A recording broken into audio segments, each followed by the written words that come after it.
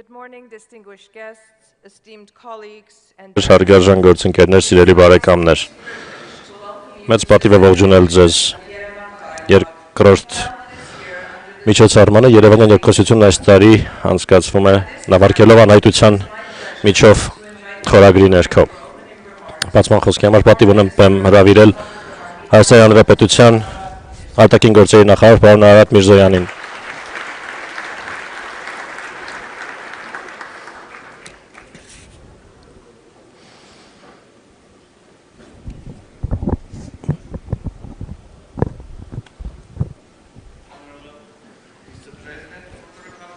Հայաստանի Հանրապետության մեծարգո պարոն նախագահ, մեծարգո պարոն վարչապետ,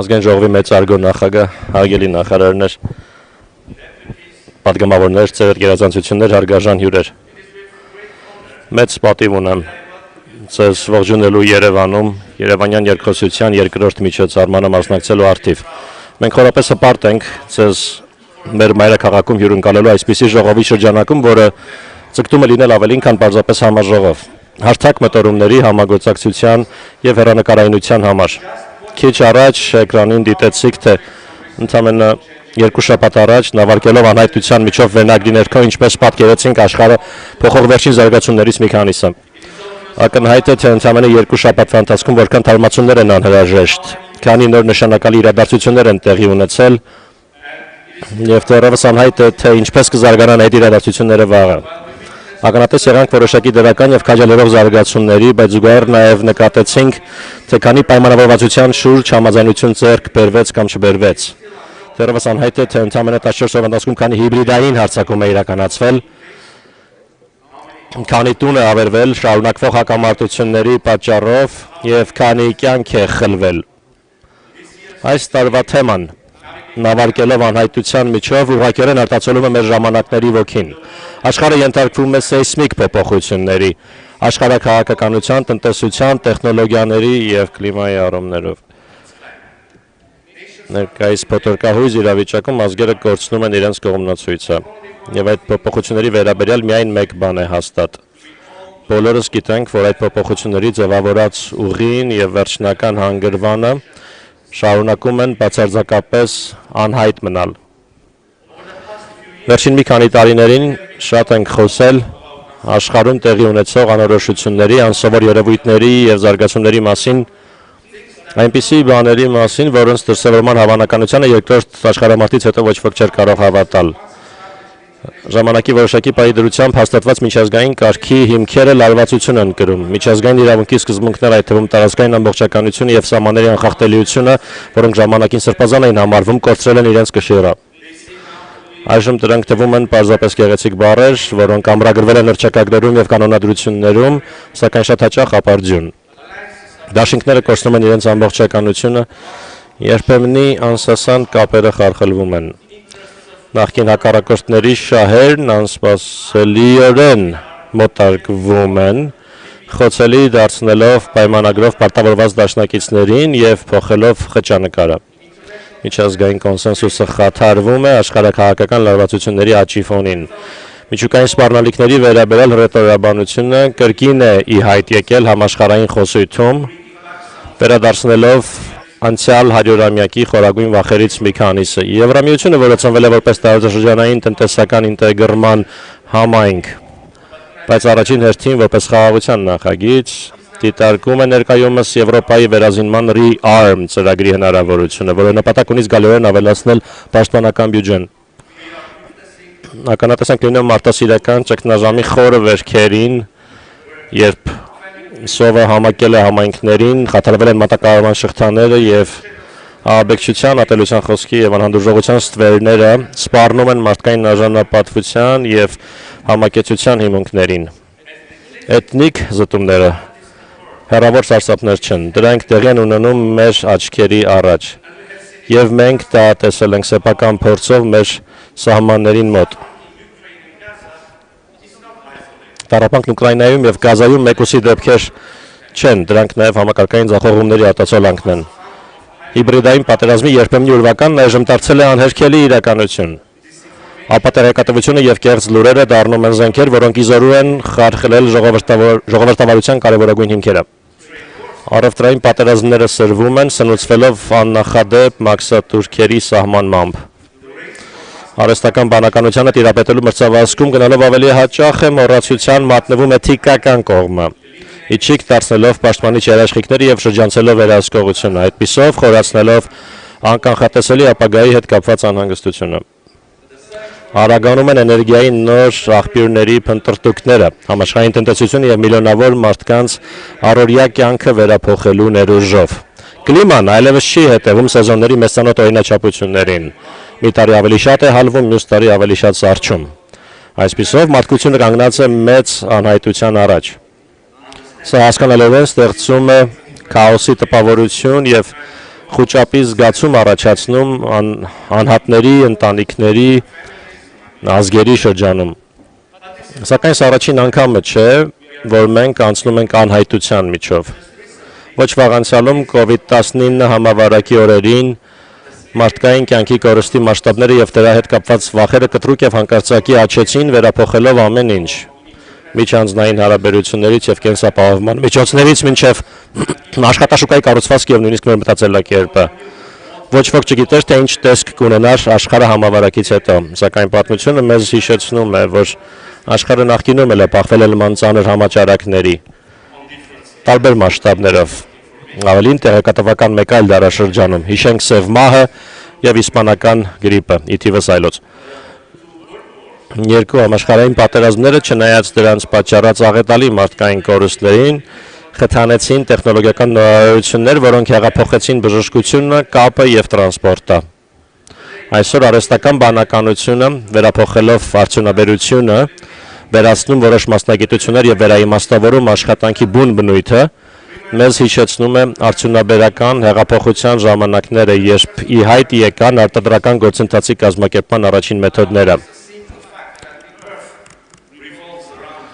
Մեր օրերում հայտնի այն պարզ ճշմարտությունը, որ երկրագունդը պետեթվում է արեգակի շուրջը, ժամանակին լրջագույն հայտնագործություն էր, որը մարտարավեր նետեց ողջ աշխարհ հայացքին։ Այս անհայտությունն այնքան անհավատալի եւ վախեցնող էր, որ տեսության կողմնակիցներից մեկին Ջորդանո Բրունոին անգամ այրեցին խարույկի վրա։ Երբ հայտնաբերվեցին նոր մայրցամաքներ եւ տարածքներ, ինչպիսին Ամերիկաներ, անհայտության եւս մեկ շերտ ավելացավ, վերաձևելով համաշխարհային գիտակցությունը։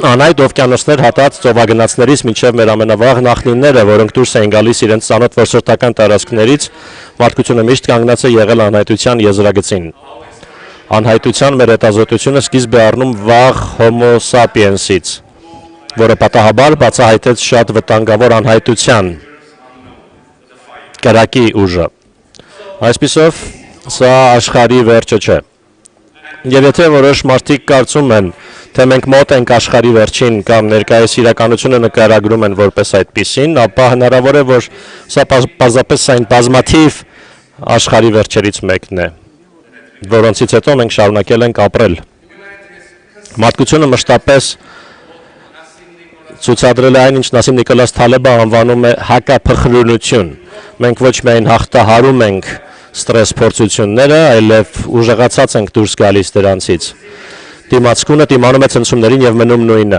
Հակափխրունը դառնում է ավելի լավը։ Դա կիրառելի անգամ անձնական մակարդակում։ Մեզնից յուրաքանչյուրը ավելի ուժեղ եւ հակափխրուն է դարձել որոշակի ճգնաժամ, ցնցում կամ անձնական ողբերգություն հաղթահարելուց հետո։ Մենք վախեցել ենք գիտական առաջընթացից, սակայն արդյունքում հայտնվել ենք ավելի հարմարավետ միջավայրերում, ապրել ավելի առողջ եւ ավելի երկար։ Մենք ավելի շատ գիտելիք, ավելի լավ գործիքներ եւ ավելի ուժեղ միջոցներ ունենք աշխարհով միմյանց կապակցվելու համար, քան երբևէ։ Եվ իսկապես բազմաթիվ առումներով մենք այսօր ապրում ենք մարդկության պատմության ամենաառաջադեմ դարաշրջանում։ Եվ այո, այսօր մեր առաջ ծառացած անորոշությունը մեծ է, բայց մենք ավելի պատրաստված ենք, քան երբևէ նախկինում, քան նախորդ որևէ սերունդ։ Ավելին, տեկտոնական փոփոխությունները նաև հնարավորություններ են բացում առաջադիմական զարգացման համար։ Եթե մենք բավականաչափ խելացի եւ իմաստուն լինենք առաջ խաղացման ուղին լուսավորելու եւ անհայտության միջով նավարկելու համար։ Սիրելի բարեկամներ, Հայաստանը հստակորեն նախանշել է առաջ շարժվելու ուղին։ հաղթահարել առճակատումը եւ խորացնել համագործակցությունը, ամրապնդել կապակցվածությունը եւ խթանել կայուն տնտեսական աճը, բարելավել հարմարվողականությունը եւ նորարարությունը, ամրապնդել ժողովրդավարությունը եւ իրավունքի գերակայությունը, կենտրոնանալով մարդկային կապիտալի զարգացման վրա։ Մեր քաղաքացիների համար նման միջավայր ստեղծելը Հայաստանի համար ռազմավարական առաջնահերթություն է։ Եվ նույն ժամանակ մենք համարում ենք, որ մեր առջև բացվող նոր հնարավորությունները կախված են միջազգային իրավունքի նկատմամբ հարգանքի վերականգնումից, ամրապնդելով սիներգիան բարոյական կողմնացույցի եւ հիմնական արժեքներին հավատարմության միջև եւ համարձակ որոշումներ կայացնելու ունակությունից։ Մեր տարածաշրջանում մենք վճռորոշ ընտրություն ենք կատարում։ Կառուցել ապագա, որը ձևավորողը ոչ թե անցյալի վիրավորանքն է, այլև լավատեսությամբ եւ հույսով լի տեսլականը, որը խարսխված է իրական հնարավորությունների վրա։ Պատմությունը հայտնի է։ Այն չի կարող մոռացվել։ Այն չի կարող վերաշարադրվել, այդ թվում կեղծ պատմույթների միջոցով, ինչպիսիք ոմանք կձգտեն տարածել, եւ թեպետ սպիները մնում են եւ ամոքումն ընթացքի մեջ է, մենք պետք է առաջ շարժվենք դեպի ավելի լավ ապագա։ Այնուամենայնիվ մենք գիտենք, որ խաղաղությունը հեշտությամբ չի տրվում։ Այն շարունակական գործընթաց է, որն առաջ է մղվում խիզախ դիվանագիտությամբ, փոխըմբռնմամբ եւ վստահության կառուցմամբ։ Հայաստանի տեսլականը հստակ է։ Մեր հարևաններից երկուսի հետ հարաբերությունների կարգավորում միմյանց ինքնիշխանության նկատմամբ լիակատար հարգանքով եւ տարածքային ամբողջականության նկատմամբ լիակատար հարգանքով եւ որևէ մեկի կողմից ներկայացվող տարածքային պահանջների անվերապահ մերժմամբ, ինչպես նաեւ մյուսների հետ ունեցած ավանդական բարիդրացիական հարաբերությունների խորացում։ Նավարկելով հարաբող աշխարհակաղակական լանդշաֆտում Հայաստանը շարունակում է անսասան մնալ տարածաշրջանից անդին իր ունեցած գործընկերությունների ամրապնդման հարցում։ Ամուր եւ ռազմավարական գործընկերություններ ենք հաստատել Միացյալ Նահանգներից մինչեւ ամբողջ Եվրոպա եւ Ասիայի տարածքում։ Եվ նույն ժամանակ ակտիվորեն խթանել ենք լայնված ավելի լայն կապակցվածությունը, ճանաչելով մեր երկրի եզակի դիրքը քաղաքակրթությունների եւ առևտրի իսկական խաչմերուկում։ Մենք հավասարապես հանձնառու ենք մեր ներդրումն ունենալու համընդհանուր մարտահրավերներին դիմակայելու ուղղությամբ գործադրվող գլոբալ ջանքերի մեջ։ Կենսաբազմազանության հարցերով COP17-ը Երևանում անցկացնելու համար Հայաստանի հաջողված հայտը, ինչպես նաև վերջերս հայտարարված Եվրոպական քաղաքական համայնքի 2026-ի գարնանը կայանալի գագաթնաժողովը վկայում են միջազգային ասպարեզում մեր աճող պատասխանատվության եւ ներգրավվածության մասին։ Հարգելի հյուրեր, այսօր մենք հրավիրել ենք որոշում կայացնողներին, մտածողներին, ակտիվիստներին եւ ձեռնարկատերերին ոչ միայն գաղափարներ փոխանակելու, այլև իրագործելի հեռանկարներ ձևավորելու համար։ Այս տաղլիճում, որտեղ հավաքվել են տարբեր ազգերի եւ ոլորտների ներկայացուցիչներ, մենք ունենք գաղափարներ, որոնք նախատեսված են ոչ միայն ապագային արձագանքելու, այլև ապագան կերտելու համար։ Երևանյան երկխոսությունը կարող է խթանել տարամիտվող, բայց միևնույն ժամանակ նաև զուգամիտվելու ներուժով հղի պատասխաններ, եւ որ ավելի կարևոր է առաջարկել կոնկրետ բանաձևեր եւ լուծումներ։ Զարմանալի չէ, որ այս տարի մենք հատուկ հարթակ ենք տրամադրել երիտասարդներին իդեմս երիտասարդ գործընկերներ ծրագրի։ Երիտասարդ առաջնորդների տեսակետները ոչ միայն արժեքավոր են, այլև կենսականորեն կարևոր։ Նրանք, ովքեր ժառանգելու են վաղվա աշխարհը, թարմ մոտեցումներ են բերում այսօրվա մարտահրավերներին։ Մեզ պետք են նրանց հենց այդ որակները՝ քաջատեղյակությունը, թվանշային աշխարհին, գլոբալ մակարդակով կապակցվածությունը եւ նորարարական մտածողությունը։ Ամփոփելով կցանկանայի նշել հետևյալը.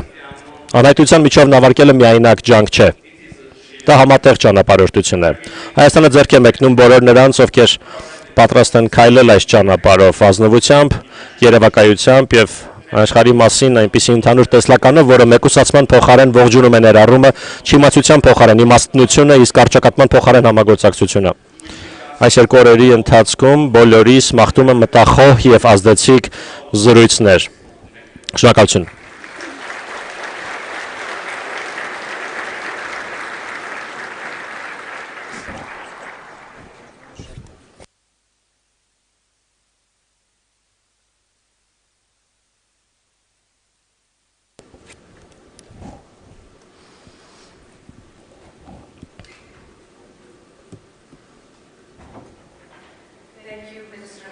Շնորհակալություն նախարար Միրզոյան ելույթի համար։ Այստեղ Երևանյան երկխոսությունը հնարավոր է դարձել դիտորդ հետազոտական հիմնադրամի Պլանսկի հիմնադրամի Վարշավի համտանգության ֆորումի եւ վերլուծության պլանավորման եւ ռազմավարության կենտրոնի ջանքերը Ֆրանսիայի Եվրոպայի վարչագործնախարարության կենտրոնի մասին է խոսքը։ Երախտագիտություն ենք հայտնում իրենց հանձնառու վերաբերմունքի համար խթանելու տրամաբանական եւ կառուցողական երկխոսություն այն ժամանակ եւ հստակությունն ու համագործակցությունը ավելի կարեւոր են քան երբևէ։ Ավելի քան 400 պատվիրակներ, ավելի քան 40 պետություններից մասնակցում են այս Երևանյան երկխոսության երկրորդ միջոցառման եւ այս տարի առաջին անգամ Երևանյան երկխոսությունը հպարտ է հյուրընկալել 30 բացառիկ երիտասարդ գործընկերների, ովքեր ընտրվել են ավելի քան 500 դիմորդների թվից, աշխարհի տարբեր երկրներից։ Հավաքվել ենք Հայաստանում երիտասարդ եւ ակտիվ ժողովրդավարական երկրում, որը կայանում է որպես գաղափարների նորարարության եւ քաղաքակրթության կերտման հանգույց, ինչպես նախարար Միրզոյանը նկատեց,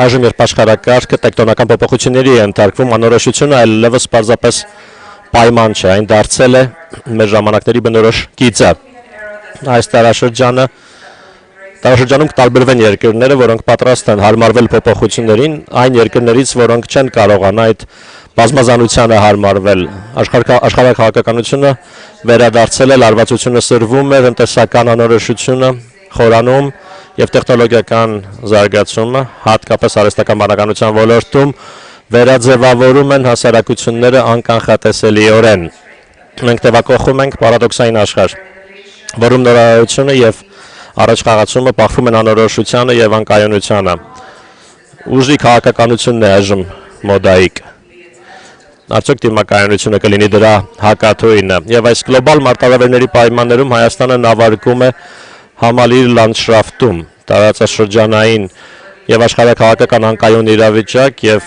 անվտանգության տարամիտվող միջավայր։ Այս միջավայրում Երևանյան երկխոսությունը կարևորագույն հարթակ է բաց եւ ներառական քննարկումների համար։ Քննարկվելու են մեր ժամանակների հրատապ խնդիրները։ Հաջորդ 2 օրերի ընթացքում մենք քննարկելու ենք աշխարհաքաղաքական նոր միտումները, խաղաղության եւ անվտանգության հեռանկարները, միջազգային կարգի ներկայիս վիճակը, տրանսատլանտյան համակարգի վերակոնֆիգուրացիան, Եվրամիության եւ հարևանության խնդիրները, արհեստական բանականությունը, կանաչ զարգացումը եւ տարածաշրջանային համագործակցության օգուտները, կապակցվածության եւ առևտրի բարելավման միջոցով։ Նախաձեռնելով այս քննարկումները հիշենք, որ մեր արժեվ ծառացած մարտահրավերները փոխկապակցված են եւ մեր արձագանքը պետք է բխի միասնական արժեքներից, մարդկային արժանապատվությունից, ազնվությունից եւ փոխադարձ ըմբռնումից։ Երևանյան երկխոսությունը ավելի քան համաժողով է։ Այն արժանապատիվ հանձնառությունն է կերտելու ավելի կայուն,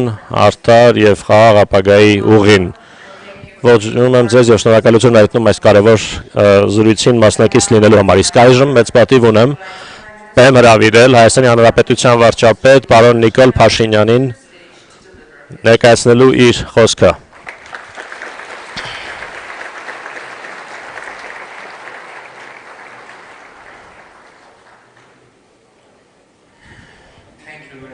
Շատ շնորհակալություն։ Հայաստանի Հանրապետության մեծարգո նախագահ, Սլովակիայի Հանրապետության մեծարգո վարչապետ,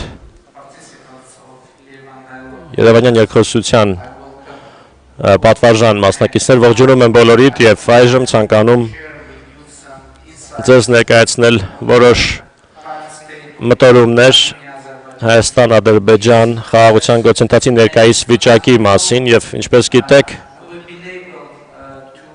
մենք կարողացել ենք համաձայնեցնել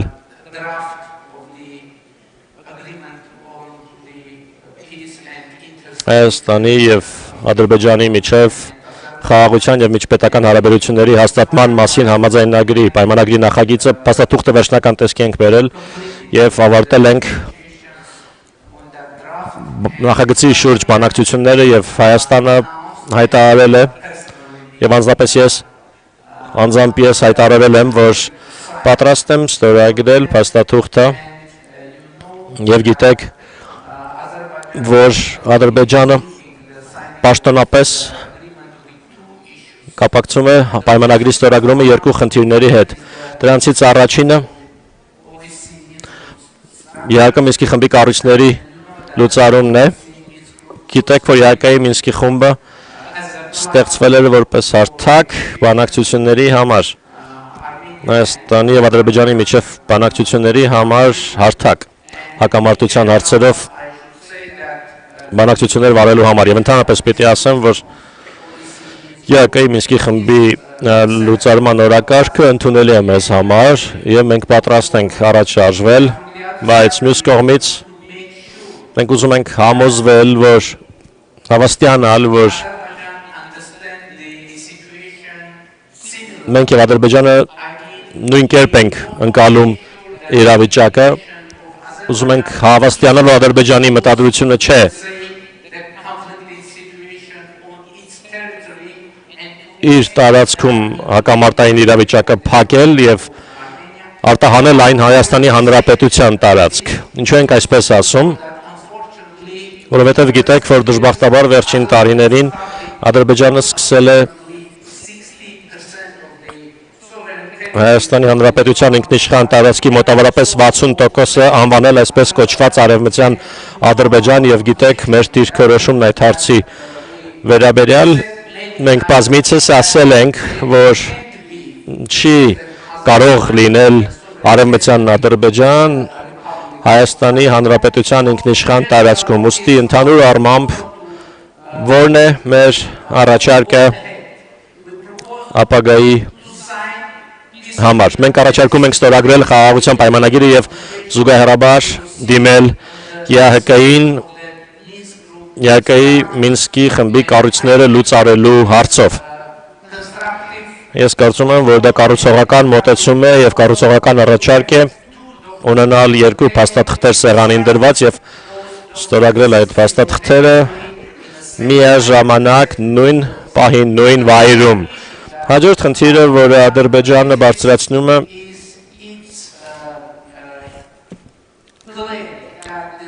իր այն պնդումն է, թե Հայաստանի Հանրապետության սահմանադրությունը իբրև պարունակում է Ադրբեջանի նկատմամբ տարածքային պահանջներ։ Ընդհանուր առմամբ պարզ է նաև, որ կողմերը պետք է որևէ տարածքային պահանջ միմյանց նկատմամբ չունենան եւ դա շատ կարեւոր նախապայման է խաղաղության համար։ Բայց եկեք խնդիրը ուշադիր դիտարկենք եւ հասկանանք, արդյոք տարածքային պահանջներ կան Հայաստանի Հանրապետության սահմանադրության մեջ ընդդեմ Ադրբեջանի։ Միակ կառույցը, որը պաշտոնապես կարող է հայտարարել, թե ինչ է պարունակում եւ ինչ չի պարունակում Հայաստանի Հանրապետության սահմանադրությունը, Հայաստանի Հանրապետության սահմանադրական դատարանն է։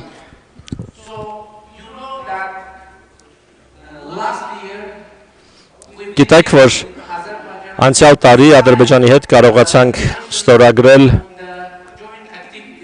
Հայաստանի եւ Ադրբեջանի միջև սահմանազատման երկու հանձնաժողովների համատեղ գործունեության մասին կանոնակարգը եւ դա ընդ որում պատմության մեջ առաջին միջազգային երկկողմ փաստաթուղթն էր, որը ստորագրվել էր Հայաստանի եւ Ադրբեջանի կողմից եւ Հայաստանի Հանրապետության օրենսդրության համաձայն մենք այդ փաստաթուղթն ուղարկեցինք մեր սահմանադրական դատարան, պարզելու թե արդյոք այդ փաստաթուղթը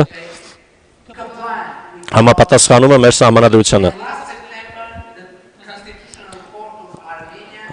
Անցյալ տարի սեպտեմբերին Հայաստանի Հանրապետության սահմանադրական դատարանն ուսումնասիրեց համատեղ գործունեության մասին կանոնակարգը, այդ փաստաթուղթը եւ պարզեց, որ կանոնակարգը իմիջայլոց Ալմատայի հռչակագիրը հիշատակված էր որպես հիմներար սկզբունք Հայաստանի եւ Ադրբեջանի միջև սահմանազատման գործընթացի համար, սահմանազատելու գործընթացում։ Ուստի երկու կանոնակարգերը, իսկ դա նշանակում է նաեւ Ալմատայի հռչակագիրը, ամբողջովին համապատասխանում են Հայաստանի Հանրապետության սահմանադրությանը։ Ցանկանայի բարձրաբանել, թե ինչ է Ալմատայի հռչակագիրը։ Դա փաստաթուղթ է, որը ստորագրվել է 1991 թվականին նախկին խորհրդային սոցիալիստական 11 հանրապետությունների, նախկին ԽՍՀՄ-ի 11 հանրապետությունների կողմից եւ Ալմատայի հռչակագիրը երկու հիմնական իմաստ ունի։ Նախ սովետական միությունը, խորհրդային միությունը դադարում է գոյություն ունենալ եւ երկրորդը ստորագրող կողմերը, ստորագրող պետությունները դառնում են անկախ պետություններ, ճանաչում միմյանց տարածքային ամբողջականությունը եւ սահմանների անխախտելիությունը, ինքնիշխանությունը եւ այլն։ Ուստի մեր սահմանադրական դատարանը գտել է, եզրակացրել է, որ Ալմատայի հռչակագիրը ամբողջովին համապատասխանում է Հայաստանի Հանրապետության սահմանադրությանը, որը նշանակում է, որ Հայաստանի Հանրապետության սահմանադրության մեջ չկա տարածքային պահանջ որևէ հարևանի նկատմամբ, քանի որ Ալմատայի հռչակագիրը նշանակում է, որ անկախ Հայաստանի տարածքը եւ անկախ Ադրբեջանի տարածքը նույնն են, ինչ համապատասխանաբար խորհրդային Հայաստանի եւ խորհրդային Ադրբեջանի տարածքները։ Սակայն դա ամբողջ պատմությունը չէ, քանի որ ինչպես արդեն ասացի, մենք կարողացել ենք խաղաղության պայմանագրի տեքստի նախագծում Հայաստանի եւ Ադրբեջանի միջև համաձայնության գալ եւ համաձայնեցված տեքստում արդեն դրույթ կա այն մասին, որ կողմերը հաստատում են, որ նախկին խորհրդային հանրապետությունների միջև վարչական սահմանները դառնում են համապատասխան անկախ պետությունների միջազգային սահմաններ եւ կողմերը ճանաչում են միմյանց ինքնիշխանությունը, տարածքային ամբողջականությունը եւ միջազգային սահմանների անխախտելիությունը եւ միմյանց քաղաքական անկախությունը։ Այսպիսով արդեն իսկ համաձայնեցված մասն է սա խաղաղության պայմանագրի համաձայնեցված տեքստի Հայաստանի եւ Ադրբեջանի միջև, ընդ որում նույն փաստաթղթում հղում է արված Ալմատայի հռչակագրին որպես հիմնական սկզբունք նաև խաղաղության պայմանագրի տեքստում։ Այսպիսով համաձայնեցված տեքստում մենք դրույթ ունենք, ինչպես տեսնում եք, եւ տեսնում եք, որ Հայաստանը եւ Ադրբեջանը ճանաչում են միմյանց տարածքային ամբողջականությունը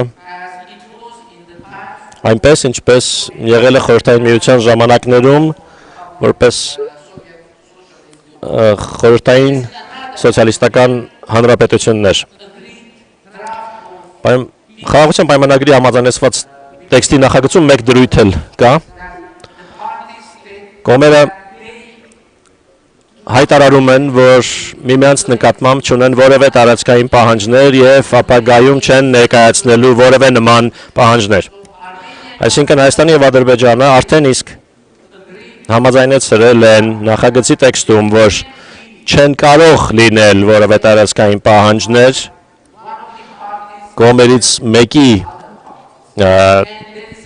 կողմից մյուս կողմի նկատմամբ եւ համաձայնագրի պայմանագրի տեքստում կա եւս մեկ կարևոր դրույթ, որը նախատեսում է, որ կողմերը չեն կարող իրենց պետական օրենսդրությունը վկայակոչել որպես հիմնավորում խաղաղության պայմանագիրը չկատարելու համար։ Ուստի այս նրբությունները շատ կարևոր են, ինչու՞։ Քանի որ Հայաստանի օրենսդրության համաձայն խաղաղության պայմանագիրը ստորագրելուց հետո մենք պարտավոր ենք այն ուղարկել մեր սահմանադրական դատարան ստուգելու համար պայմանագրի համապատասխանությունը Հայաստանի Հանրապետության սահմանադրությանը։ Ի նկատի ունեմ դա տարբերակ, ընտրության տարբերակ չէ, դա պարտադիր է։ Այդ փաստաթուղթը պարտադիր պետք է ուղարկվի սահմանադրական դատարան։ Այդ տեսանկյունից մենք երկու տարբերակ ունենք։ Առաջին տարբերակը այն է, որ եթե սահմանադրական դատարանը որոշում է, որ Հայաստանի եւ Ադրբեջանի միջև խաղաղության պայմանագրի տեքստը չի համապատասխանում մեր սահմանադրությանը։ Եթե նման որոշում լինի, թեպետ ես պիտի ասեմ, որ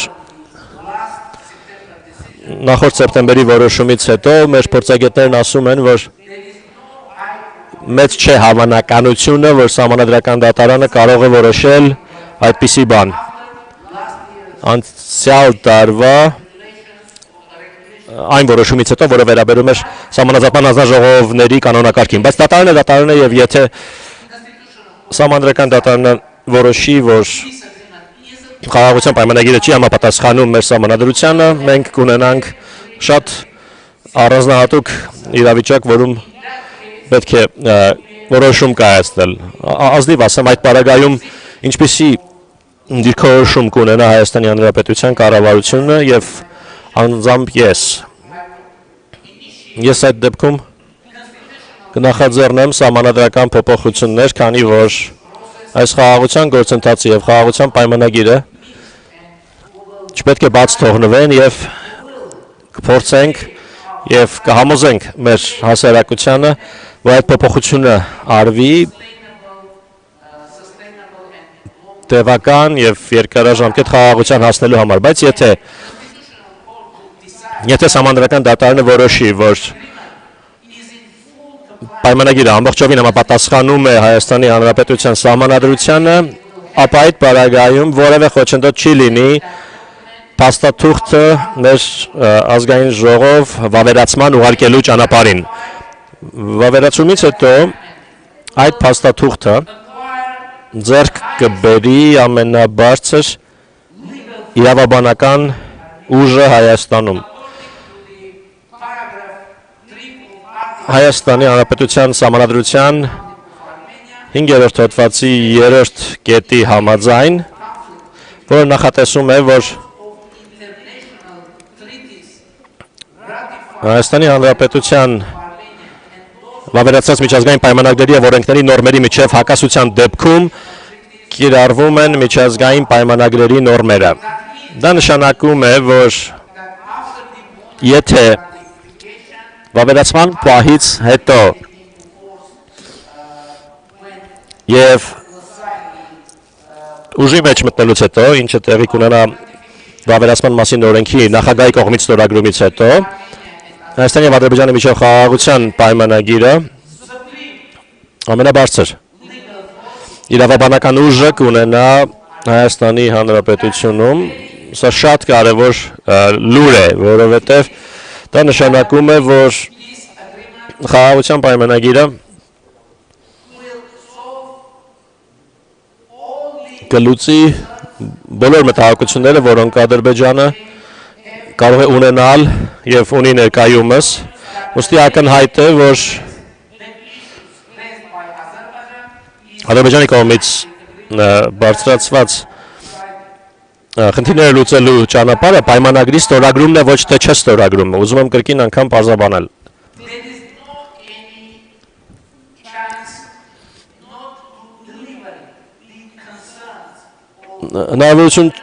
Հնարավորություն չկա, որ չկատարվեն Ադրբեջանի ակնկալիքներն այն դեպքում, երբ ստորագրվի խաղաղության պայմանագիրը, այսինքն 100%-ով վստահ կարող ենք լինել, որ բոլոր մտահոգությունները կփարատվեն եւ այդ մտահոգությունները փարատելու համար խաղաղության պայմանագիրը պետք է ստորագրվի։ Եվ դա է մեր հիմնական ուղերձը։ Հատկապես հաշվի առնելով, որ մենք տեսնում ենք, որ Ադրբեջանի սահմանադրության մեջ կան որոշ տարածքային պահանջներ ընդդեմ Հայաստանի։ Բայց մենք այդ հարցը առանձին չենք բարձրացրել, քանի որ համարել ենք, որ պայմանագրի համաձայնեցված տեքստում այդ խնդիրը կհասցեագրվի։ Մեր մոտեցումը սա է։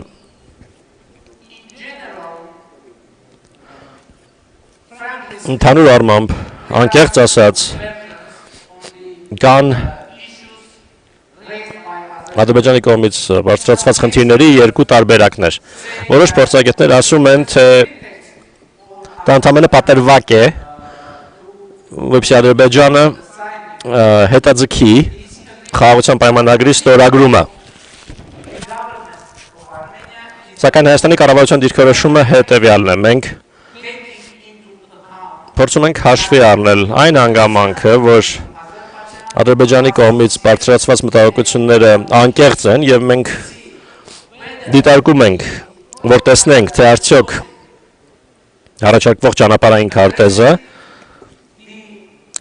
լուծում է, փարատում է Ադրբեջանի մտահոգությունները եւ ես կարծում եմ, որ ես կարողացա հստակ ներկայացնել, որ դա արվում է։ Խաղաղության պայմանագրի ստորագրումը հասցեագրում է, փարատում է, լուծում է բոլոր հնարավոր խնդիրները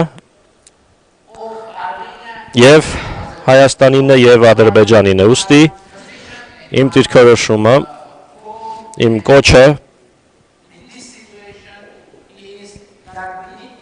այս իրավիճակում հետևյալն է։ Մենք պետք է կենտրոնանանք խաղաղության պայմանագրի ստորագրման ուղղությամբ եւ ես վերահաստատում եմ, որ անձամբ ես եւ մեր կառավարությունը, մեր քաղաքական թիմը պատրաստ ենք առաջ շարժվելու եւ ստանձնելու պատասխանատվության մեր բաժինը տևական եւ կայուն խաղաղություն մեր տարածաշրջանում ունենալու համար։ Բայց ես կցանկանայի նաեւ ասել, որ այս պահի դրությամբ կարողացել ենք որոշակի ձեռքբերում ունենալ Ադրբեջանի հետ։ 2024 թվականին մենք սահմանազատել եւ սահմանակցել ենք ընդհանուր սահմանի մոտ 12.7 կիլոմետրը եւ ես կցանկանայի ձեզ ցույց տալ, թե ինչպիսին է այն։ Այժմ սահմանազատված, սահմանագծված սահմանը Հայաստանի Հանրապետության եւ այսպիսին է, ունենք որոշ հատվածներ սահմանի ամբողջական, որտեղ ամբողջական 100%-անոց խաղաղություն է եւ այսպես ասենք անվտանգության երաշխիքներ։ Տարածաշրջանային խաղաղության եւ բարեկեցության համար հաջորդ շատ կարեւոր նախագիծը մեր նախագիծն է, որը շատ կարևոր անվանում ունի խաղաղության խաչմերուկ։ Այս նախագծի շրջանակում Հայաստանը առաջարկել է կոնկրետ լուծում տարածաշրջանային հաղորդակցության ուղիները երկկողմ միջազգային եւ տարանցիկ շարժի համար բացելու նպատակով եւ խաղաղության խաչմերուկ նախագիծը մի քանի կարևոր սկզբունքների վրա է հիմնված։ Դրանք են տարածքային ամբողջականությունը, ինքնիշխանությունը, իրավազորությունը, այն պետությունների, որոնց տարածքով անցնում են ճանապարհները, հաղորդակցության ուղիները եւ փոխադարձությունը, որը նույնպես շատ կարևոր սկզբունք է այս նախագծի համար։ Եվ կտեսնեք, կարող եք տեսնել, որ սա շատ կարևոր նախագիծ է հաղթահարելու համար մատակարարման համաշխարհային շղթաների ճգնաժամերը։ Ադրբեջանի եւ Թուրքիայի հետ մեր ճանապարհները երբ բացվեն, դա եւս մեկ կամ նոր հնարավորություններ կբացի կապակցելու համար արևելքը եւ արևմուտքը, հյուսիսը եւ հարավը։ Եվ այժմ այն ճանապարհները, որոնք տեսնում եք, առաջարկվում են մեր կողմից, մենք շատ կոնկրետ առաջարկ ենք ներկայացնում, որոշումներ կայացնել եւ առաջ շարժվել, բայց դժբախտաբար մենք տեսնում ենք որոշակի վարանողականություն Ադրբեջանի մոտ եւ իհարկե մենք շատ ակտիվորեն քննարկում ենք հնարավոր լուծումները եւ Հայաստանը այն արծի ուղղությամբ է կենտրոնացել, թե ինչպես է հնարավոր առաջընթաց ունենալ, առաջարկել կոնկրետ լուծումներ։ Մենք առաջարկել ենք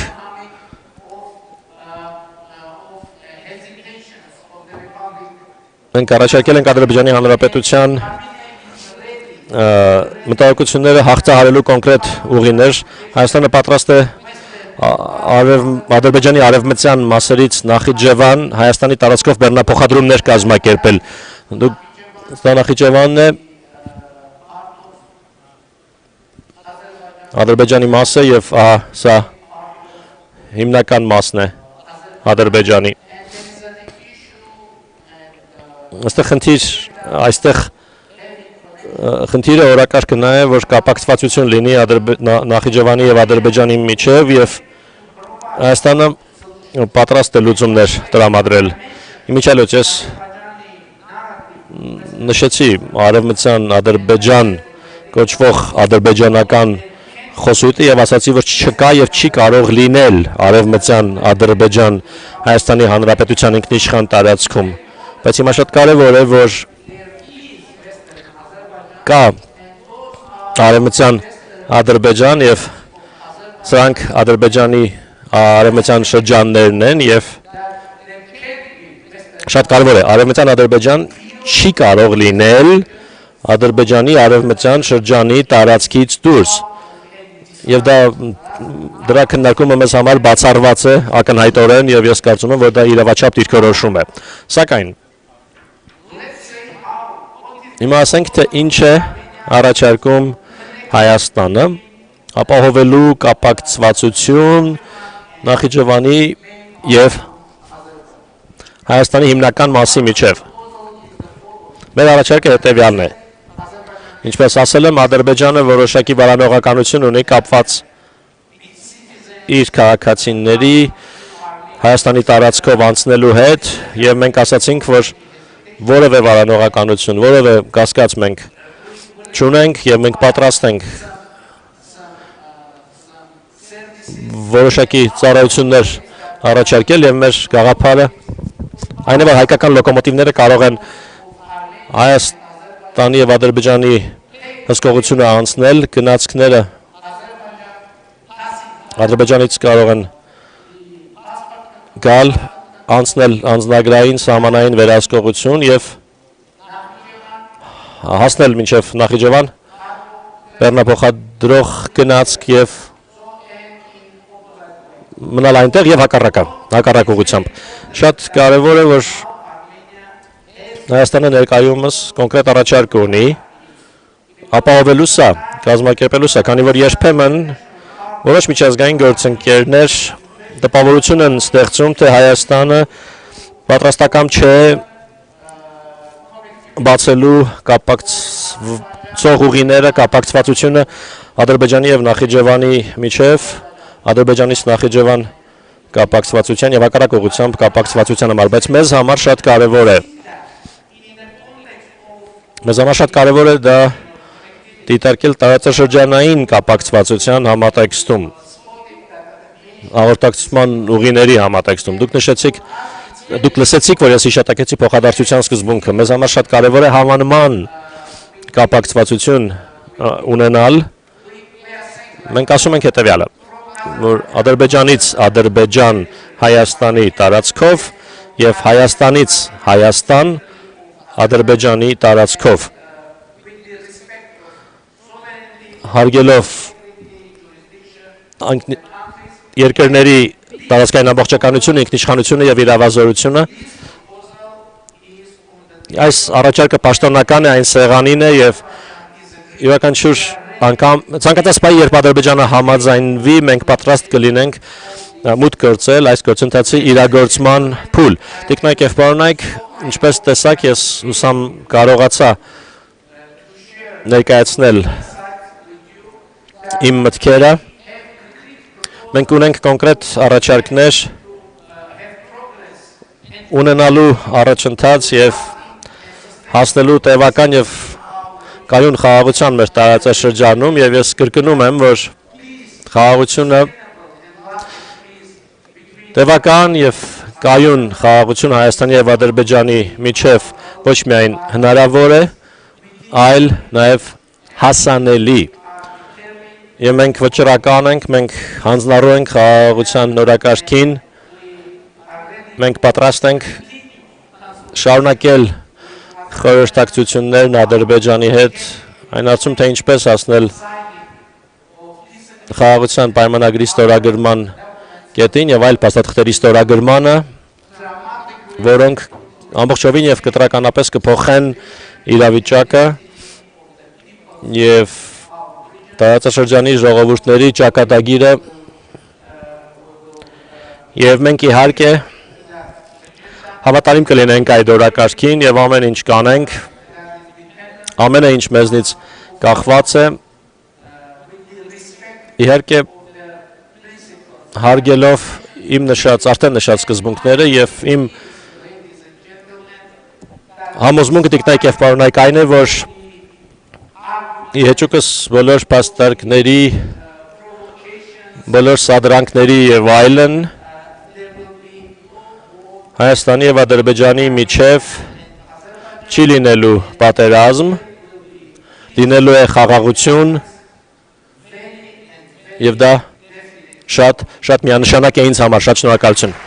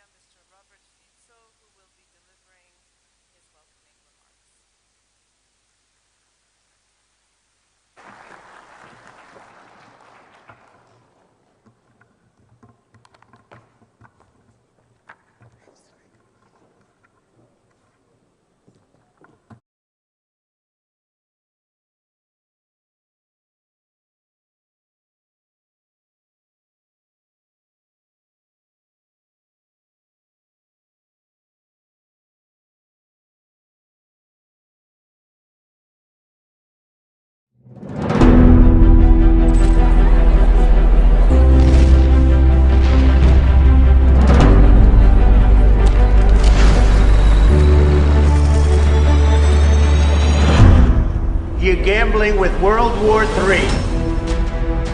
Nous rentrons dans une nouvelle ère. The world is changing, but there is no consensus on the extension and also on the intensity of the changes. Wars never conclude on the battlefield, they conclude around the negotiating table.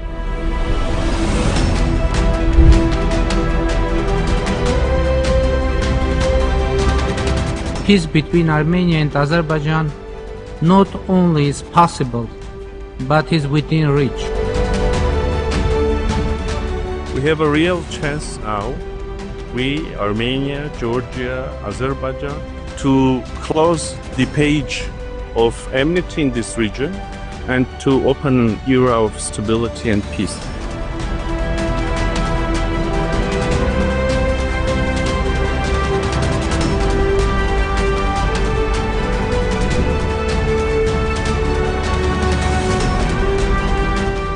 Cooperation is always better than confrontation.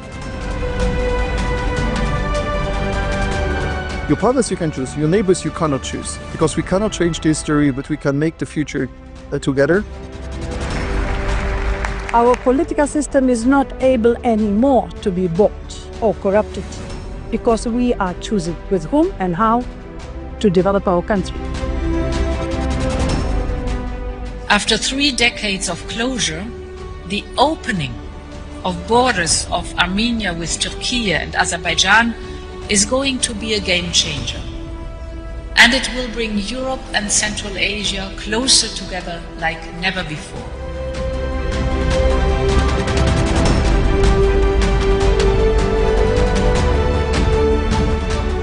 AI is writing the core for humanity in this century.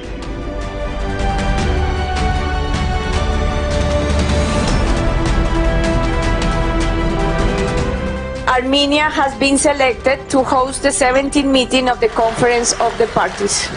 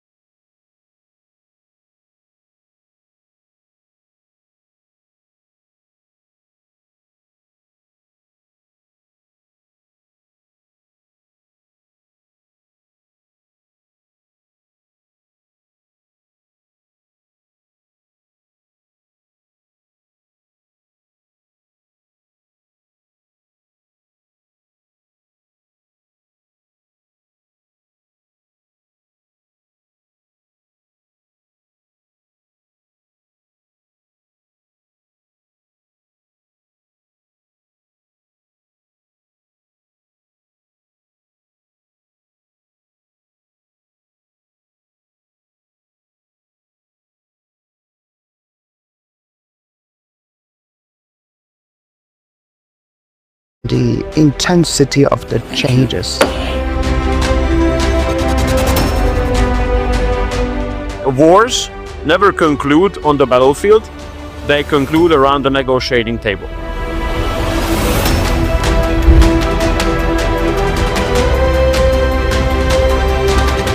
Peace between Armenia and Azerbaijan not only is possible, but is within reach. We have a real chance now, we, Armenia, Georgia, Azerbaijan, to close the page of enmity in this region and to open an era of stability and peace.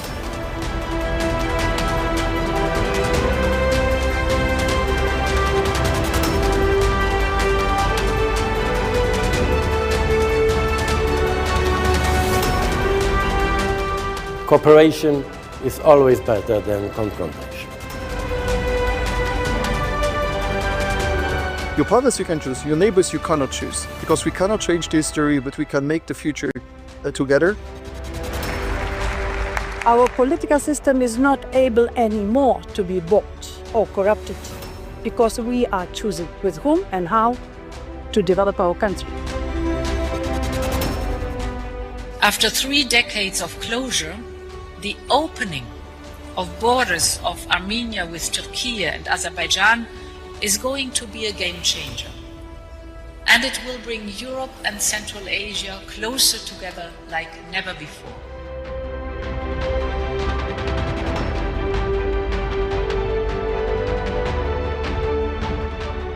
AI is writing the core for humanity in this century.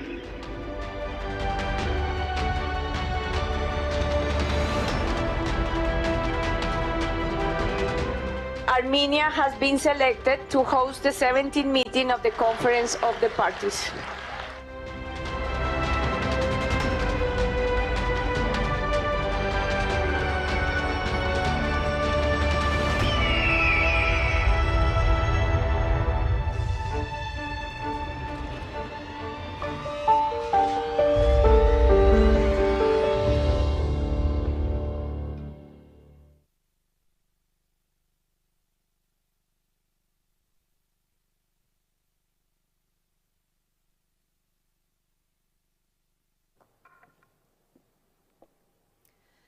Good morning, distinguished guests, esteemed colleagues, and dear friends. It is my distinct privilege to welcome you to the second edition of Yerevan Dialogue, held this year under the theme Navigating the Unknown. At this time, it is my pleasure to invite to the podium for opening remarks the Foreign Minister of the Republic of Armenia, Mr. Ararat Mirzoyan.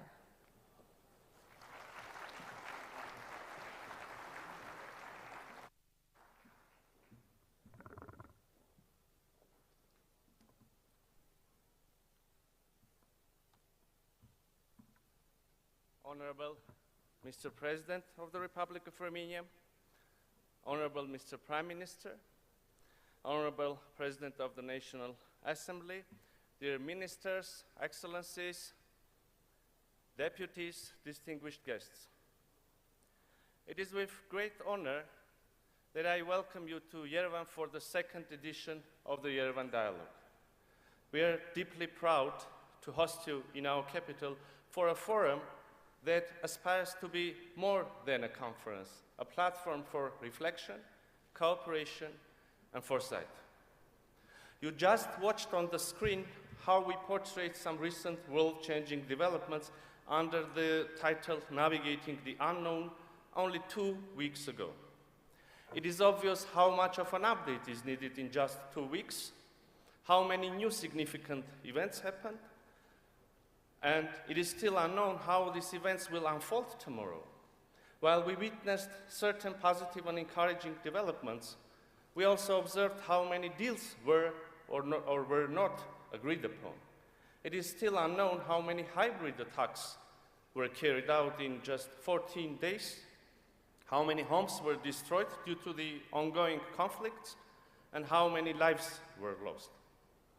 This year's theme, Navigating the Unknown, speaks directly to the spirit of our time. The world is undergoing seismic changes in its geopolitics, its economies, its technologies, its climate. Nations are losing their compass in the current turmoil. And only one thing is certain about those changes. We all know that the path shaped by these changes and the final destination still remain a huge unknown. Over the past few years, we have been talking a lot about uncertainties, unusual phenomena and developments in the world, things that no one could believe would happen after World War II. The foundations of once established international order are under strain. Principles of international law, among others territorial integrity and inviolability of the borders, once held as sacred, have lost their weight. They seem now to be just beautiful words, coined in declarations and charters, very often useless. Alliances are losing their coherence, once unshakable bonds are shattering. Interests of former adversaries unexpectedly are getting closer, leaving the treaty-bound allies vulnerable and changing the mosaic. International consensus is fraying and rising geopolitical tensions. Rhetoric involving nuclear threats has re-emerged in global discourse, bringing back some of the deepest fears of the last century. The European Union, born as a regional economic integration community, but primarily as a peace project, is now considering a plan to rearm Europe, aiming at significant increase of defense budget. We are witnessing deep wounds of humanitarian crisis, where famine grips communities, supply chains are disrupted, and the shadows of terrorism, hate speech, and intolerance threaten the very fabric of human dignity and coexistence. Ethnic cleansing is not a distant horror. It is happening before our eyes. And we have seen it firsthand at our borders. The suffering in Ukraine and Gaza is not isolated. It also reflects broader systemic failures. What was once a phantom of a hybrid war now has become an undeniable reality. Disinformation and fake news become weapons capable of damaging the very fundamentals of democracy. Trade wars are intensifying, fueled by imposition of unprecedented tariffs.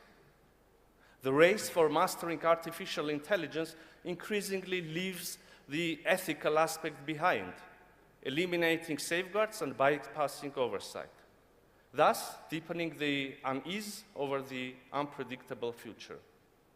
The search for new energy sources is accelerating, with the potential to reshape the global economy and the daily lives of millions. The climate no longer follows familiar patterns, melting one year, freezing the next. So humanity is facing a great unknown. Understandably, this creates an impression of chaos and provokes a sense of panic among individuals, among families, among nations.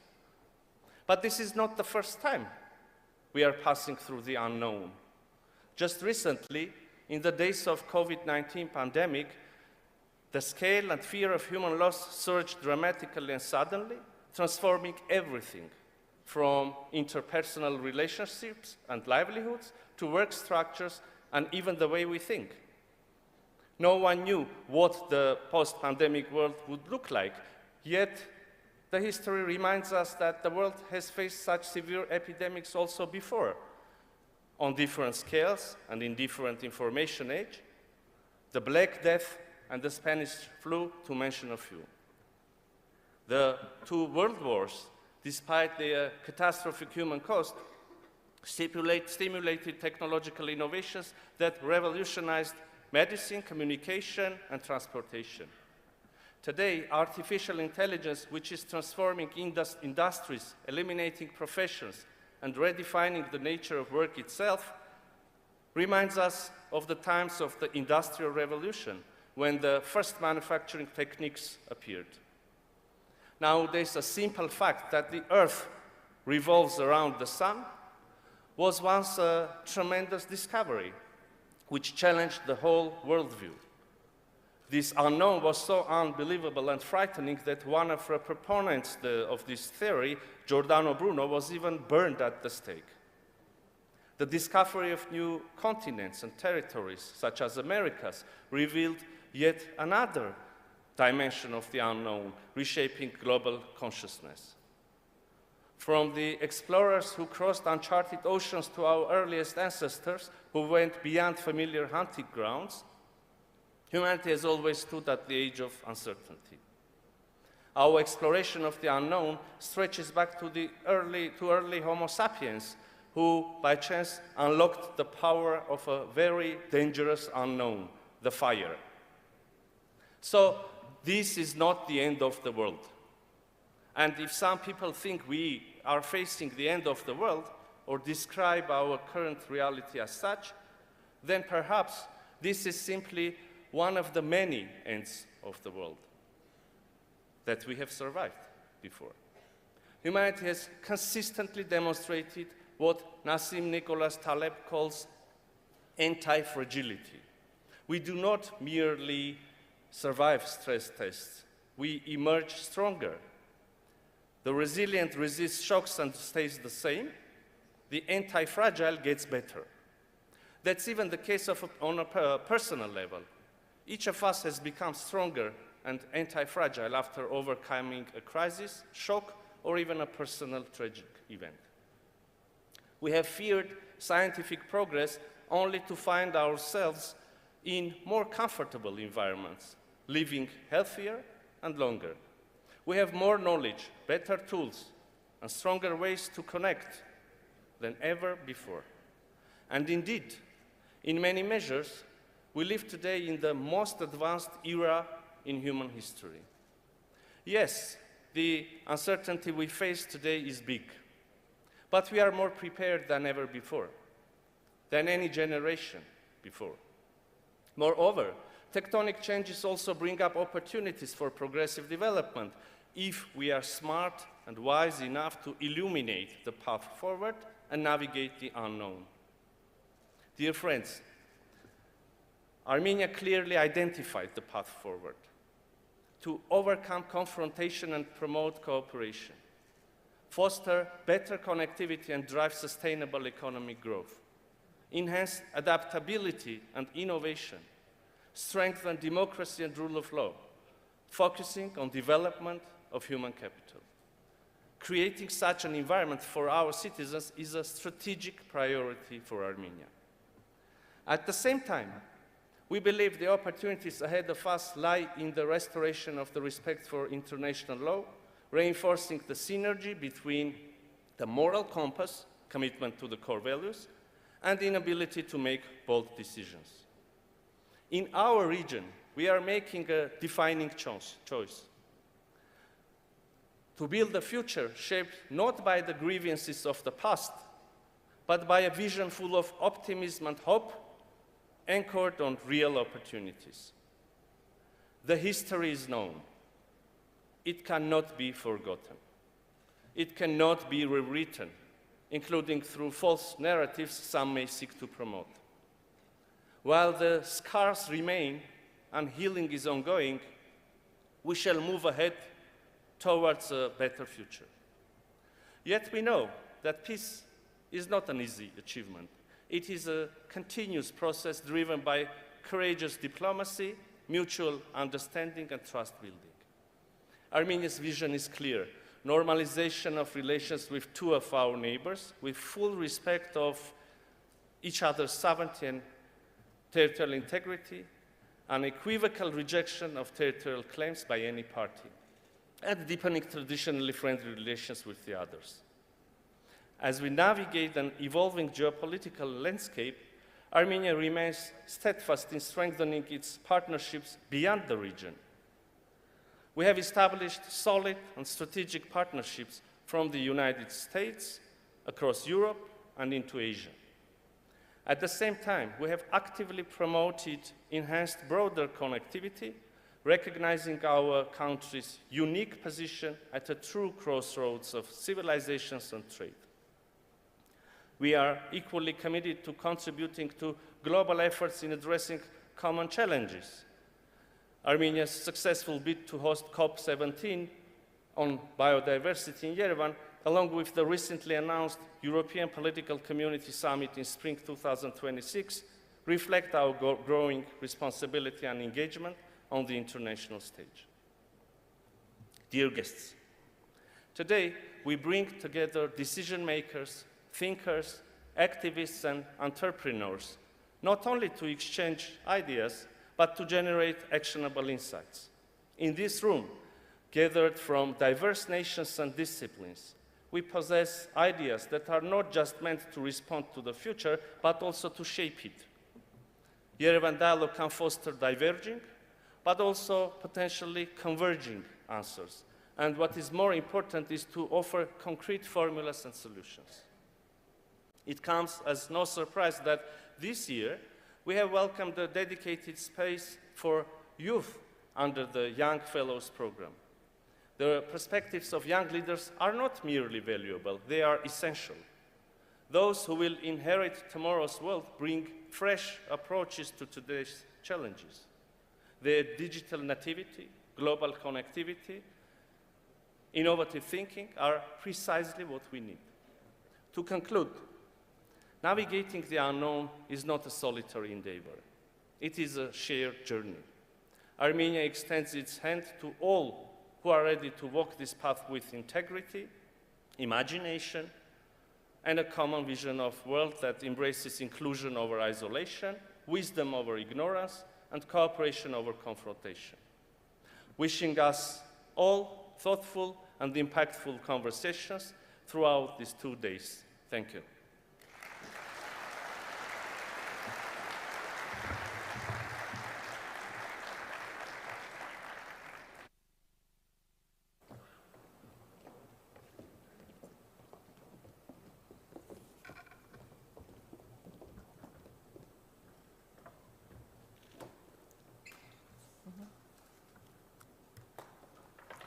Thank you, Minister Mirzoyan, for your comments. This year's Yerevan Dialogue is made possible through the partnership of the Observer Research Foundation, the Kasimir Pulaski Foundation, the Warsaw Security Forum, and the Center for Analysis, Planning, and Strategy of the French Ministry for Europe and Foreign Affairs.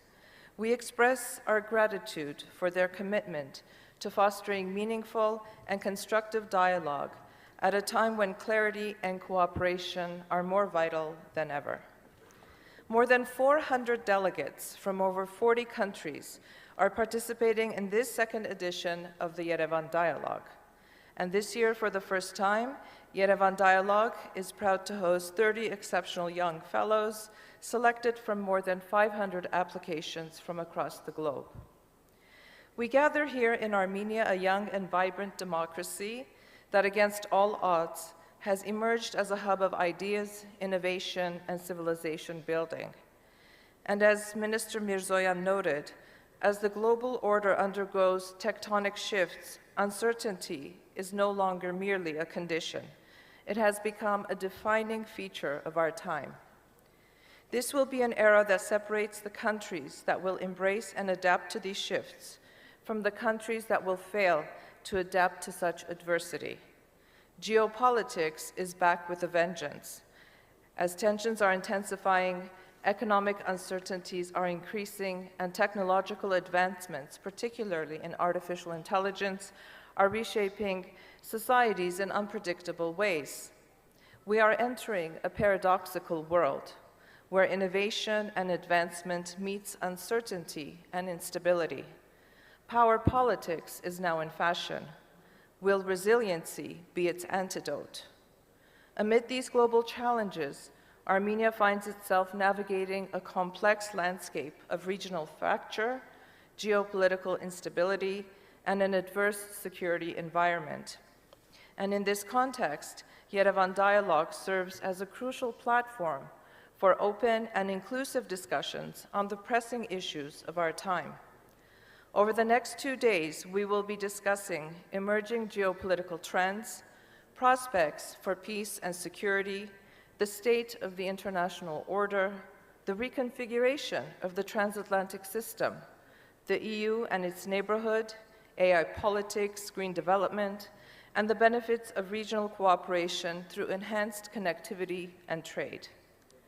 As we embark on these discussions, let us remember that the challenges we face are interconnected, and our responses must be grounded in shared values, human dignity, and integrity and mutual understanding. Yerevan Dialogue is more than a conference. It is a dignified commitment to forging pathways toward a more stable, equitable, and peaceful future. I welcome and thank you for being part of this important conversation. And now it is my honor to invite Prime Minister of the Republic of Armenia, Mr. Nikol Pashinyan, to the stage to deliver his remarks.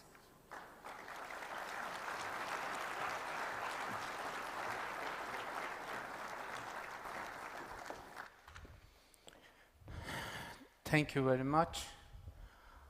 Honorable President of the Republic of Armenia, Honorable Prime Minister of Slovak Republic, Honorable participants of Yerevan Dialogue Conference, I welcome all of you, and now I would like to share with you some insights on the current state of the Armenia-Azerbaijan peace process.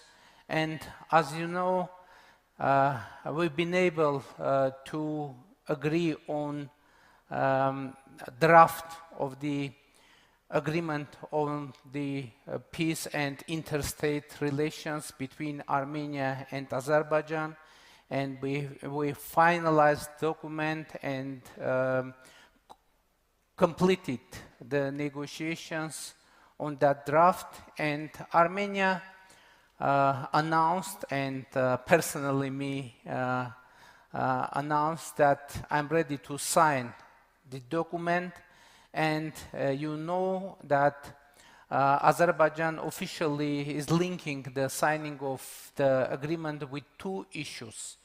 The first one of them is the dissolution of the OSCE Minsk Group structures. And you know that OSCE Minsk Group was created for, as a platform for negotiations between Armenia and Azerbaijan on the conflict. And in general, I should say that the agenda of dissolution of OEC Minsk Group is acceptable for us, and we are ready to go forward. But from the other side, we want to make sure that we, with Azerbaijan, understand the situation similarly. I mean, we want to make sure that the intention of Azerbaijan isn't to close, let's say, the conflicting situation on its territory and to export that into the territory of the Republic of Armenia. Why we are saying this? Because you know that unfortunately in the recent years, Azerbaijan started to call approximately 60% of the sovereign territory of the Republic of Armenia, so-called Western Azerbaijan. And you know our position on that, we said many times that there can't be Western Azerbaijan in the sovereign territory of the Republic of Armenia. So in general, what is our proposal to go ahead? We propose to sign peace agreement and simultaneously a joint application to the OSCE on the dissolution of the Minsk Group structures. And I think that is a constructive approach and constructive proposal to have two documents on the table and sign those documents simultaneously in the same time, in the same place. Another issue that Azerbaijan raises is its claim that the Republic of Armenia Constitution contains territorial claims on Azerbaijan. In general, this is also clear that parties must not have any territorial claims against each other, and that is very important precondition for peace.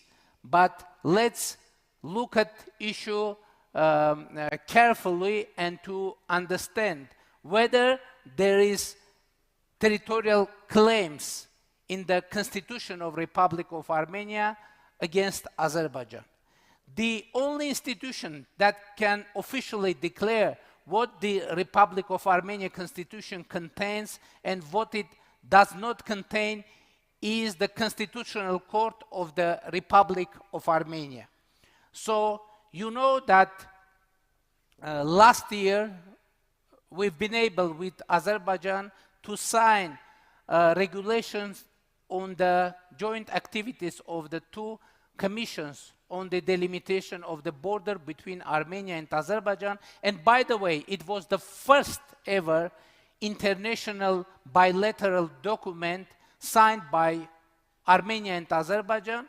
And according to the legislation of the Republic of Armenia, we sent that document to our Constitutional Court to define whether this document is compliant with our Constitution. And last September, the Constitutional Court of Armenia examined the regulation on the joint activities, that document, and decided that regulations were, by the way, Alma-Ata Declaration referred as a basic principle for the delimitation process between Armenia and Azerbaijan in the process of delimitation of the border. So both regulations, and that means Alma-Ata Declaration as well, are fully compliant with the Constitution of the Republic of Armenia. I would like to clarify what is the Alma-Ata Declaration. It is a document that has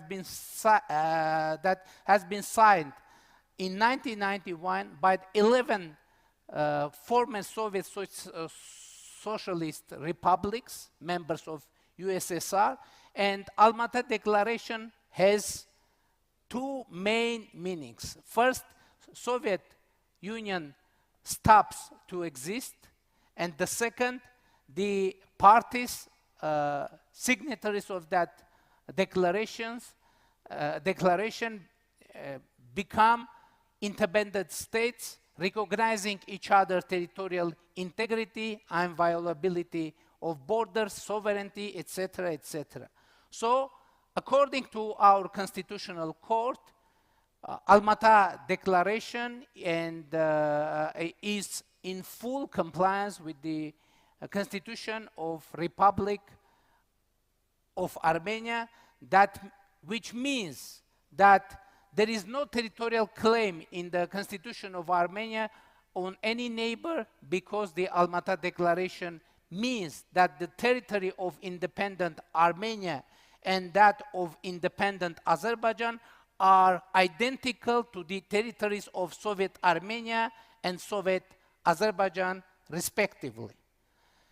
So, but it isn't the whole story, because as I said already, we've been able to agree on the draft of peace agreement between Armenia and Azerbaijan, and on the agreed text we have already provision that parties confirm that the administrative borders between the Soviet republics of the former USSR become the international borders of the respective independent states, and the parties recognize the sovereignty, territorial integrity, and inviolability of international borders and each other's political independence. So it is already agreed, part of agreed draft of peace agreement between Armenia and Azerbaijan. By the way, in the same document, there is a reference to the Almaty Declaration, which is a basic principle in the peace agreement as well. So in agreed text, we have provision, as you can see, that Armenia and Azerbaijan recognize each other's territorial integrity as it was in the times of Soviet Union as the members of Soviet Socialist Republic. There is another provision in agreed draft of peace agreement between Armenia and Azerbaijan, that the parties state that they do not have any territorial claims to each other and shall not raise any such claims in the future. So Armenia and Azerbaijan already agreed on the draft that there can't be any territorial claims by one of the parties against the other parties. And there is another very important provision of on the agreement, which is stipulating that the parties may not refer to their internal legislation as a justification for their failure to carry out the peace agreement. So those nuances are very important. Why? Because according to Armenia's legislation, after signing peace agreement, we must send it to our constitutional court to check the compliance of agreement with the Constitution of Republic of Armenia. I mean, it isn't an option. It is compulsory that that document must be sent to the Constitutional Court. So from that point, we have two options. The one option is that if Constitutional Court decide that the text of agreement isn't compliant with our Constitution, if we will have such decision, even though I should say that after the last September decision, our experts say that there is no high probability that Constitutional Court could decide something like that after last year's decision on the regulations or a regulation of border commissions. But court is court. In case when Constitutional Court would decide that peace agreement isn't compliant with our constitution, we will have very concrete situation to decide. In that case, to be honest, what would be the position of the government of Armenia? And personally, my position, I would initiate constitutional changes, because this peace process and peace agreement must not be missed. And we will try and we will persuade our society to make that amendment for reaching sustainable and long-lasting peace. But in case when Constitutional Court would decide that the agreement is in full compliance with the Constitution of Republic of Armenia, in that case we will have no obstacle to send that document to our parliament for ratification. And when ratified, that document will acquire a highest legal force in Armenia, according to the paragraph 3 of Article 5 of the Constitution of the Republic of Armenia, which states, in case of conflict between the norms of international treaties ratified by the Republic of Armenia and those of Armenian laws, the norms of international treaties shall apply. So that means that in case that after the moment of ratification and after the ending into force, when President will sign the law about ratification, peace agreement between Armenia and Azerbaijan will have supreme legal force in the Republic of Armenia.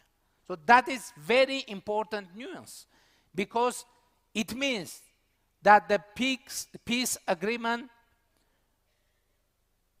will solve all the concerns that Azerbaijan may have and now has. So it is obvious that the way to address the issues raised by Azerbaijan is to sign the agreement rather than not to sign it. I would like to clarify one more time. There is no any chance not to delivering the concerns of Azerbaijan in case when the peace agreement will sign. It is 100% that all concerns will be addressed. So for addressing those concerns, the peace agreement should be signed. And that is our main point, especially taking into account that we see that in the constitution of Azerbaijan, there are some territorial claims against Armenia. But we didn't raise separately that issue because we saw that in the agreed draft, it will be addressed. So that is our point, that in general, frankly speaking, there are two versions on the issues raised by Azerbaijan. Some experts say that it is just pretext for Azerbaijan to postpone the signing of the peace agreement, but position of the government of Armenia is the following. We are trying to taking into account that the concerns of Azerbaijan are sincere, and we are looking to see whether the roadmap we are proposing addressing the concerns of Azerbaijan, and I think I've been able to make it obvious that it is doing that. The signing of peace agreement, addressing, delivering all the possible issues, both of Armenia and Azerbaijan. So my position and my call and in this situation is that we need to concentrate on signing of peace agreement, and I reconfirm that personally me and our government, our political team is ready to go ahead and to take its share of responsibility for having lasting and sustainable peace in our region. But I would like to say that so far we've been able to achieve something with Azerbaijan, and last year we've been able to delimit it and demarcate it around 12.7 kilometers of the shared borders, and I would like to show you what it is looks like.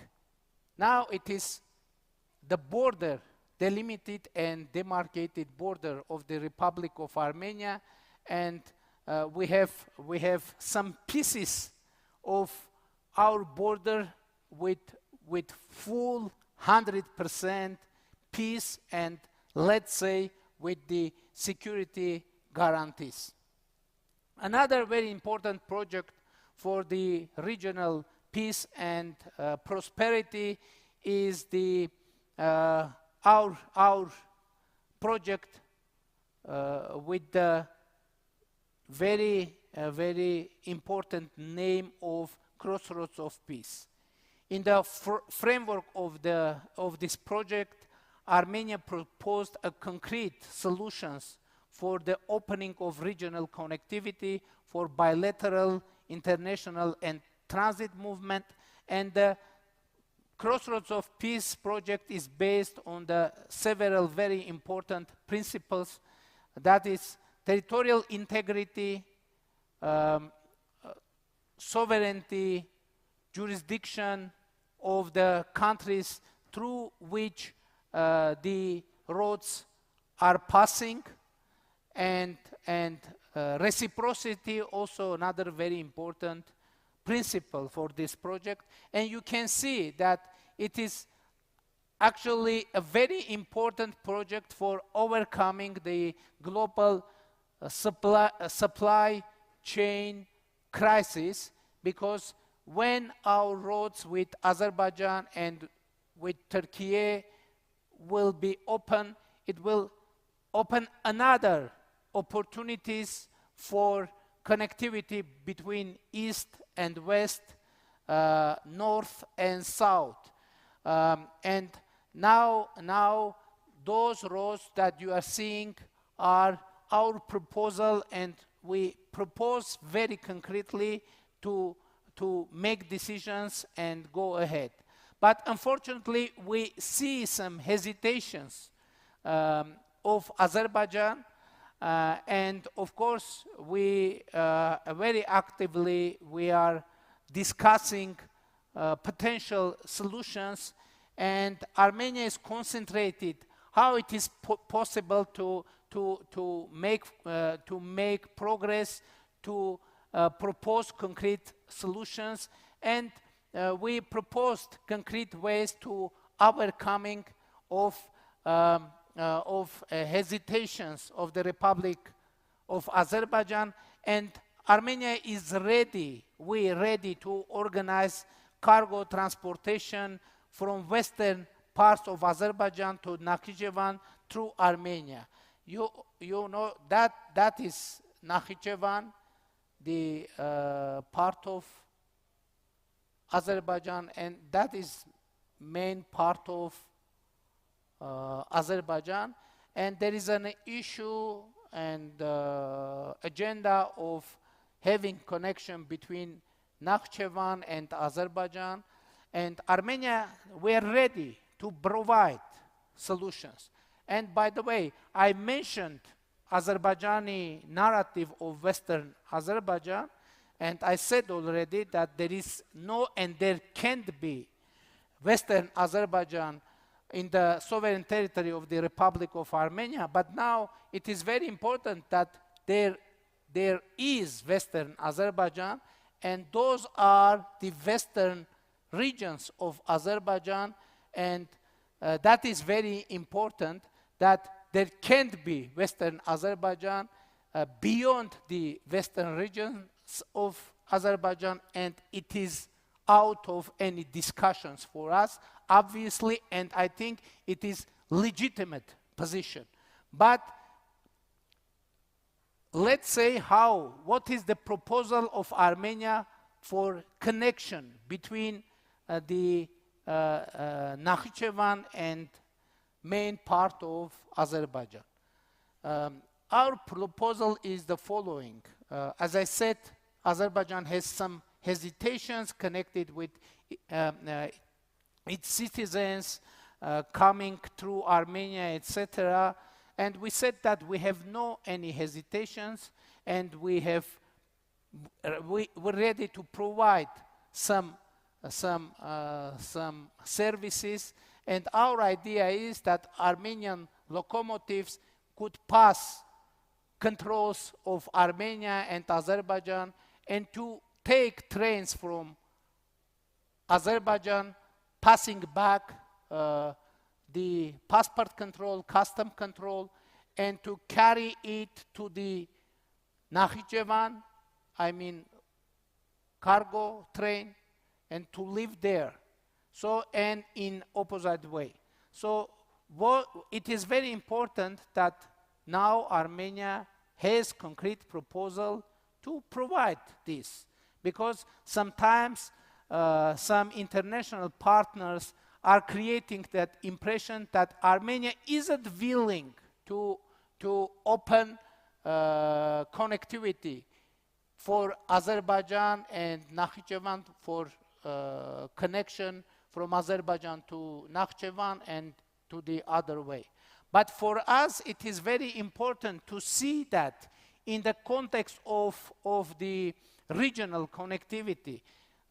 You spotted that I mentioned reciprocity, and for us it's very important to have similar connection with the we are saying like that, from Azerbaijan to Azerbaijan through territory of Armenia, and from Armenia to Armenia through territory of Azerbaijan, and with the respect of sovereignty, territorial integrity, jurisdiction of the countries. And this proposal is official. This proposal is on the table, and anytime Azerbaijan is agreed, we are ready to enter into the stage of implementation of this process. Ladies and gentlemen, as you saw, I hope I've been able to share those insights with you, that we have concrete proposals to have progress and to achieve lasting and sustainable peace in our region. And I reiterate that peace, sustainable and lasting peace between Armenia and Azerbaijan is not only possible, but it is within the reach. And we are determined, we are devoted to the peace agenda, and we are ready to continue consultations with Azerbaijan how to get to the point of signing of peace agreement and other documents as well, which will dramatically and totally change the situation and destiny of the peoples of our region.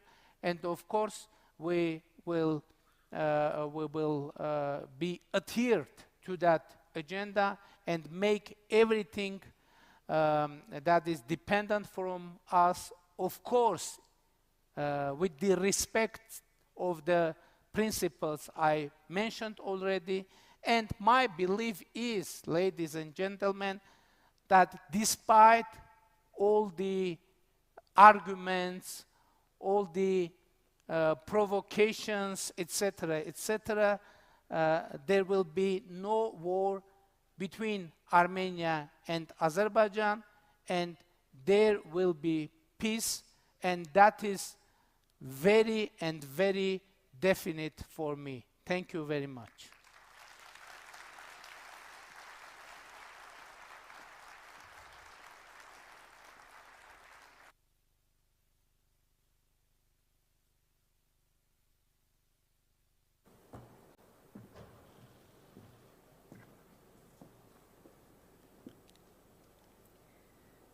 Thank you, Mr. Prime Minister, for your thoughtful, insightful, constructive comments. Indeed, small democracies, small states, while seeking peace, must remain vigilant and resilient against the tides of aggression and conflict. Armenia has taken the lead as being one of the most peace-seeking countries in the world. Between loss and trauma, through pain and discord, the Armenian nation, over and above all grievances, aspires to make the South Caucasus a region of peace, interconnectivity, and economic prosperity. The importance of economic growth to small state resiliency, democratic development, and the basic increase in the quality of life is inarguable. When Armenia speaks of peace, it is not simply about ending a conflict, but bringing prosperity and stability to our region in a dignified way. And now it is my pleasure to invite to the stage the Prime Minister of Slovakia, Mr. Robert Fico, who will be delivering his welcoming remarks.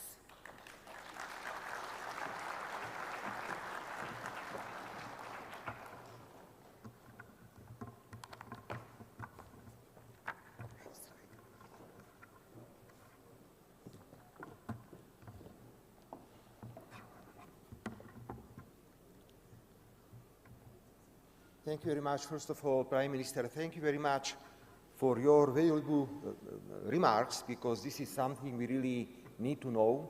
So thank you very much. Ladies and gentlemen,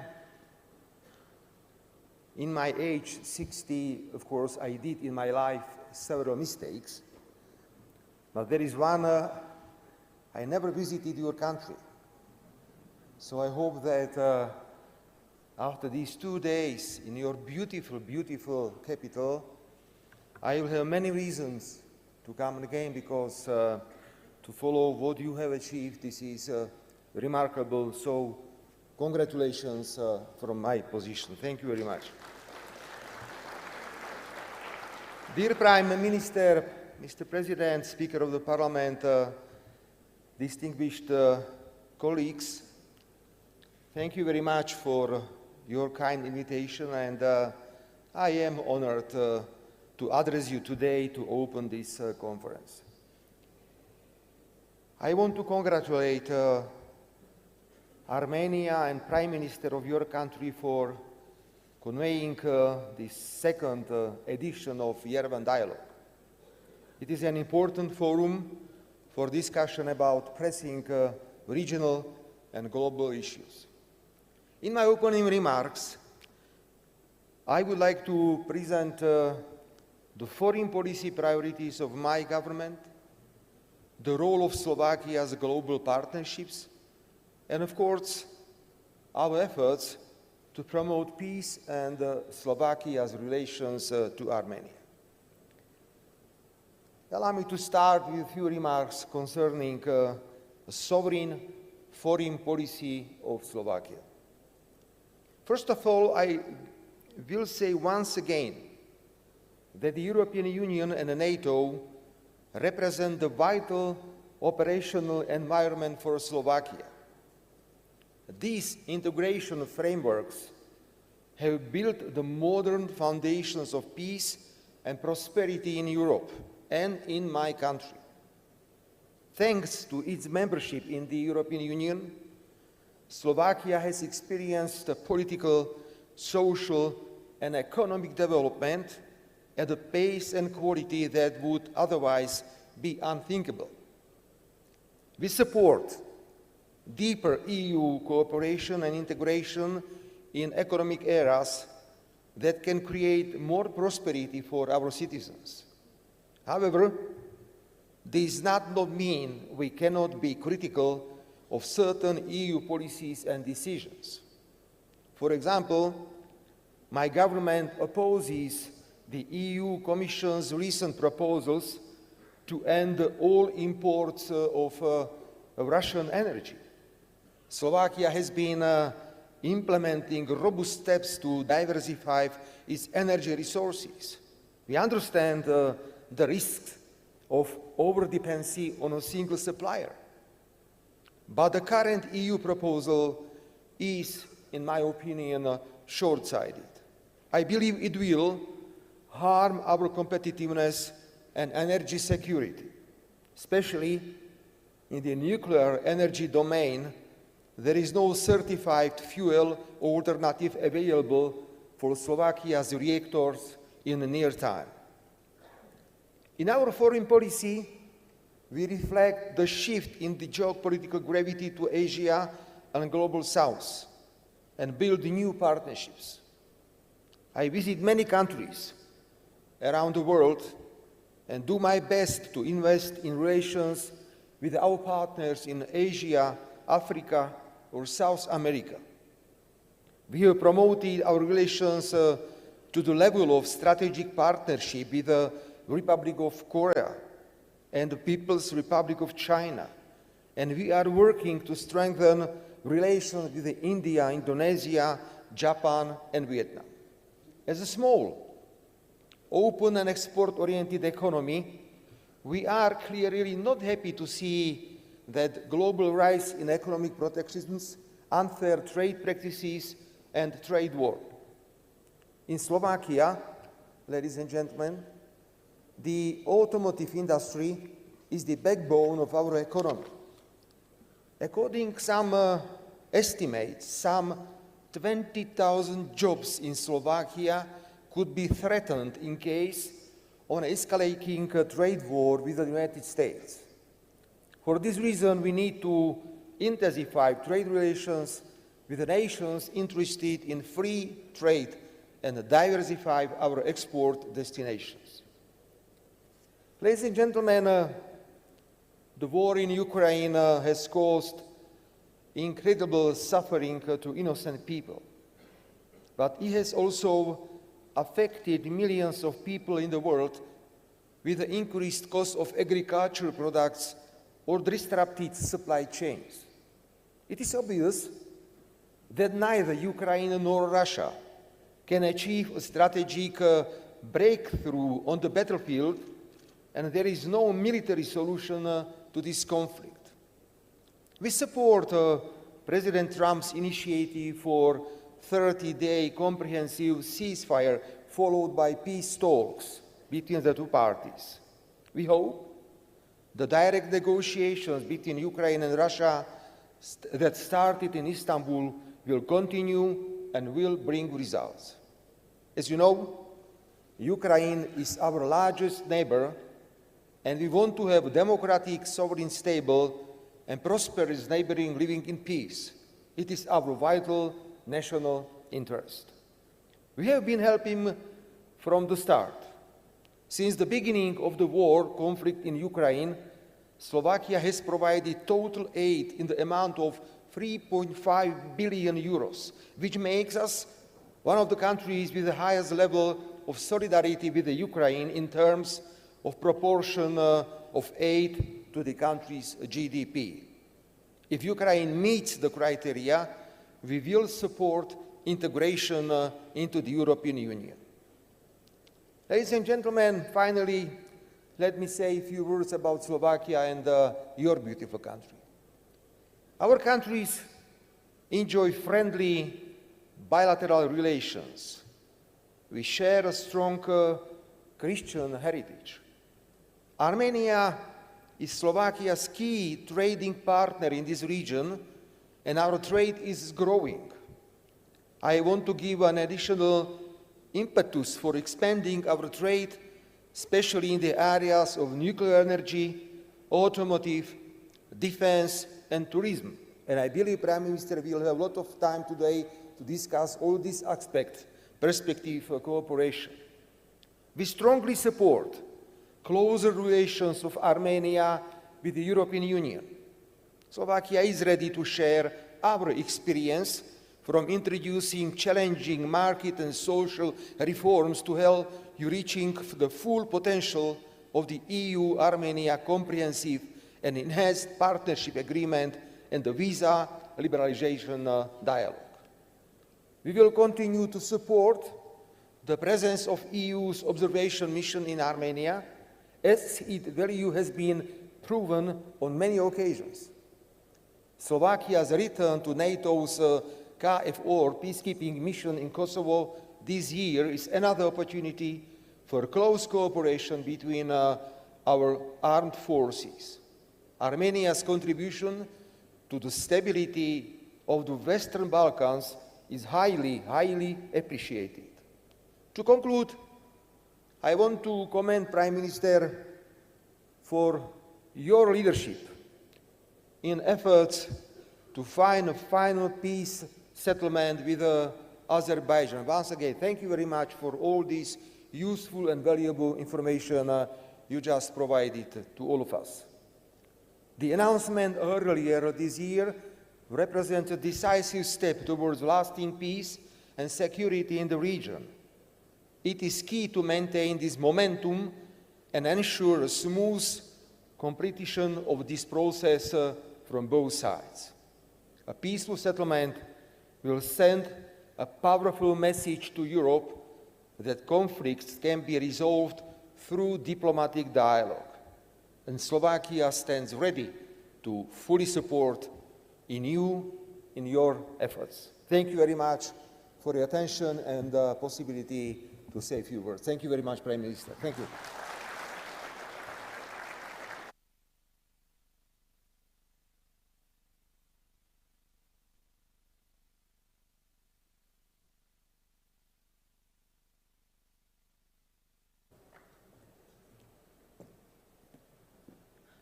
Thank you, Prime Minister Fico, for your very insightful and encouraging remarks.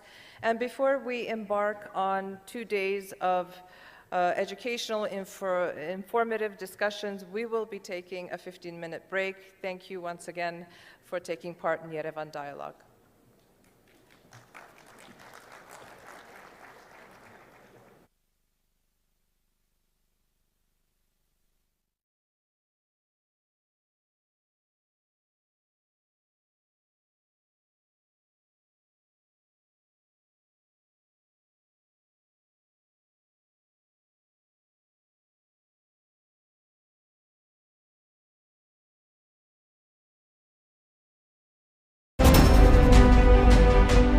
Wars never conclude on the battlefield, they conclude around the negotiating table.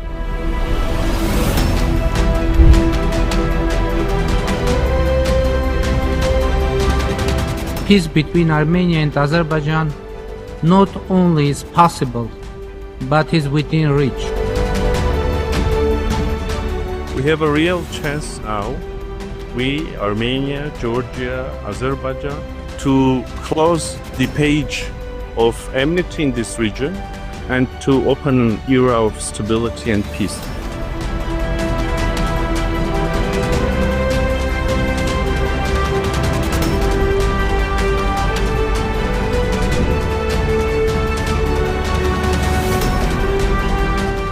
Cooperation is always better than confrontation. Your partners you can choose, your neighbors you cannot choose, because we cannot change the history, but we can make the future together. Our political system is not able anymore to be bought or corrupted, because we are choosing with whom and how to develop our country. After 3 decades of closure, the opening of borders of Armenia with Turkey and Azerbaijan is going to be a game changer. And it will bring Europe and Central Asia closer together like never before.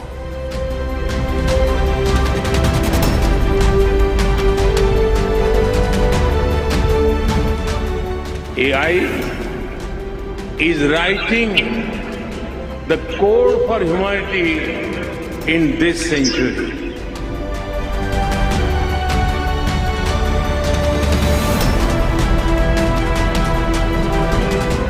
Armenia has been selected to host the 17th meeting of the Conference of the Parties.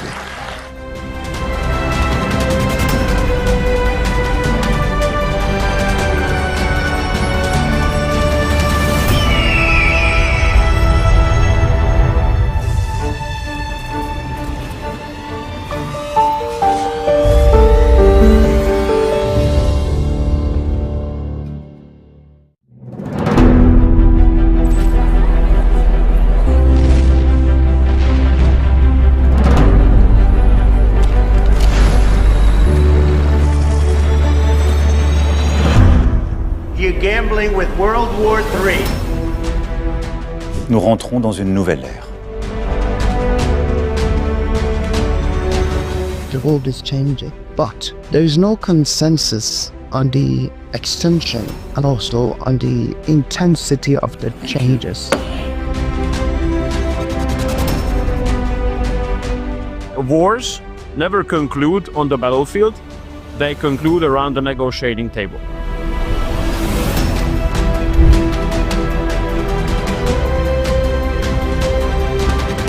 Peace between Armenia and Azerbaijan not only is possible, but is within reach.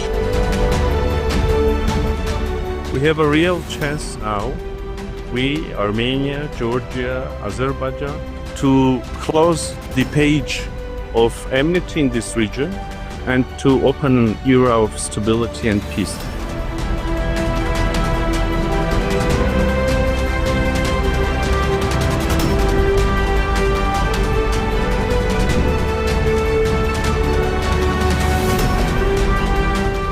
Cooperation is always better than confrontation.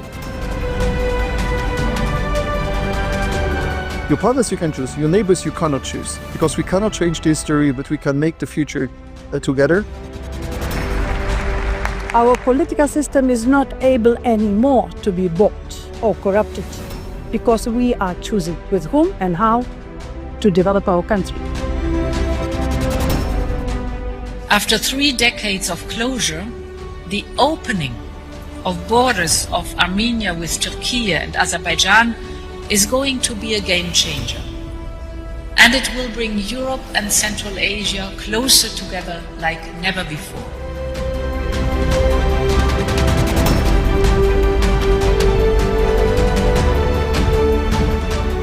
AI is writing the core for humanity.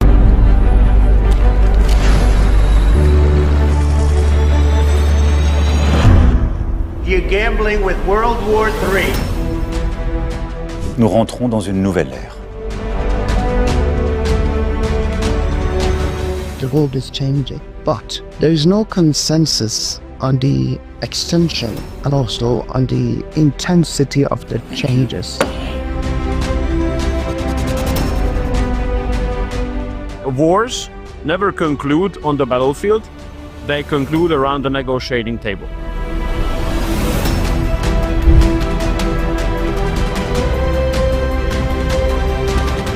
Peace between Armenia and Azerbaijan not only is possible, but is within reach.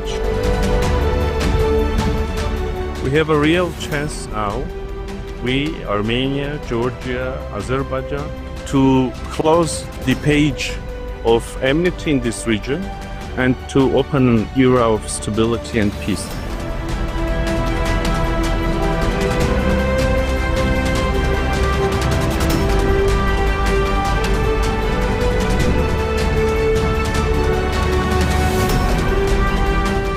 Cooperation is always better than confrontation. Your partners you can choose, your neighbors you cannot choose, because we cannot change the history, but we can make the future together.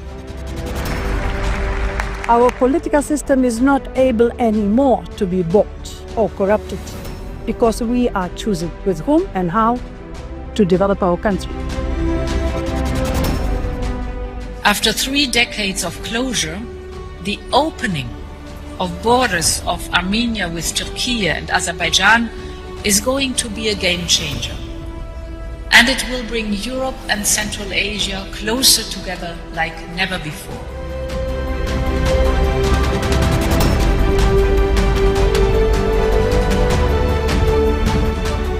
AI is writing the core for humanity in this century.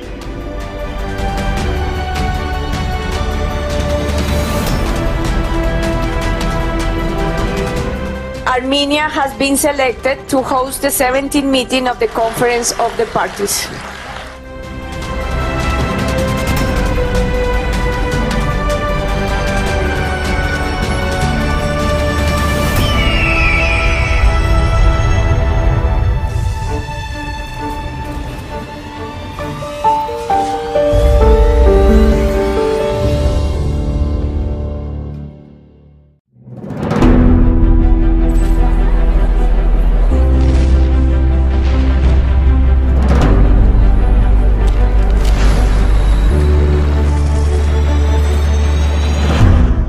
You're gambling with World War III. Nous rentrons dans une nouvelle ère. The world is changing, but there is no consensus on the extension and also on the intensity of the changes. Wars never conclude on the battlefield, they conclude around the negotiating table.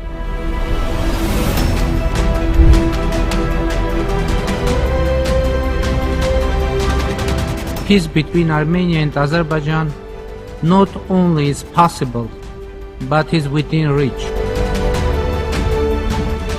We have a real chance now, we, Armenia, Georgia, Azerbaijan, to close the page of enmity in this region and to open an era of stability and peace.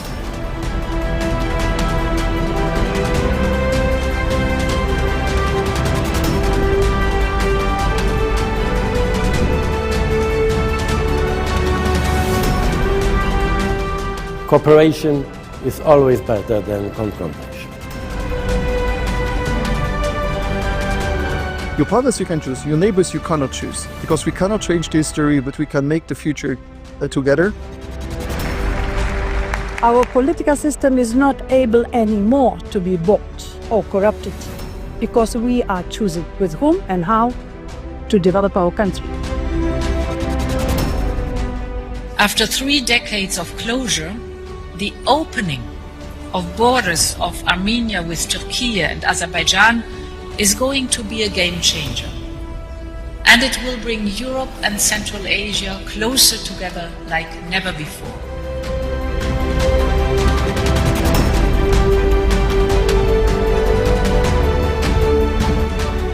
AI is writing the core for humanity in this century.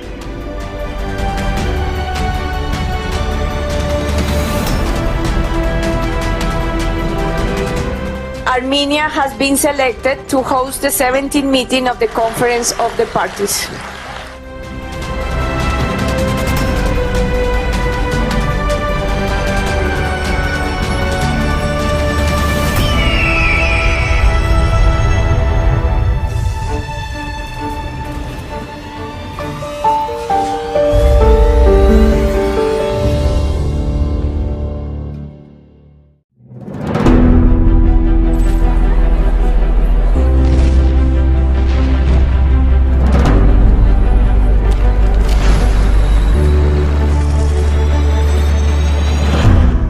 You're gambling with World War III.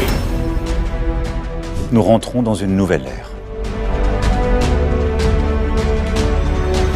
The world is changing, but there is no consensus on the extension and also on the intensity of the changes. Wars never conclude on the battlefield, they conclude around the negotiating table.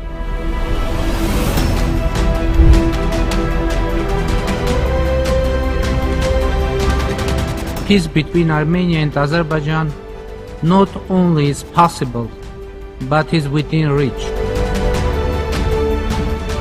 We have a real chance now, we, Armenia, Georgia, Azerbaijan, to close the page of enmity in this region and to open an era of stability and peace.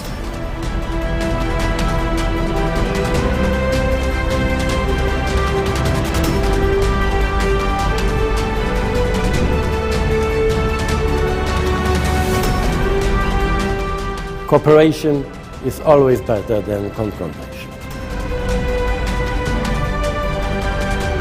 Your partners you can choose, your neighbors you cannot choose, because we cannot change the history, but we can make the future together. Our political system is not able anymore to be bought or corrupted because we are choosing with whom and how to develop our country. After 3 decades of closure, the opening of borders of Armenia with Turkey and Azerbaijan is going to be a game changer. And it will bring Europe and Central Asia closer together like never before.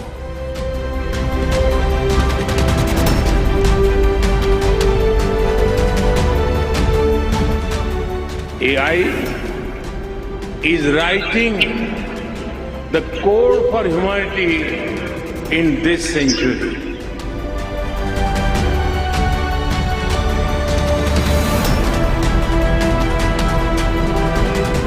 Armenia has been selected to host the 17th meeting of the Conference of the Parties.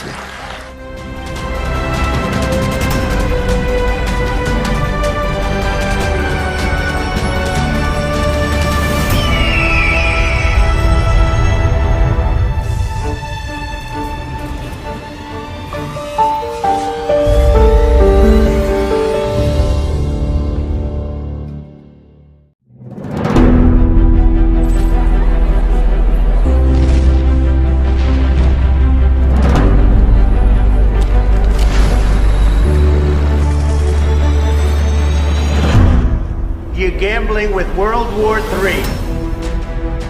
Nous rentrons dans une nouvelle ère.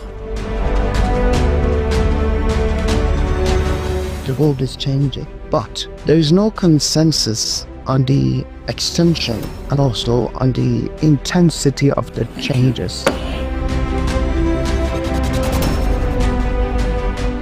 Wars never conclude on the battlefield, they conclude around the negotiating table.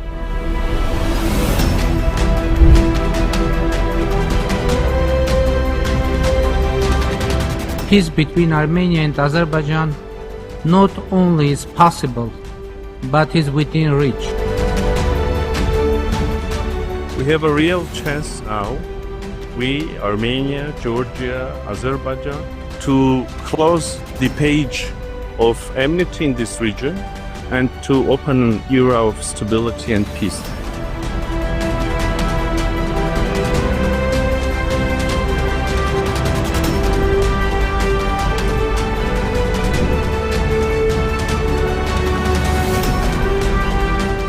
Cooperation is always better than confrontation.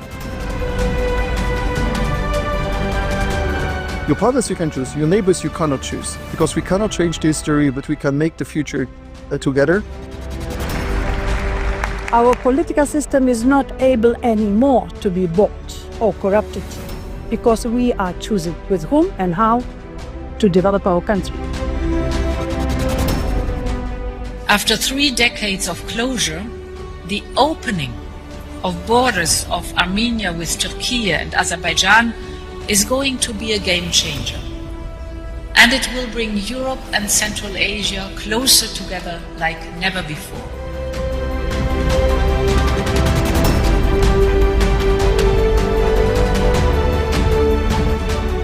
AI is writing the core for humanity in this century.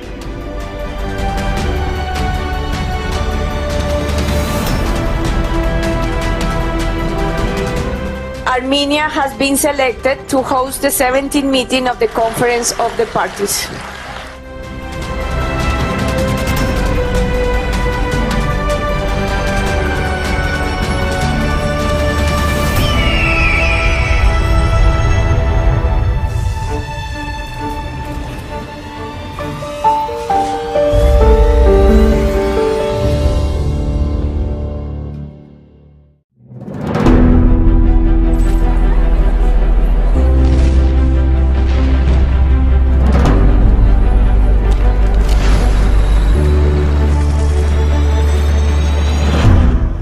you're gambling with World War III.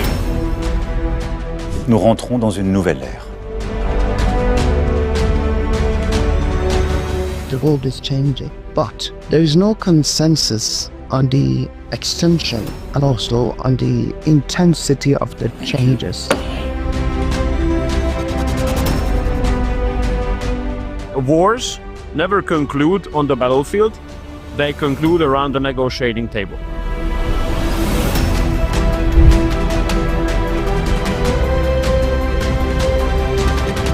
Peace between Armenia and Azerbaijan not only is possible, but is within reach. We have a real chance now, we, Armenia, Georgia, Azerbaijan, to close the page of enmity in this region and to open an era of stability and peace.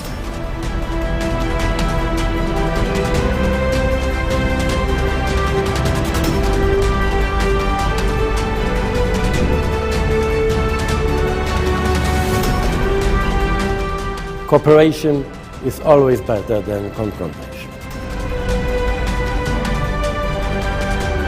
Your partners you can choose, your neighbors you cannot choose, because we cannot change the history, but we can make the future together. Our political system is not able anymore to be bought or corrupted because we are choosing with whom and how to develop our country.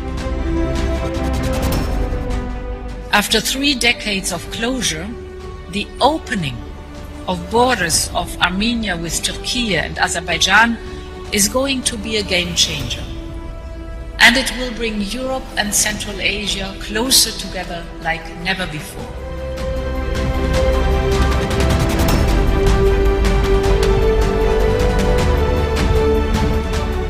AI is writing the core for humanity in this century.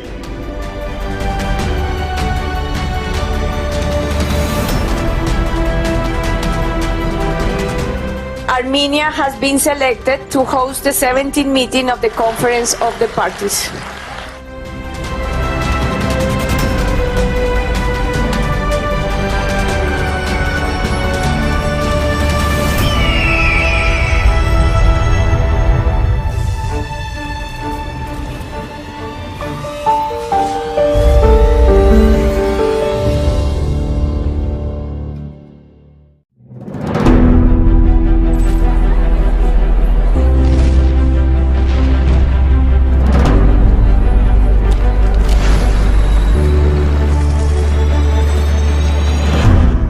You're gambling with World War III. Nous rentrons dans une nouvelle ère. The world is changing, but there is no consensus on the extension and also on the intensity of the changes. Wars never conclude on the battlefield, they conclude around the negotiating table.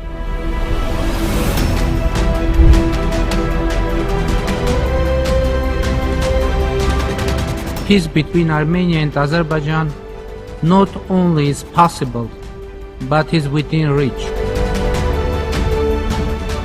We have a real chance now, we, Armenia, Georgia, Azerbaijan, to close the page of enmity in this region and to open an era of stability and peace.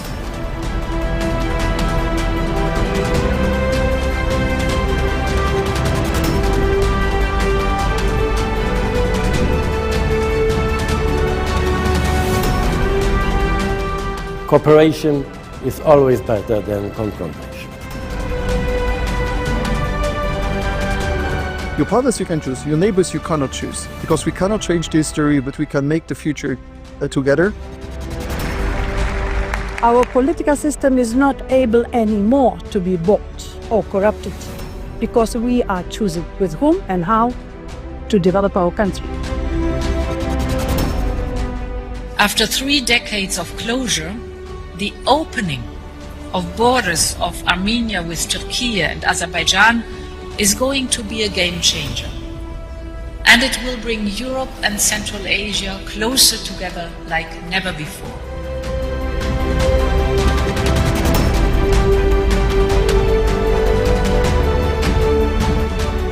AI is writing the core for humanity in this century.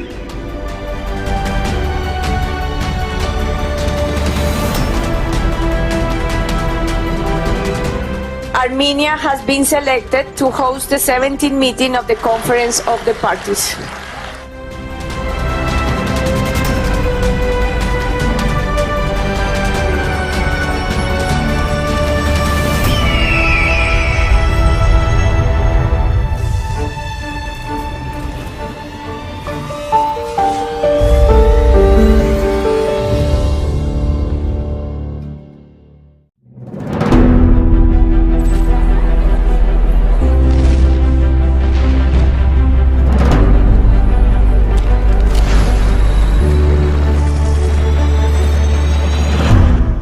You're gambling with World War III. Nous rentrons dans une nouvelle ère. The world is changing, but there is no consensus on the extension and also on the intensity of the changes. Wars never conclude on the battlefield, they conclude around the negotiating table.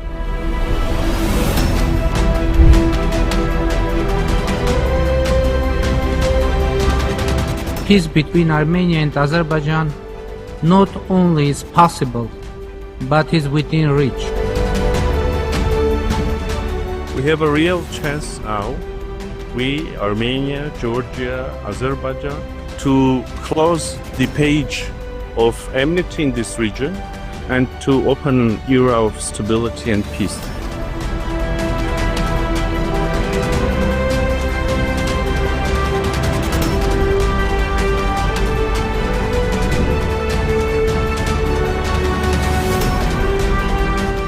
Cooperation is always better than confrontation. Your partners you can choose, your neighbors you cannot choose, because we cannot change the history, but we can make the future together. Our political system is not able anymore to be bought or corrupted because we are choosing with whom and how to develop our country. After 3 decades of closure, the opening of borders of Armenia with Turkey and Azerbaijan is going to be a game changer. And it will bring Europe and Central Asia closer together like never before.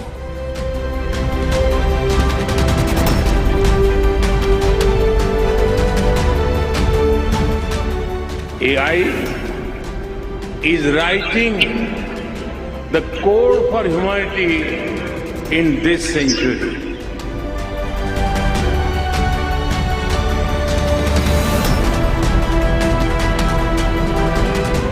Armenia has been selected to host the 17th meeting of the Conference of the Parties.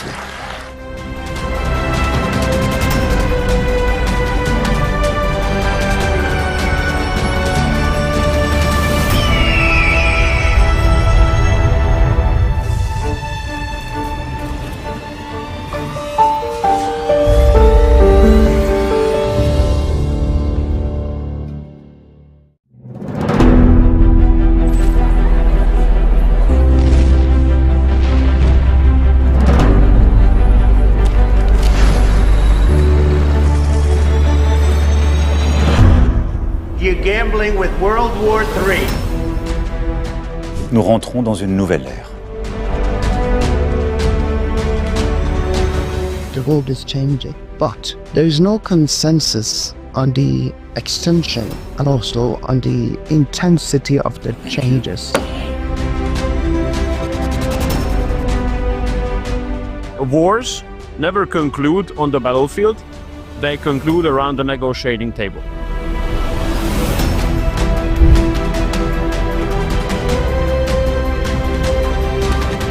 Peace between Armenia and Azerbaijan not only is possible, but is within reach. We have a real chance now, we, Armenia, Georgia, Azerbaijan, to close the page of enmity in this region and to open an era of stability and peace.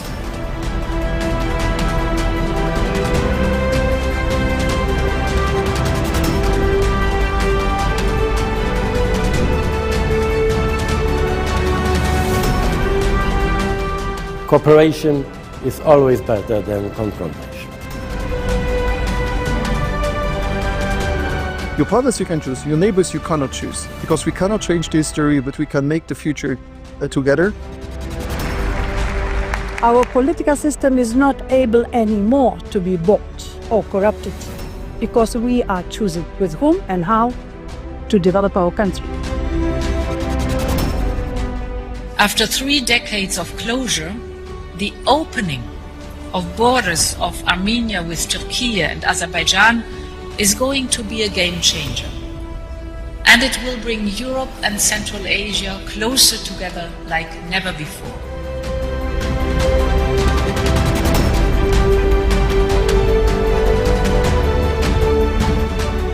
AI is writing the code for humanity in this century.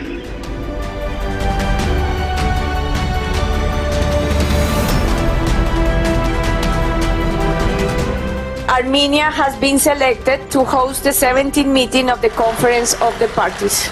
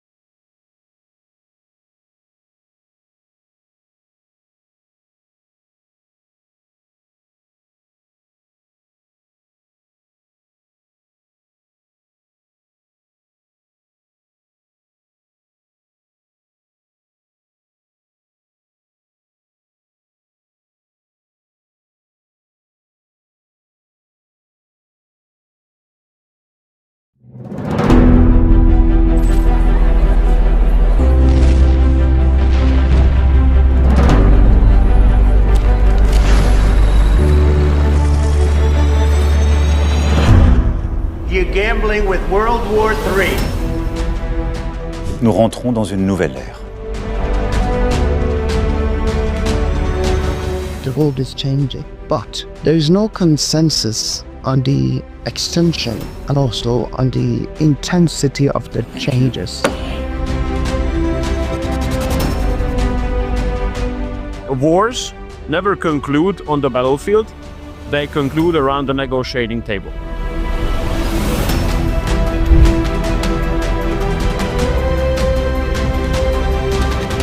Peace between Armenia and Azerbaijan not only is possible, but is within reach.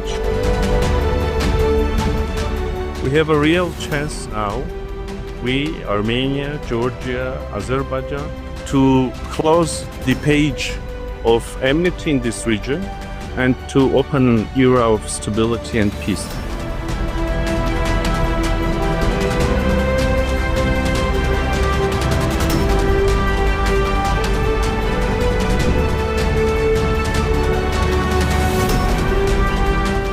Cooperation is always better than confrontation. Your partners you can choose, your neighbors you cannot choose, because we cannot change the history, but we can make the future together. Our political system is not able anymore to be bought or corrupted because we are choosing with whom and how to develop our country. After 3 decades of closure, the opening of borders of Armenia with Turkey and Azerbaijan is going to be a game changer. And it will bring Europe and Central Asia closer together like never before.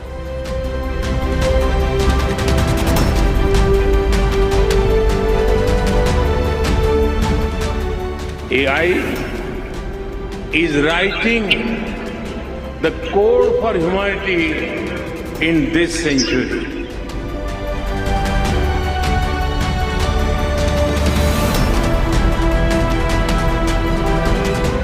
Armenia has been selected to host the 17th meeting of the Conference of the Parties.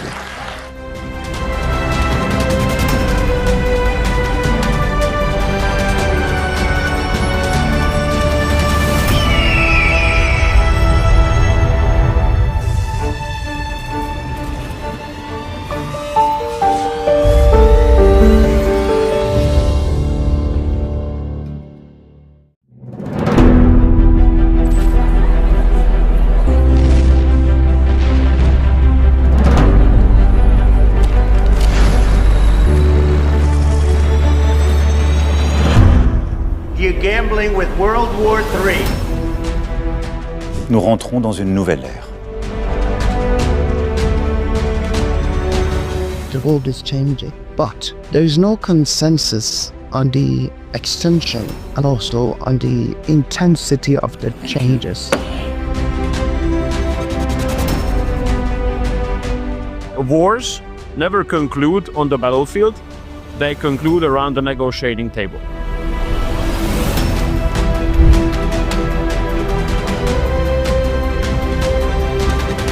Peace between Armenia and Azerbaijan not only is possible, but is within reach. We have a real chance now, we, Armenia, Georgia, Azerbaijan, to close the page of enmity in this region and to open an era of stability and peace.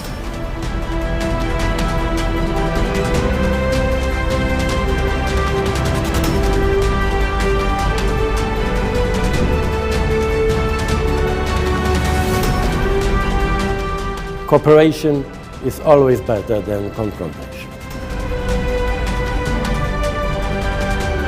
Your partners you can choose, your neighbors you cannot choose, because we cannot change the history, but we can make the future together. Our political system is not able anymore to be bought or corrupted because we are choosing with whom and how to develop our country.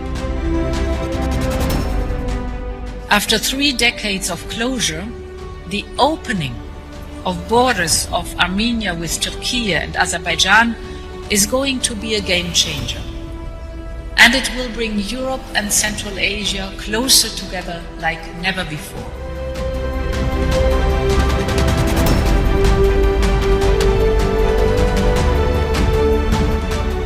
AI is writing the code for humanity in this century.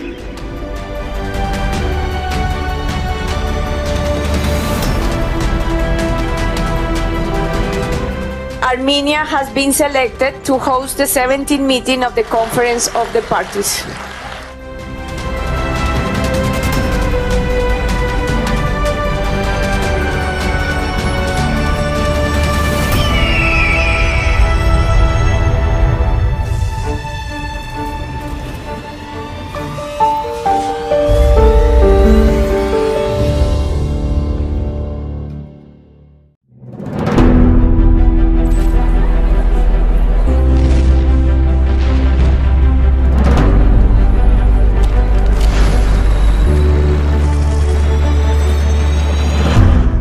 You're gambling with World War III. Nous rentrons dans une nouvelle ère. The world is changing, but there is no consensus on the extension and also on the intensity of the changes. Wars never conclude on the battlefield, they conclude around the negotiating table.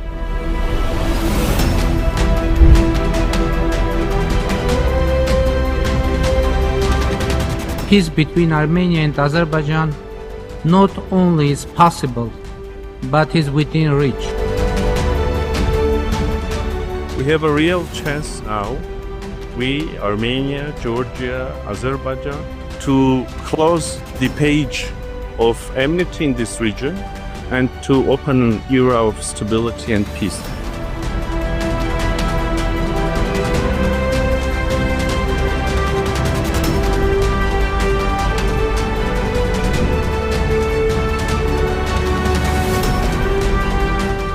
Cooperation is always better than confrontation. Your partners you can choose, your neighbors you cannot choose, because we cannot change the history, but we can make the future together. Our political system is not able anymore to be bought or corrupted because we are choosing with whom and how to develop our country. After 3 decades of closure, the opening of borders of Armenia with Turkey and Azerbaijan is going to be a game changer. And it will bring Europe and Central Asia closer together like never before.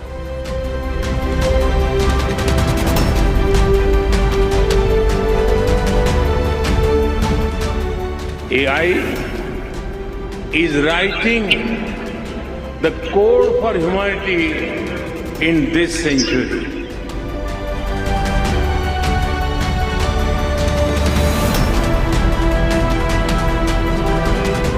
Armenia has been selected to host the 17th meeting of the Conference of the Parties.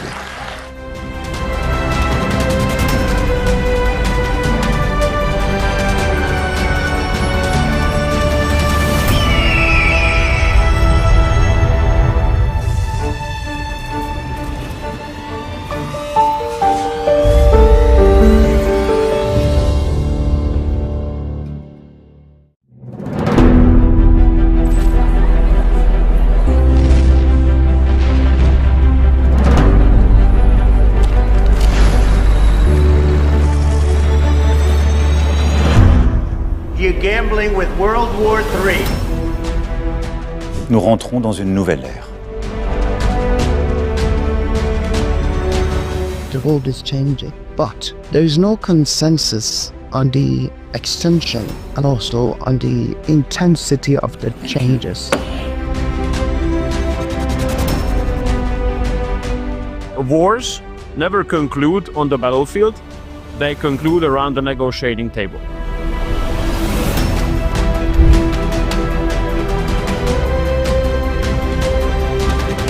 Peace between Armenia and Azerbaijan not only is possible, but is within reach.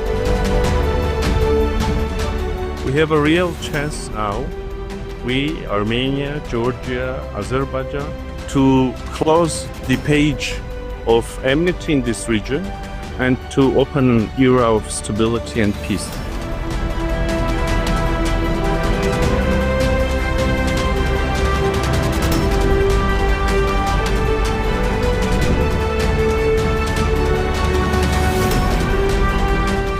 Cooperation is always better than confrontation.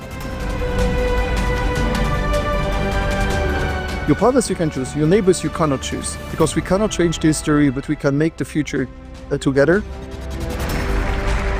Our political system is not able anymore to be bought or corrupted because we are choosing with whom and how to develop our country.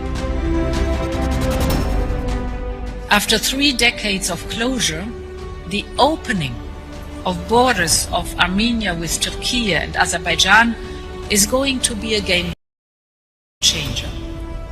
And it will bring Europe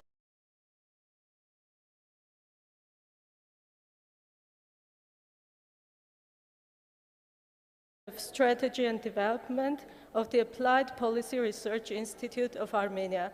I kindly invite her to take a seat on the floor and we'll commence our discussion. Thank you.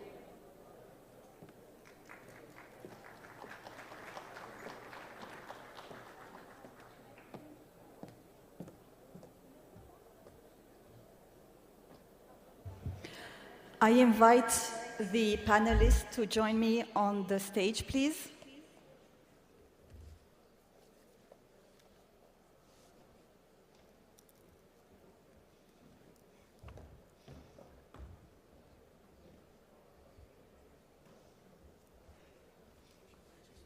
Please.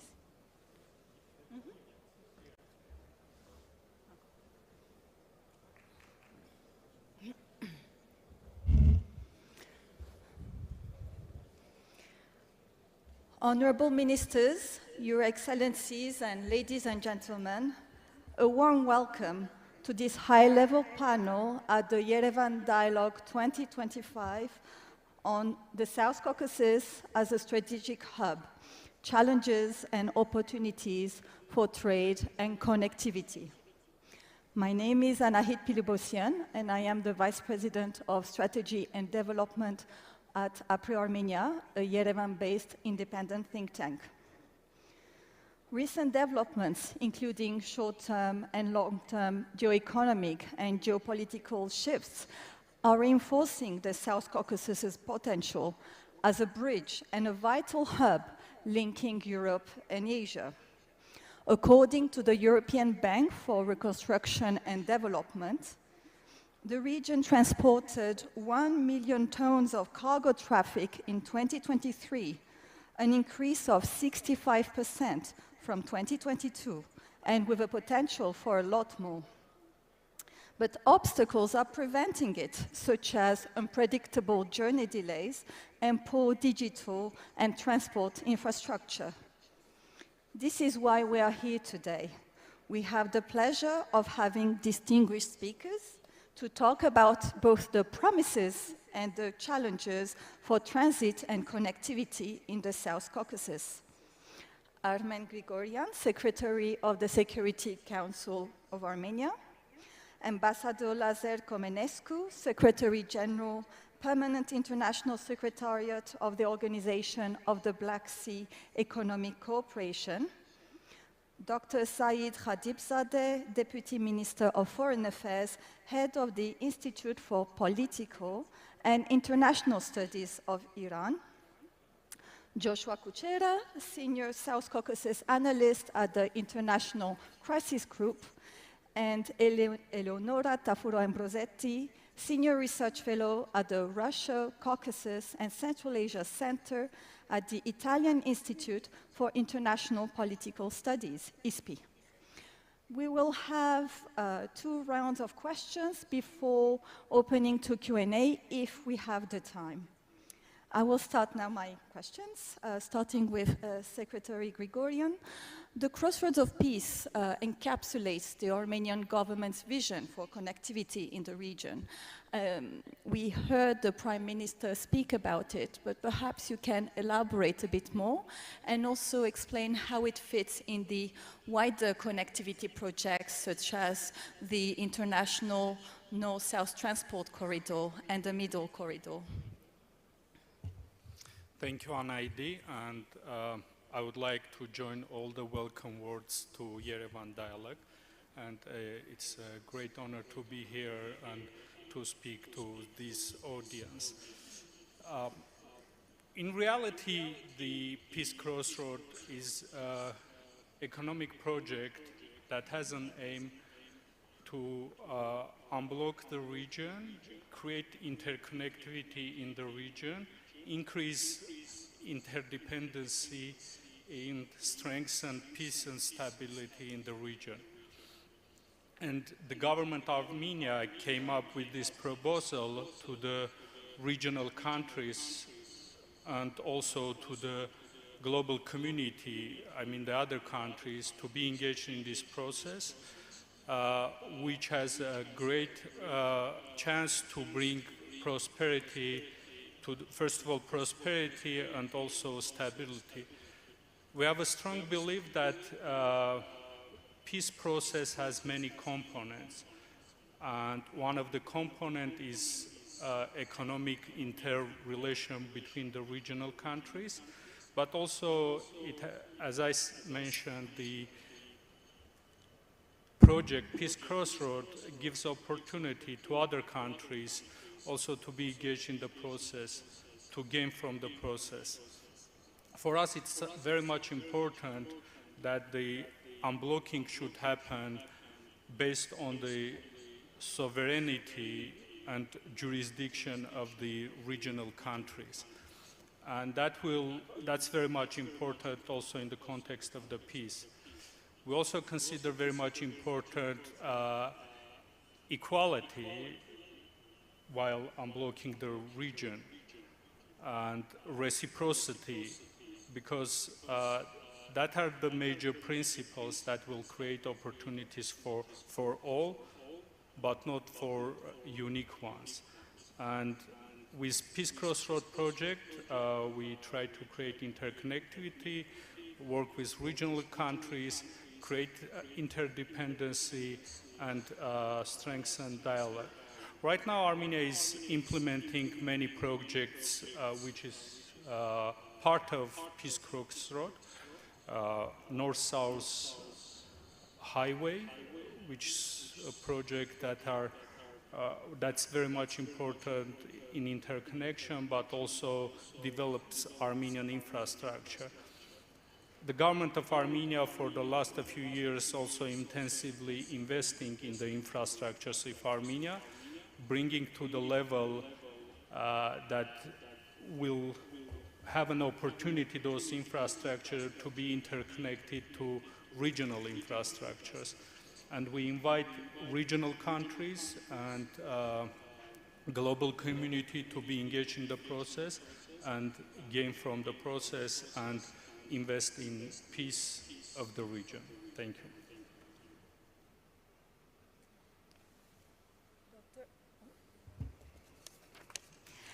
Secretary Comănescu, the organization of the Black Sea Economic Cooperation is a unique entity bringing together countries of the wider Black Sea region, including Armenia and Turkey, which do not have diplomatic representation otherwise.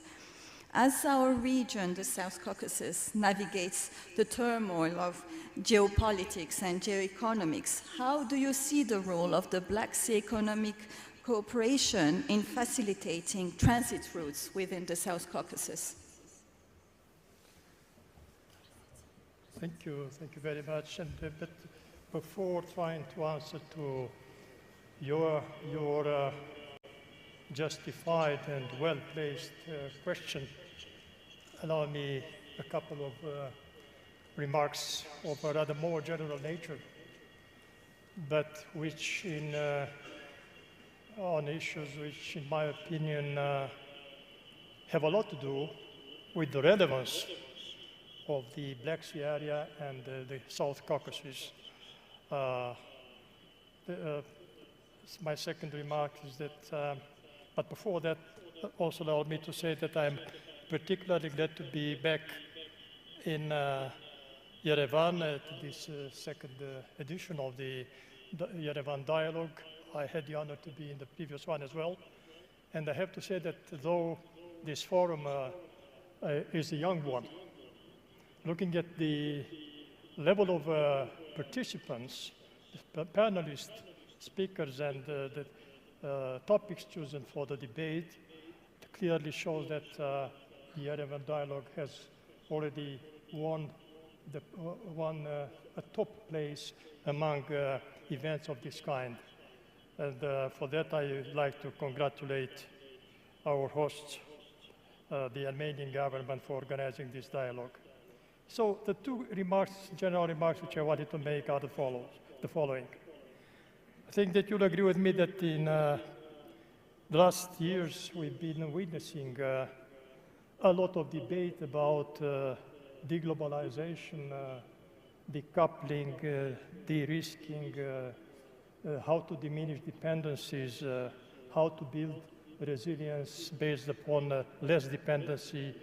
Well, in my opinion, this is something which goes counter to the real developments, into global developments, because we wanted to know globalization will continue. And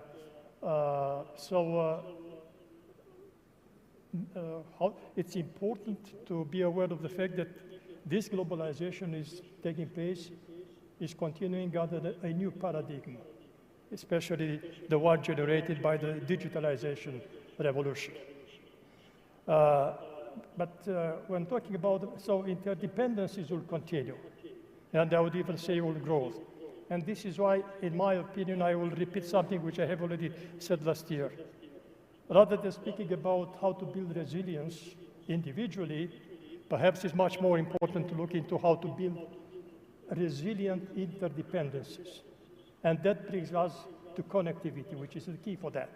And you may agree with me that looking at the map of the world, this region, the Black Sea wide region and the Caucasus are key in the development of any serious connectivities which are taking into account the global trends in the economic world. And by the way, and this is the second remark of mine, when we look into the map of the world, we see where the engines of growth are. And that brings us to the awareness about the importance of enhanced connectivity between Europe and Asia. And again, you cannot imagine developing any alternative or any project or initiative related to connectivity without taking into account the Caucasus, the Black Sea, the wider Black Sea region, and the Caucasus as a whole. So these are the, now trying to come back to your question about what about the organization which I have the honor to represent is doing here. Well, this organization, which was set up 33 years ago, was set up exactly by the founding member states, 11 they were, now we are 13, in order, as a platform for cooperation, for identifying together ways and means to develop economy now in this region, but also to connect with the other regions. And this is what the BSEC has been trying to do.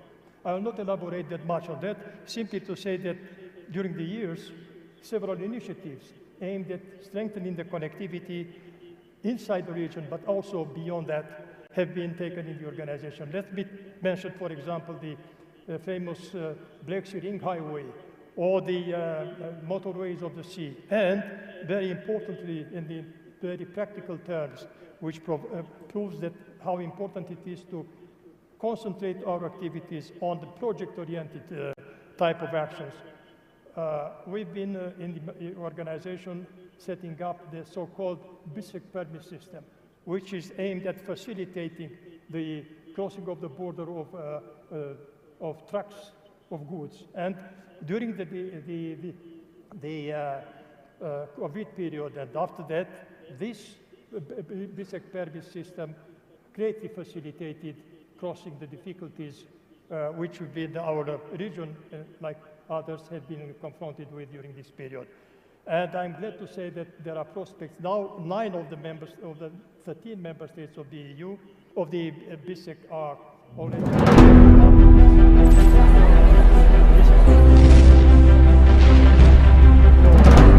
I will conclude by saying that in this particular project, Armenia has been very active, and I would like to take this opportunity to give my appreciation for that. Thank you very much. Thank you, Ambassador. Dr. Khatibzadeh, Iran is involved very much in the geoeconomics of our region. Iran offers to establish the Persian Gulf Black Sea corridor connecting South and Southeast Asia with Europe via Iran, Armenia, Georgia, and the Black Sea. There is also the western segment of the international North-South transport corridor running through the South Caucasus and Azerbaijan in particular, with Resht Ashtara being the only missing railway link.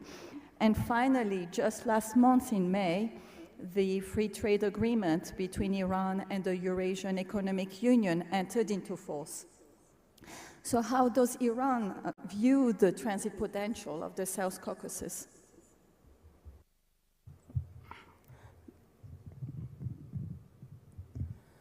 Thank you very much.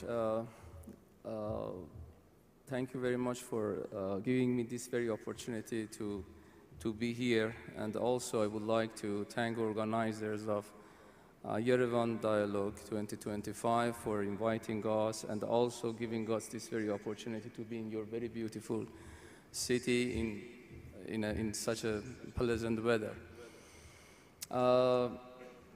Talking about South Caucasus, we have to take into consideration different issues, including the ones that you said. Everybody knows who are attending here that the map of this region indicate to what extent integration in this region, sub-region, South Caucasus, can help us to have a better connectivity and a strategic connection between countries of this region. For Iran, for many reasons, through the millennia, this region has been very important.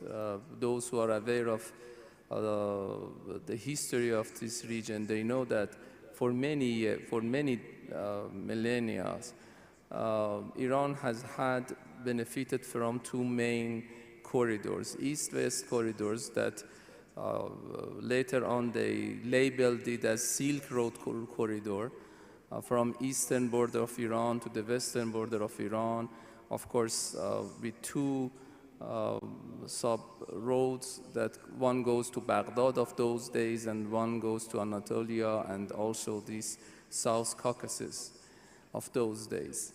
And also another one which is now they call it Spice Road. It's a very ancient also north-south corridor of old days, coming from India to Bandar Abbas and through Iran to Central Asia and Russia. So in this very broader map of connectivity in this region, everybody understands that Armenia, Azerbaijan, Georgia, and the whole region of South Caucasus are very vital and important. The initiatives that you mentioned, including the Persian Gulf Black Sea connectivity, and this corridor also is connecting to the 2 main regions through Iran and Armenia to all the way through Black Sea. Maybe later on we can elaborate a little bit on this, but it shows that at the same time, while there are great potentialities and possibilities, at the same time the main question is that why we have not been able yet to materialize all the potentials that we see. This is where that we have to look a little bit on this geostrategic map of the region, and we have to be very careful that Up until now, there has been geostrategic competition and rivalry in this region that has avoided for the full materialization of the potentials of this region. The history tells us that any extra-regional geopolitical competition in this region is not for the good of the region. So all the countries in the region and in the neighboring area, they have to decide on one very important issue, that extra-regional geopolitical or big power geopolitical competitions, whoever they are, with any intention that they might have, the sacrifice will be the whole region. The second is geopolitical competition inside the region. This morning, Prime Minister of Armenia discussed about the previous routes and time to revive them. I think it indicates to what extent this rivalry inside the region has also avoided this broader cooperation in this region. This is why that Iran has always vocally has said that any geopolitical changes in this region through any initiative is not acceptable. So any connectivity and any connection in this region should ensure that there is no geopolitical changes in the map of the region, being actual corridors or this sort of initiatives that we are hearing. And I would like to second what Mr. Grigorian said about the sovereignty and about the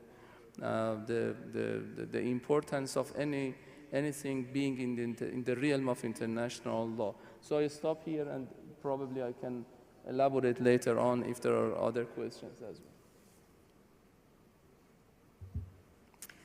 Let's turn to you, Joshua, now.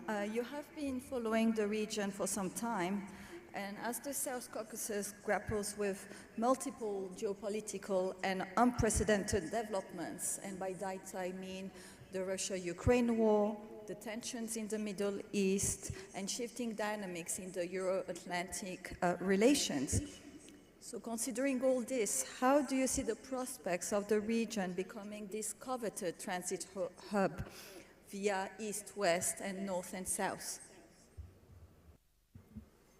Thank you, Anahit, and thank you to the organizers for inviting me.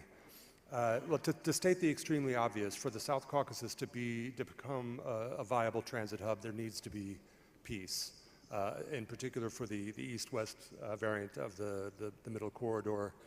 Without peace, there's not going to be open borders between Armenia and Azerbaijan, between Armenia and Turkey. There's not going to be outside investment in the infrastructure that's going to be required for this region to become a viable transportation hub. But the flip side of that is that the prospect of the Caucasus becoming this hub of transport can help encourage the signature of the peace agreement. This vision of the Caucasus becoming integrated into the bigger world, not just in terms of infrastructure and trade, but in a broader political sense, can be an incentive to put the conflicts of the past behind and work towards a more cooperative future. Another political question that is standing over this is the relationship now between Georgia and the European Union. I'm sure, as you're all aware, the situation is not very good with relations right now. If this continues or continues to get worse, it's going to be more difficult for the EU to work to bring Georgia into this vision. That in turn will make Georgia less attractive for China, for example, to make the investments that it wants to make. And so this uncertainty is increasing the attractiveness of the Turkey, Armenia, Azerbaijan part of this east-west route, but it's putting some questions and making it more difficult to implement the larger project.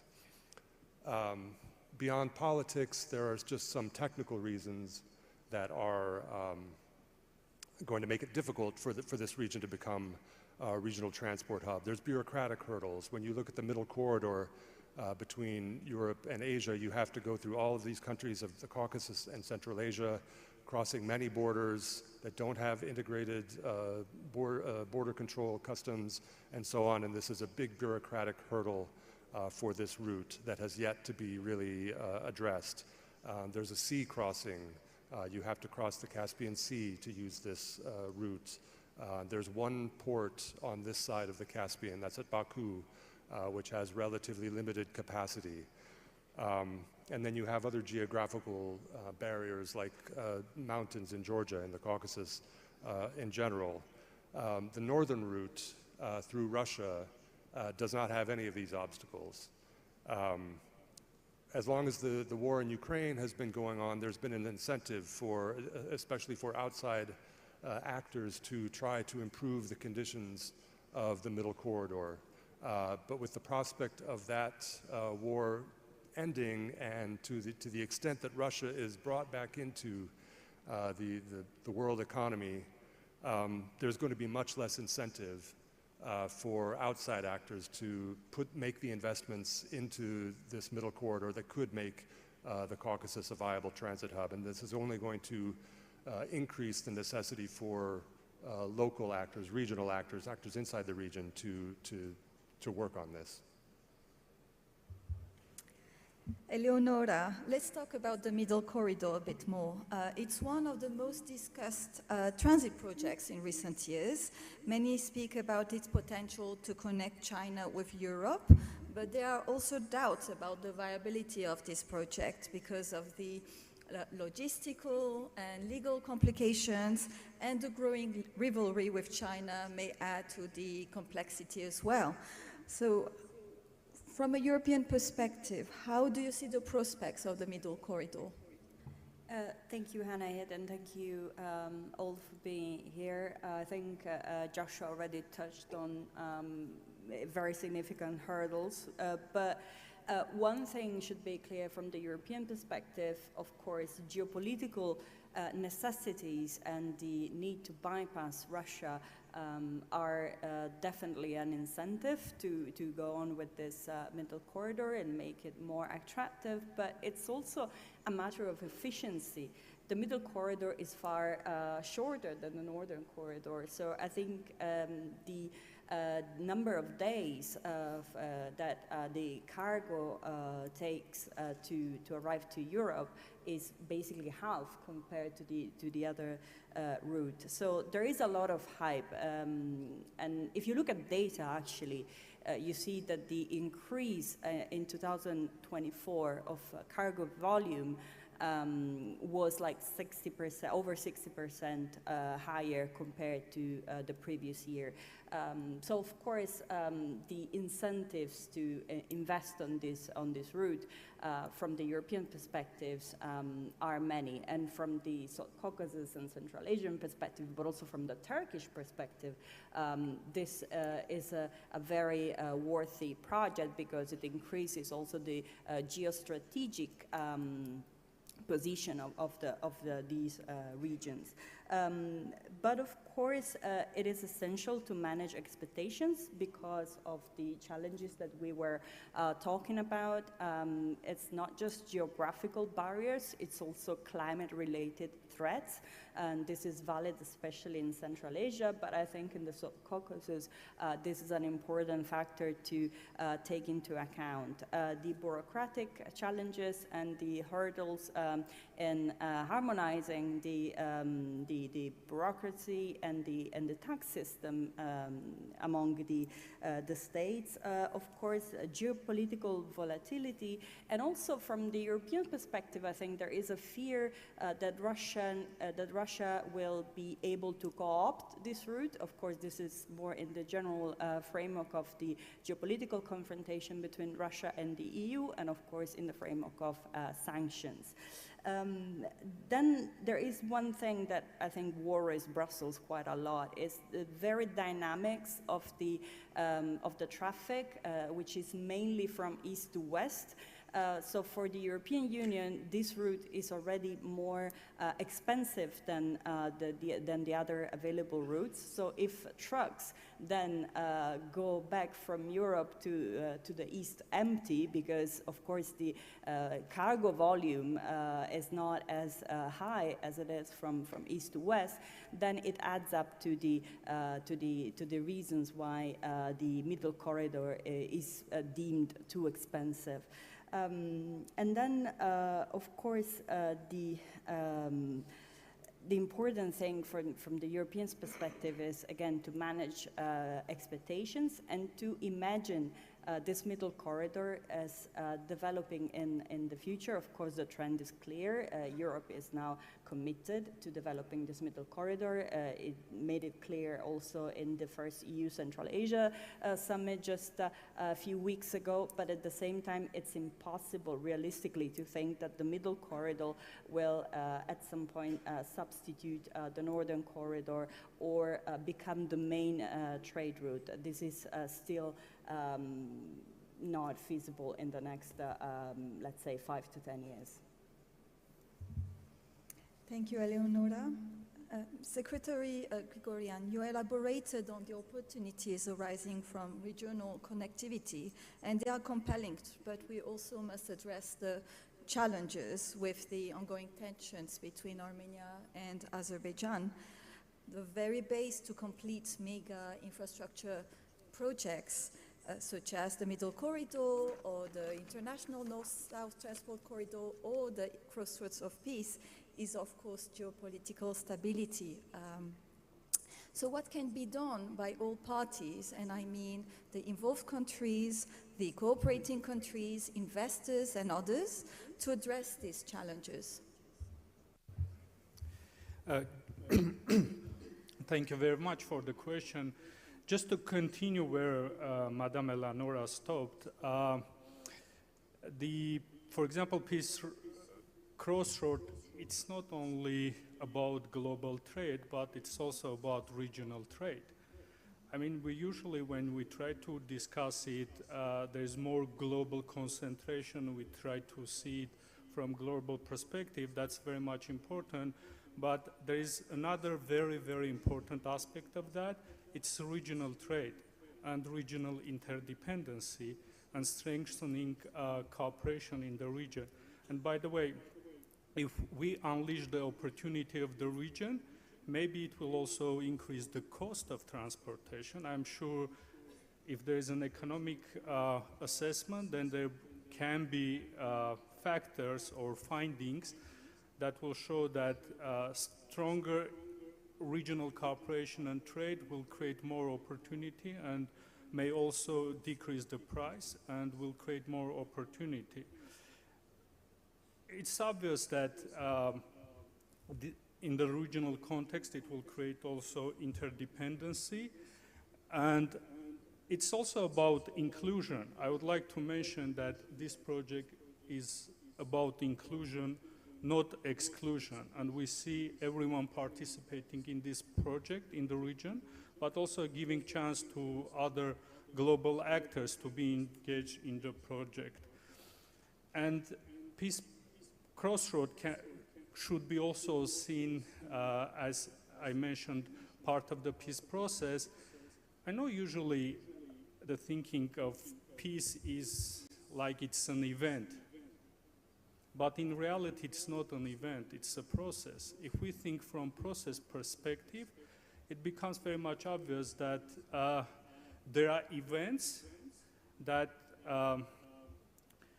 as in famous song it's said, would be another brick to the wall. I know nowadays sometimes wall has a negative connotation, but I'm very much on positive perspective of the wall.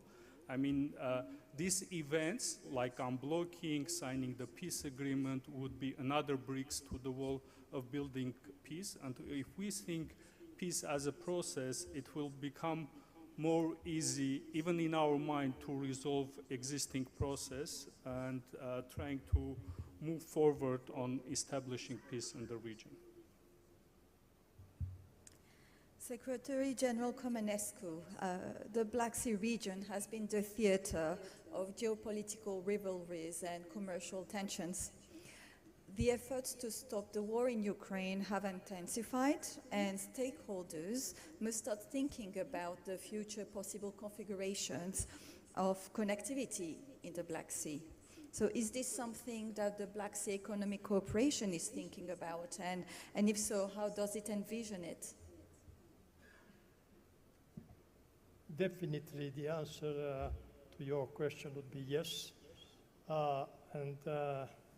As we referred to the unfortunately still present conflict in our region, I hope that peace would come sooner than late, and I think that efforts should be, strengthened towards reaching this objective at the level of the international community, and that would definitely allow us to resume in full the cooperation in the Black Sea area.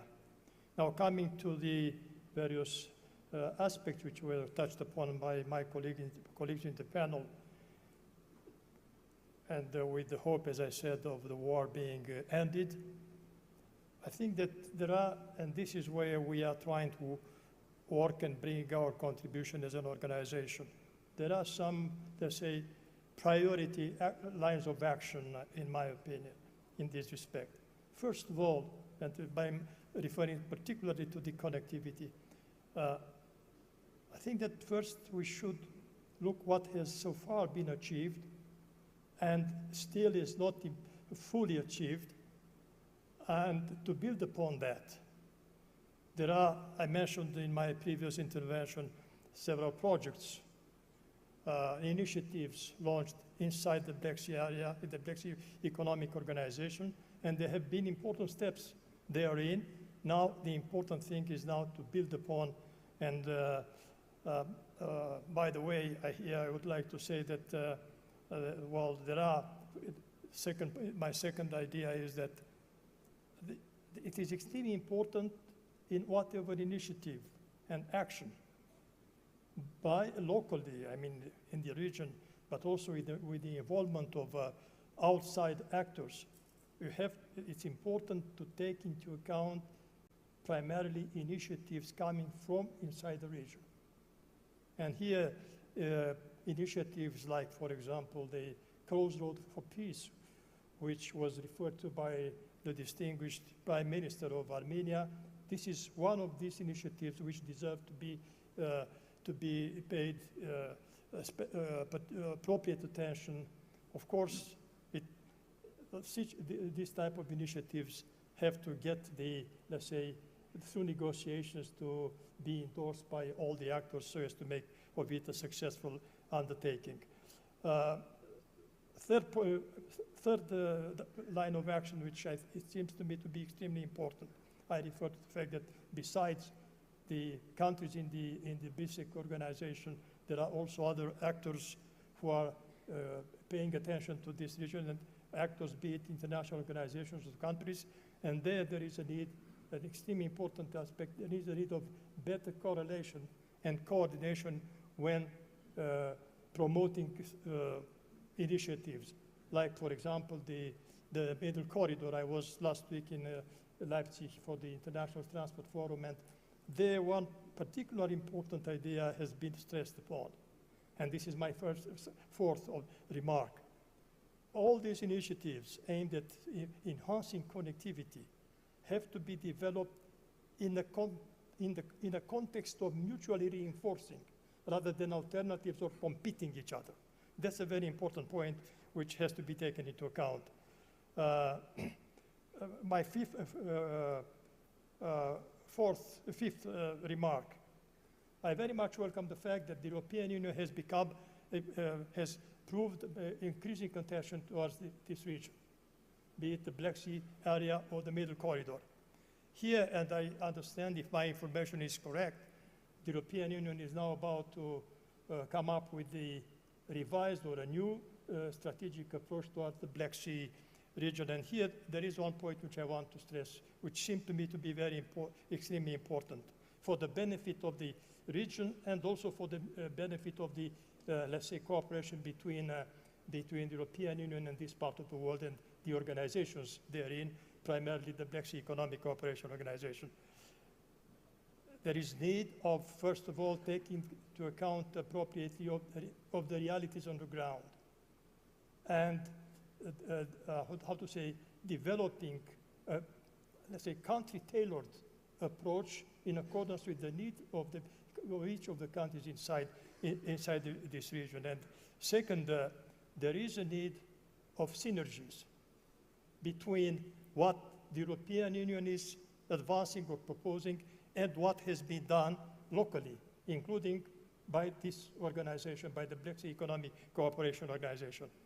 And finally, still on this aspect, I hope that this strategy, beyond dealing with the current situation, developments, perhaps containment approaches and so on, there has to be there has to include a forward-looking approach.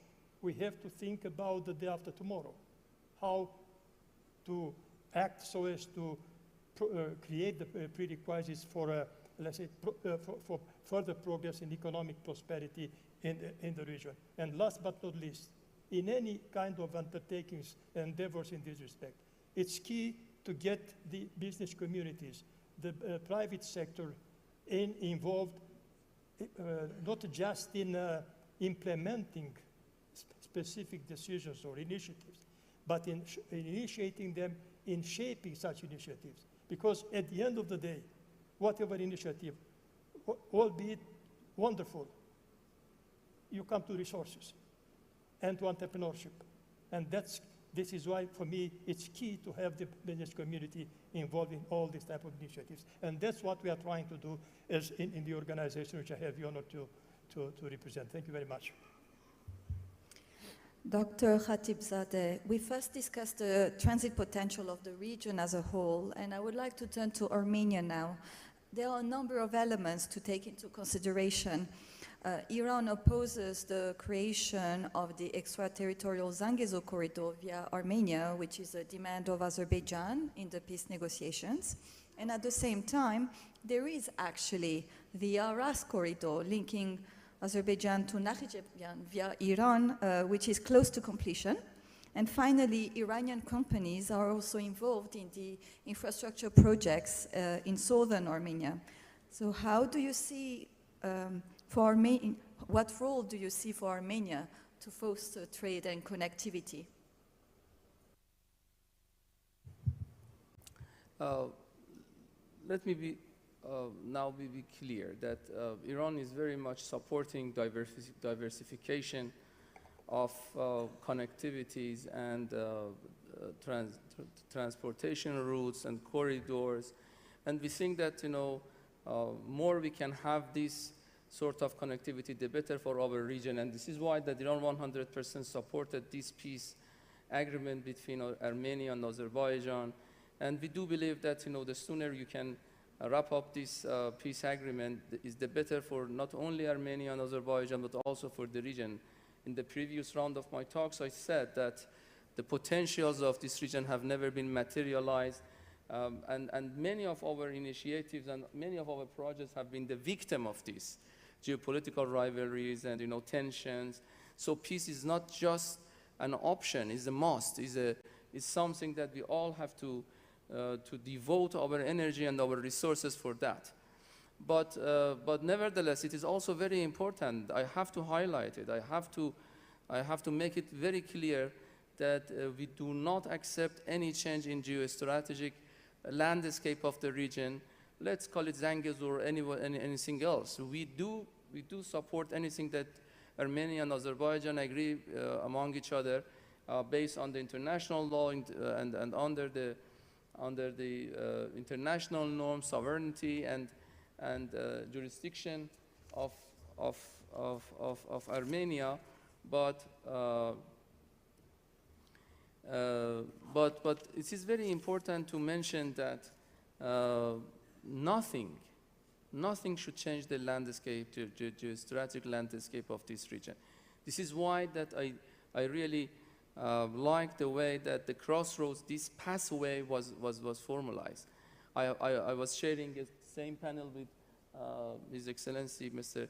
Grigorian, and I asked about this Zangezur, and I by intention raised that question because I wanted to hear from Armenia that no corridor can be actually change the the logic of corridor, meaning cutting this connectivity in this region, is not something that we can see for the future of our region. We think that we need connectivity, we don't need cut. We need communication, but we don't need rupture. And this is why that it should be inclusive, it should be competitive in terms of the economic logic of that, and this is very important. For Iran, Armenia is very important, and for decades it has been the case. This is why that Iran has always advocating the best relation between Iran and Armenia. There are many reasons for that: geoeconomic, geostrategic, geocultural aspects of our bilateral relations. But also, I have to raise and I have to bring this to your attention, that Iran and Armenia for Iran, is the only country in the Eurasian Trade Union that we have and we do share border with. So Armenia is not just for us 3 million market that we do not look at Armenia as a market, but we think that it is a gateway to 200 million possible potential partners in this trade union. Also Iran can provide and has always provided a pathway to Persian Gulf. You all know that Iran is the only country on earth that's connect Persian Gulf to the Caspian Sea, and Persian Gulf and Caspian Sea altogether almost cover 70% of all conventional gas and oil in the world. I mean the conventional energy resources of the world. And this connectivity means that we can provide a very economically wise, a very good route to be provided to all South Caucasus, including Armenia. So I would like to conclude this part with this notion that peace is what we actually need for our region. Iran is ready to use all its capacity to materialize this, and I think that now the logic is out there. Everybody knows that South Caucasus, through these initiatives, through these railroads, through these pathways, can have enough diversification of routes inside and outside. It can provide good potentials, and there is no need for initiatives that are being excluding shared stakeholders in this region. We have to work on these all-inclusive initiatives. Thank you.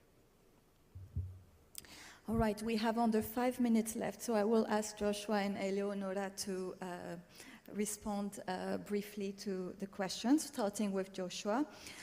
Russia and Turkey pushed forward for the 3+3 format of regional cooperation to mean the 3 South Caucasus countries plus Iran, Turkey, and Russia.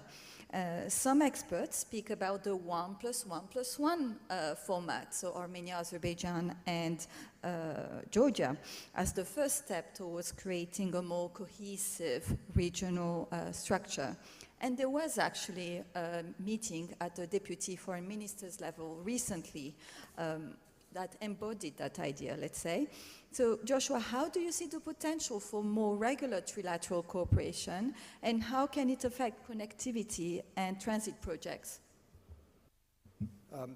Yeah, so the South Caucasus today is, I think, one of the least integrated regions there are in the world. I think, you know, in the given amount of space, the number of closed borders here is really astounding. All legacies of the 90s. Not only the borders between Armenia and Turkey, but of course Georgia has these breakaway territories, Abkhazia and South Ossetia. The borders there are effectively closed, and that effectively closes off Georgia's good transportation ties with Russia, on which Armenia depends heavily.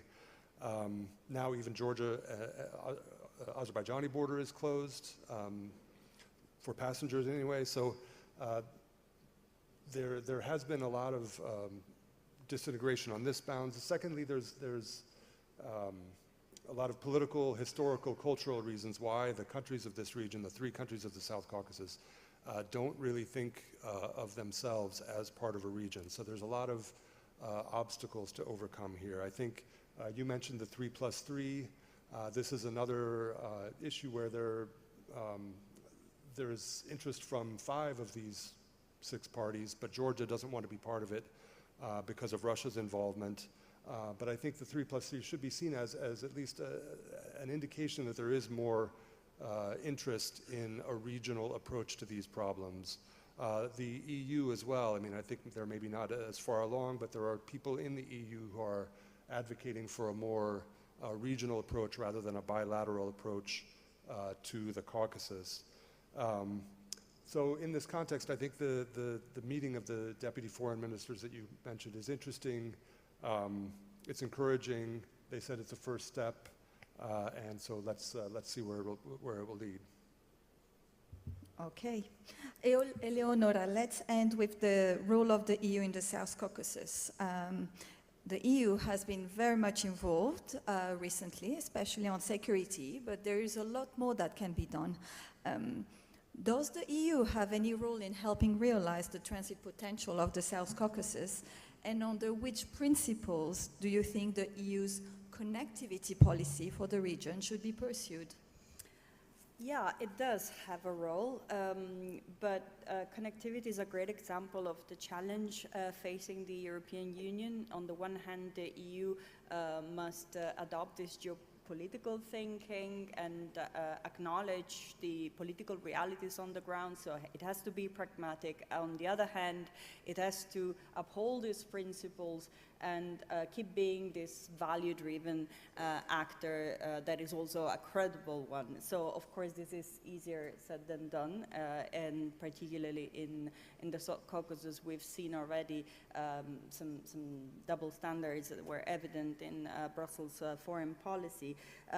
In the connectivity domain, this could be done on the political level by the credible commitment of the EU in the peace process. Mr. Gregorian was talking about peace as a process, and I very much agree with it. And sometimes, you know, the EU kind of stepped down a bit from the mediation between Armenia and Azerbaijan, but it can be very much present if the peace agreement is signed in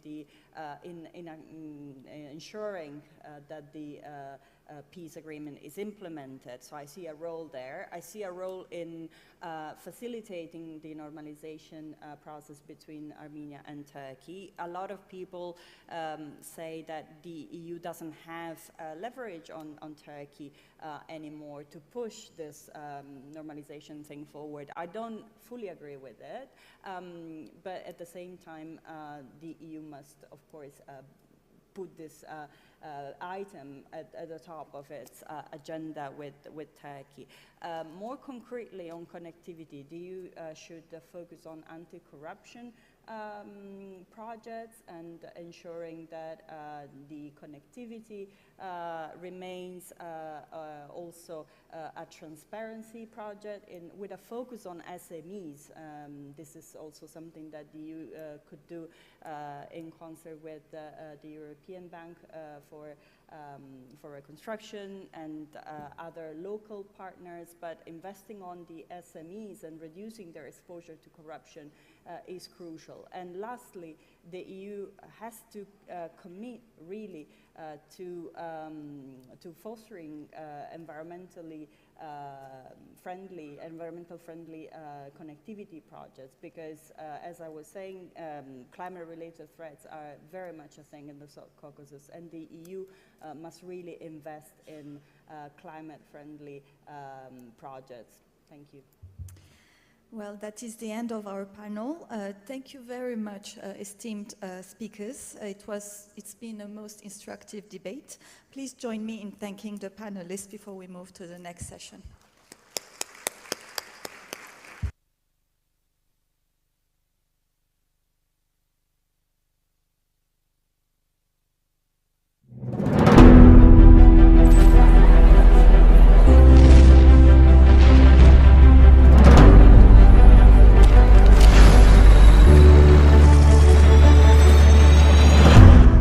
You're gambling with World War III.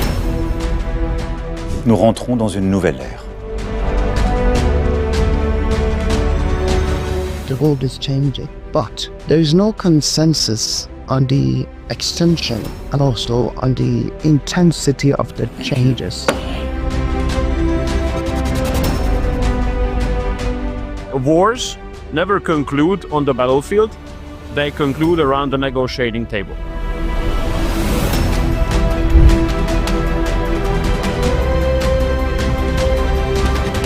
Peace between Armenia and Azerbaijan not only is possible, but is within reach. We have a real chance now, we, Armenia, Georgia, Azerbaijan, to close the page of enmity in this region and to open an era of stability and peace.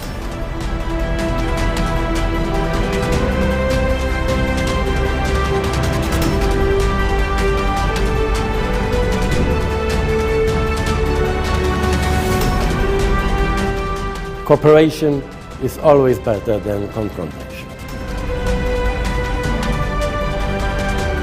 Your partners you can choose, your neighbors you cannot choose, because we cannot change the history, but we can make the future together.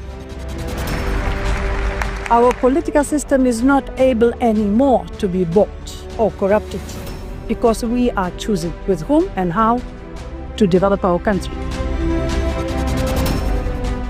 After 3 decades of closure, the opening of borders of Armenia with Turkey and Azerbaijan is going to be a game changer. And it will bring Europe and Central Asia closer together like never before.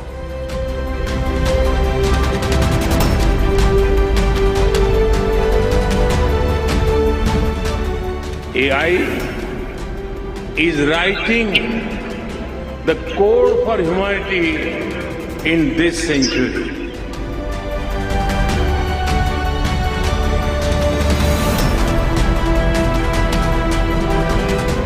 Armenia has been selected to host the 17th meeting of the Conference of the Parties.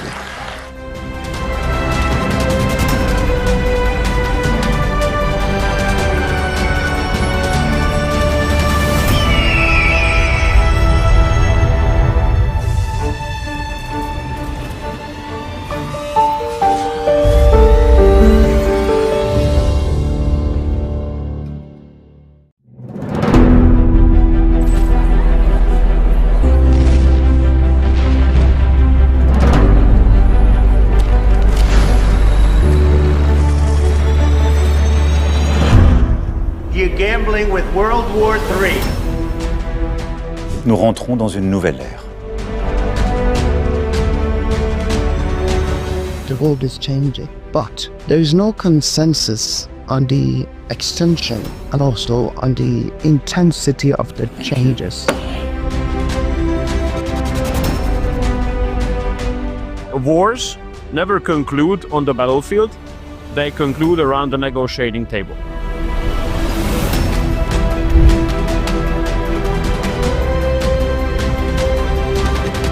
Peace between Armenia and Azerbaijan not only is possible, but is within reach.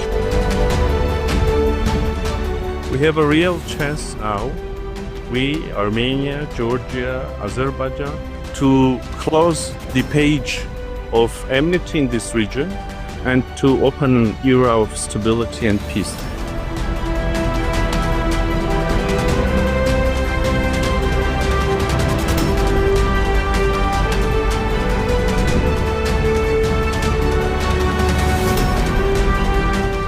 Cooperation is always better than confrontation. Your partners you can choose, your neighbors you cannot choose, because we cannot change the history, but we can make the future together. Our political system is not able anymore to be bought or corrupted because we are choosing with whom and how to develop our country. After 3 decades of closure, the opening of borders of Armenia with Turkey and Azerbaijan is going to be a game changer. And it will bring Europe and Central Asia closer together like never before.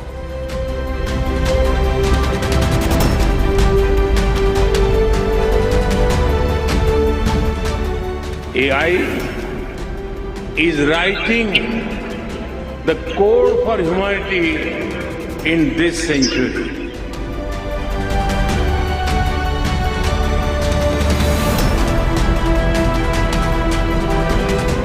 Armenia has been selected to host the 17th meeting of the Conference of the Parties.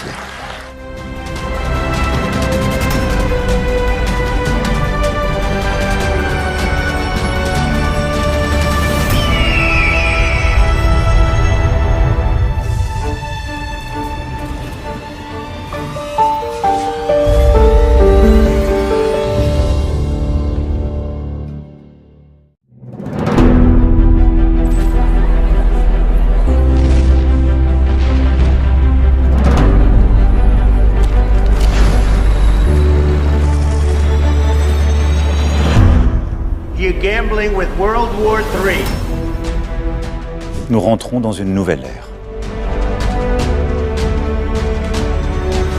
The world is changing, but there is no consensus on the extension and also on the intensity of the changes. Wars never conclude on the battlefield, they conclude around the negotiating table.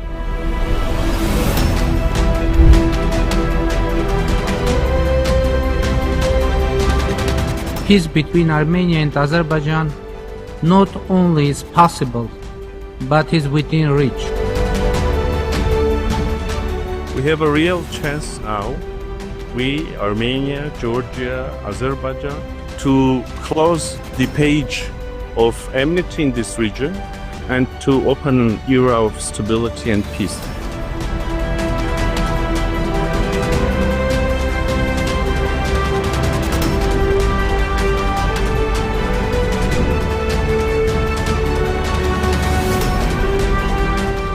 Cooperation is always better than confrontation. Your partners you can choose, your neighbors you cannot choose, because we cannot change the history, but we can make the future together. Our political system is not able anymore to be bought or corrupted because we are choosing with whom and how to develop our country. After 3 decades of closure, the opening of borders of Armenia with Turkey and Azerbaijan is going to be a game changer. And it will bring Europe and Central Asia closer together like never before.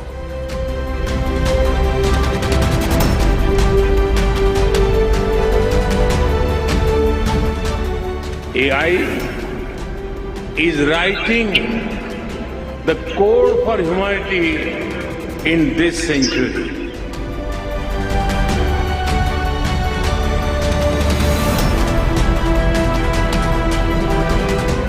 Armenia has been selected to host the 17th meeting of the Conference of the Parties.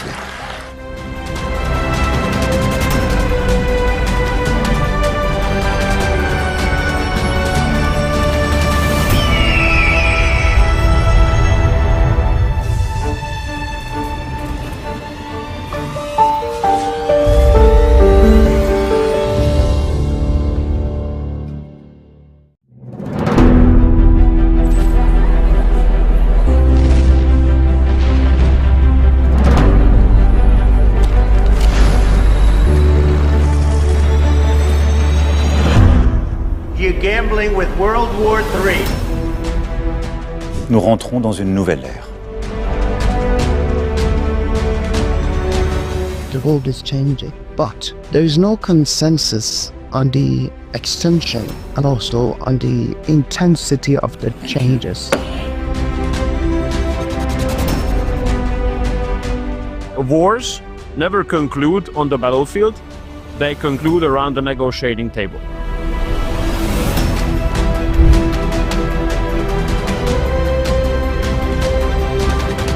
Peace between Armenia and Azerbaijan not only is possible, but is within reach.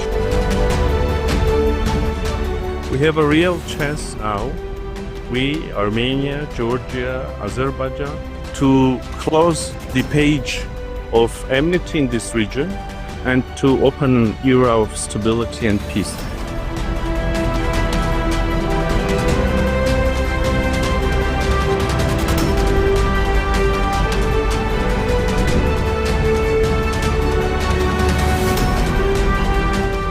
Cooperation is always better than confrontation. Your partners you can choose, your neighbors you cannot choose, because we cannot change the history, but we can make the future together.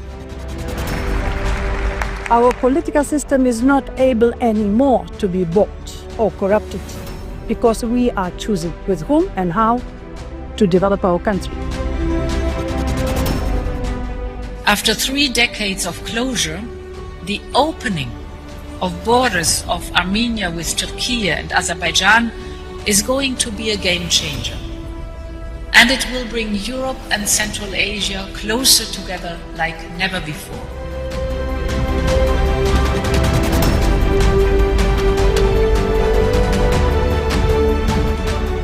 AI is writing the core for humanity in this century.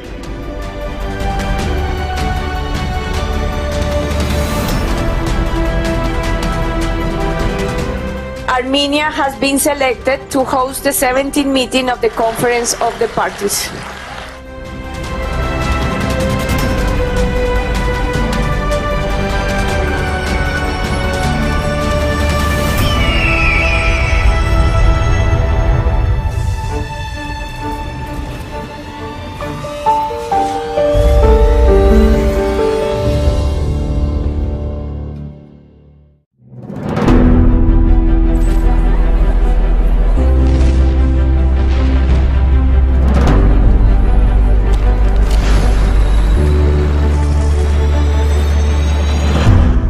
You're gambling with World War III.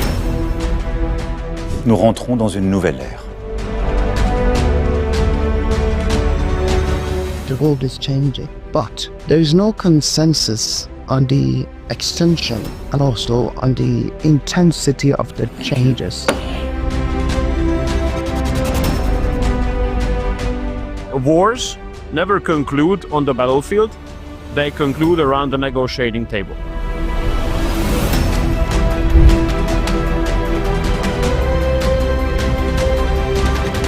Peace between Armenia and Azerbaijan not only is possible, but is within reach. We have a real chance now, we, Armenia, Georgia, Azerbaijan, to close the page of enmity in this region and to open an era of stability and peace.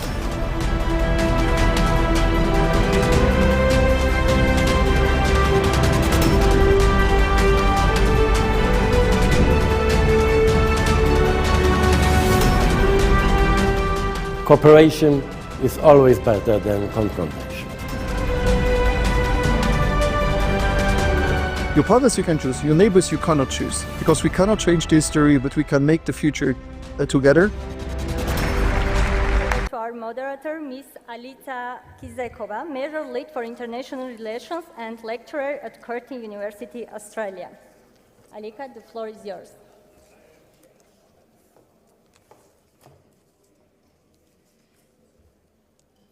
Bariol Bolorin, good afternoon everyone. So my name is Alita Kizekova and my affiliation says that I come from Australia where I teach at Curtin University, but I'm also originally from Slovakia and I worked there at the ministry dealing with e-governance and I work at the Czech Parliament before at the Speaker's office, so I'm quite familiar with member states' interactions with the European Union, but also the challenges of integration and different stages of democracy and democratic governance. So today, I have a distinguished panel of speakers who are a mix of local representation, but also European Union, European Parliament, but also member states. So let me introduce Arman Yohoyan, who is the chair and standing committee on European integration at the National Assembly of Armenia. Then Belen Martinez Carbonell, who is the Secretary General of European External Action Service. Rasa Yuknevichiene, who comes from Lithuania but is a member of the European Parliament. Mark Hulse, who is the president of the Congress of Local and Regional Authorities at the Council of Europe. Then we have Marko Štucin, who is the State Secretary for European Affairs and Economic Diplomacy, International Law, and the Protection of Interests from Slovenia. And then Lucian Patu, who's president at Euro-Atlantic Resilience Center in Romania. So we have 2 rounds of questions. Each speaker will speak for about a minute or 2, and then we'll try to have a Q&A when I also would like to invite our young leaders to pose questions, so please prepare some questions. I'll dive right into the local perspectives on engagement. Obviously, today's topic is about the European neighborhood, a collaboration of countries in the region where European Union tries to engage on a political security level and make sure there is a resilience of democratic institutions and also balancing the security challenges. We've heard from previous panels some considerations to peace talks, but also we have ongoing war in Ukraine, which is one of the countries involved in these processes. And so, in my view, every partner country has their unique take on how the collaboration has evolved so far. So I'll ask our distinguished speaker from the National Assembly whether Mr. Yerevan can tell us about his perspective on the current partnership, what has been delivered so far, whether he feels the country gains some benefits, or whether he feels there are some challenges that have taken place and need to be looked at. Thank you very much. If we talk about Eastern Partnership, and generally in that framework, if we talk about bilateral partnership between the EU and Eastern Partnership member states, I should note that Eastern Partnership initially was created as a geopolitical project. What I mean by saying this is that after the big enlargement of the EU, after the 10 new members became an EU member, so there were 6 countries left geographically, physically, in between the EU and Russia. And all of those 6 countries became a member of one project, irrespective of what these countries' desires were, what their internal structure was, democracies, not democratic, what their foreign policy choices were. So all of them were in one basket, and there was, in a way, a uniform approach towards these countries. And back then, it was more or less understandable, because back then there were policies which would fit more or less to all these countries, and the rest could be addressed via bilateral cooperation. But now, as we see the world is changing and our region is changing, and each of our countries has changed the way that it will be very hard to find a uniform approach to all of us. And I would say that the normative power of European Union has reached its limits. So furthermore, if we want to go beyond this, I would suggest to concentrate on bilateral relations, via which we can also influence the reform agenda in each country and in the whole region as such, but what is more important, via bilateral relations, bilateral tools, and what is more important, via not only soft measures, but also hard, solid measures on the ground, be that economic ties, in certain cases, sanctions, why not? And only via these measures we can, in a way, bring back to a certain level of uniformity these 6 countries and our partnership with the EU. Thanks. Thank you for your remarks. I'm going to direct my next question to Secretary General Martinez Carbonell. We had a suggestion here, obviously, to help with certain measures and actions that could involve sanctions. From your perspective, looking at what is at the EU's disposal, how can the EU, and has been taking maybe some measures on a more targeted way, contribute to reducing the risk of some geopolitical fragmentation and foster peace, stability in this region? Thanks so much, Halika. Maybe I take it where Arman left it, with the invitation of how the bilateral relations can be further constructed. And I think Armenia is a very good example of a constructive relation between the EU and an important country in this region. And the way we are trying to promote this bilateral agenda, it's by something, we work on the basis of documents, which is how bureaucracies like to set agendas. And we are now finalizing negotiations for what we will call a new partnership agenda with Armenia. And then it will, maybe to make it more tangible and comprehensive to the audience, I will make 3 examples of how this agenda is going to take forward our relations. The first, and this is a topic that both the Prime Minister and the Foreign Minister mentioned this morning, is connectivity, which I think is one of the issues of the day. And we want to see Armenia included in the discussions that we're having in the region on wider connectivity. And this includes the crossroads of peace, Armenian agenda. We have, some of you are familiar, there is a big program called Global Gateway, where we support mobilize funds for big investments. And the EU has mobilized over 700 million already, with a view to projects like the North-South Corridor, the electricity connection with Georgia. So these are tangible ways where we could connect, and we expect to do even much more in the coming years. The second is by supporting something that it's very close to our heart and what is the EU, which is supporting resilience and reforms. And there we want to commend Armenians for their courageous steps towards the EU. And we have in that regard increased a lot of our bilateral support, including to Karabakh Armenians, for example, or supporting over 6,000 SMEs in the past year. This is something that gets very close to people, help them in the realities of the day, but also something very close to people. We will be launching the dialogue with a view to one day have visa liberalization, so that one day Armenian tourists can travel freely to the EU. And then again, it's something very, very tangible.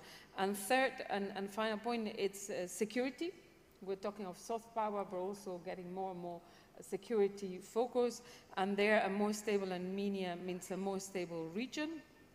And as some of you know, 2 years ago, we launched this EU mission in Armenia that has been helping to monitor the Armenia-Azerbaijan border. I think they're playing a superb job. I had the opportunity to visit them yesterday, and this is kind of the things we're trying to do with Armenia, but also through something we call the European Peace Facility. We have been helping to modernize the Armenian armed forces and to wrap it all this into a more joint vision of security. We will soon be having a security and defense consultations in Armenia. All this with a view to support Armenia reform agenda, but also to help them in their efforts to finalization of the normalization process with Azerbaijan that the Prime Minister was mentioned today. The High Representative Kallas couldn't be here today, but she's coming to Armenia before end of June, early July, and I'm sure she will take all this forward. Thank you. Thank you so much for this quite structured and informative take. If I turn my attention now to Mark Kuls, and from the Council of Europe's perspective, if you could comment on some of the actions that the Council has been taking to support consolidation of democracy and democratic institutions in Eastern neighborhood. Thank you. I'm not sure that each participant knows the Council of Europe. The Council of Europe is the oldest European organizations, founded in 1984 to defend democracy, rule of law, and human rights. So it's different of the European Union. We work together, but it's two different organizations. Council of Europe's support to Armenia has been steady since 2001. It's when Armenia became a member of the Council of Europe. 4 consecutive Council of Europe's action plans have been adopted since 2012 to bolster Armenian efforts towards democratic reforms in line with Council of Europe standards. That's very important. And to give you two concrete examples at local level, with our Center of Expertise, we have done it in Armenia, but also in Georgia, Moldova, and Ukraine. We have been supporting consultative, participatory, and deliberative democracy initiatives to engage citizens in dialogue and co-creation of policy. And another example is our participation to the elaboration of the concept of a new local reform in this country. The concept of new decentralization was adopted by Armenia in 2023, and now there is a draft law on local self-government. I know that this draft law is still in discussion with local authorities, but when it will be adopted, it will be a significant step forward in the path towards enhancing local democracy. And I really believe that local democracy is very important for democracy, because democracy is not only the verticality of the power, it's also the share of power. Thank you so much. I would like to ask Ms. Yuknevichiene about your experiences from European Parliament. Obviously, there is the technical question of how the EU legislative efforts can support these countries. But specifically, when we talk about some security risk and threats, Lithuania has been actually quite outspoken in not just European but global context about some countries such as China or Russia undermining security also of the EU space, Europe.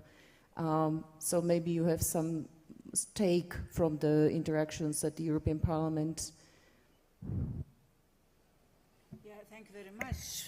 1-2 minutes and questions about China and all global issues is a little bit difficult, but I will try. I also would like to introduce, as you did very rightly, European Parliament. European Parliament is a very unique institution. And when Armenia joins European Union, you will have members of European Parliament representing your country in European continent. I hope that it will happen in my lifetime. I wish to see this. Around 373 million people are voting. And this is the largest international democratic elections in the world. Now, on the question. Yes, European Union today is facing really new challenges we could not imagine a few years ago.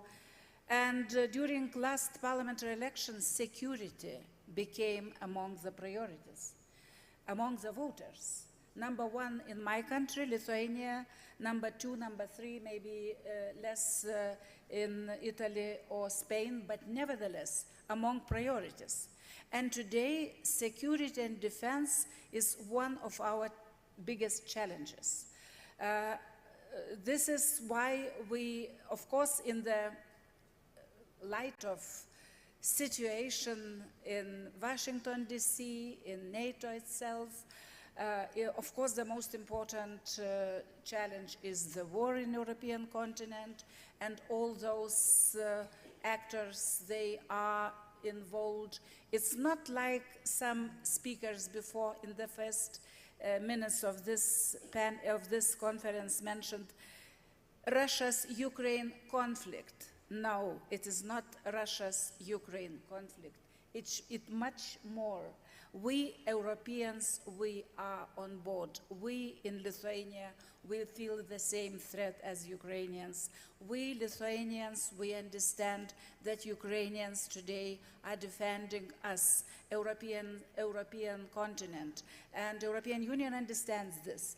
That's why we are trying now to change, to go forward with our institution like European Union, and to start to build up our defense union, of course in cooperation with NATO, of course not duplicating, of course we would like to have the United States on board, but we understand the situation will be different. So now on enlargement also is one of the priorities, and this time enlargement process is very much about security. It's not only about economy, it's not only about welfare, of course it's about spreading of democracy, because it's our interest, deepest interest in European Union member states to have this continent composed with democratic nations, because democracies, I don't know any example when democracies are launching a war against each other. Usually autocracies, dictatorships are attacking or each other or mostly against democracies, like we have now. So enlargement became most of important challenges.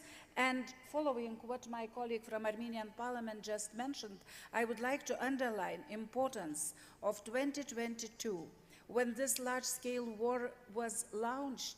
European Union immediately changed understanding on Eastern Partnership countries. You know that Ukraine became a candidate country, also Moldova, Georgia. Unfortunately, my beloved Georgians, I congratulate all Georgians. They are here with their Independence Day of today, but unfortunately the developments are not in progress on EU, softly saying, but what I wanted to say, that it changed a lot 2022, and many politicians, many capitals understood that this naive approach towards Kremlin, which existed until 22, when many expected that engagement policy with Kremlin will be helpful for both sides, it failed. And today it's very understandable that those gray zones left in between dictatorship and democracies, it also was one of the reasons why Putin launched this war, thinking that democracies are weak and he will grab countries next to them. So Armenian, just one final message for this part. Armenia for me is very close to me as Lithuanian, because we are a small nation, because we became real Lithuania when we joined NATO and EU, despite our very sad history in the past. So those changes we hear from this capital, I think, is encouraging, and Armenia is becoming like one of the leaders of democratic processes in this region. Congratulations. Thank you so much, and I'm sure our Armenian colleagues appreciate this support. Although we speak about security overtaking now the agenda, the theme of this obviously dialogue is also navigating the unknown, which relates also to economic sphere. If we like it or not, we see different interventions from the United States as well. And I would ask now my colleague on the right, State Secretary from Slovenia, Marko Štucin, perhaps to comment on some of the economic opportunities in light of this unknown for the region, for the countries of Eastern Neighborhood, but maybe also opportunities for Slovenia specifically in consideration with what's taking place. Thank you very much. Now, when it comes to the Eastern Partnership, we heard before it was established in 2009. That was a year after the wars in Abkhazia and South Ossetia, if you probably remember. And I remember it very well because as a young diplomat in 2008, one of my first jobs was to task the strategy for Eastern Partnership. Slovenia was presiding the European Union in 2008, so we didn't have external action service at that time, so it was on the member states to put forward the proposals that were then negotiated in Brussels, and I put a small piece of my ideas into this. Reflecting now from today's perspective, the idea was to basically establish the political and economic mechanisms for cooperation with these countries, and I'm specifically not mentioning security because security, in our view, comes afterwards. So if you know how European Union was established, so on the basis of economic cooperation, then political cooperation, then comes peace, stability, security. So we wanted to copy this also for this region. Now it's clear today the Eastern Partnership needs to be upgraded. Out of 6 countries, of course, Ukraine is in the war, Ukraine, Moldova, Georgia, they're candidate countries.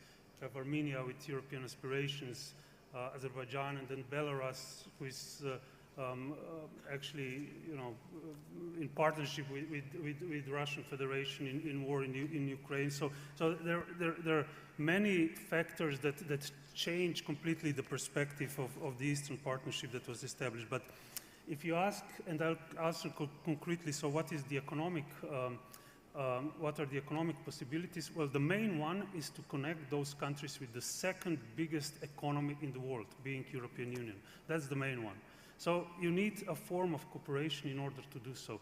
And I'll not go into details because there are many specific areas, but being able to have better access to the second biggest economic bloc is something huge. The second very important thing is connectivity, was already mentioned. Armenia, for example, is actually in the middle of the way from China to Europe, so we have a central corridor that can go through, and this is something that can bring extremely big value for this country, I personally believe. And when you ask where the Slovenian position is, economically, we would be, if you go from China to, if the goods would go from China to Europe, we would be at the end of this path. So we have a big port of Koper, that would be the end of this central corridor road, and it's in our strong national interest, also not only European, but speaking as European, it's for sure goes hand in hand, but it's in our big interest to really enable Armenia, but also the whole region, to cooperate better, to work better together, to enable better economic cooperation, and then actually better work with the European Union as such. With this, it comes also safety and security. That's our firm belief. Thank you very much. One of the areas I think that is universal and unchanged is our necessity to build resilience in the sphere of cyber and in terms of hybrid security. I would like to ask His Excellency Lucian Fatu, who represents the Euro-Atlantic Resilience Center, whether he has any remarks that would relate to Eastern Neighborhood countries, how they can adapt to these potential threats coming in this sphere, and perhaps build longer-term resilience. Thank you very much. It's my honor and pleasure to attend this forum, and I congratulate the organizers for establishing already a place for strategic thinking and providing solid policy options I represent a center, an institution that is a little bit younger than the Council of Europe. We were founded in 2021. At the same time,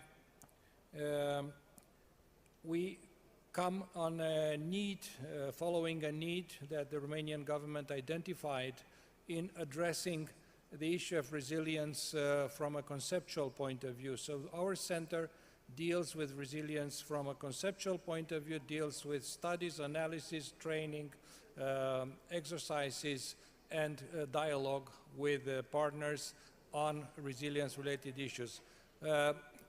In our dialogue with partners, we do not preach, we do not teach, we listen to the needs of the partners we engage with, and at the same time we learn from the countries who are experiencing resilience in direct way, and I could even say in hard way. I would like to quote now the 2024 Flash Eurobarometer, who identified two as the most potential threats to democracy.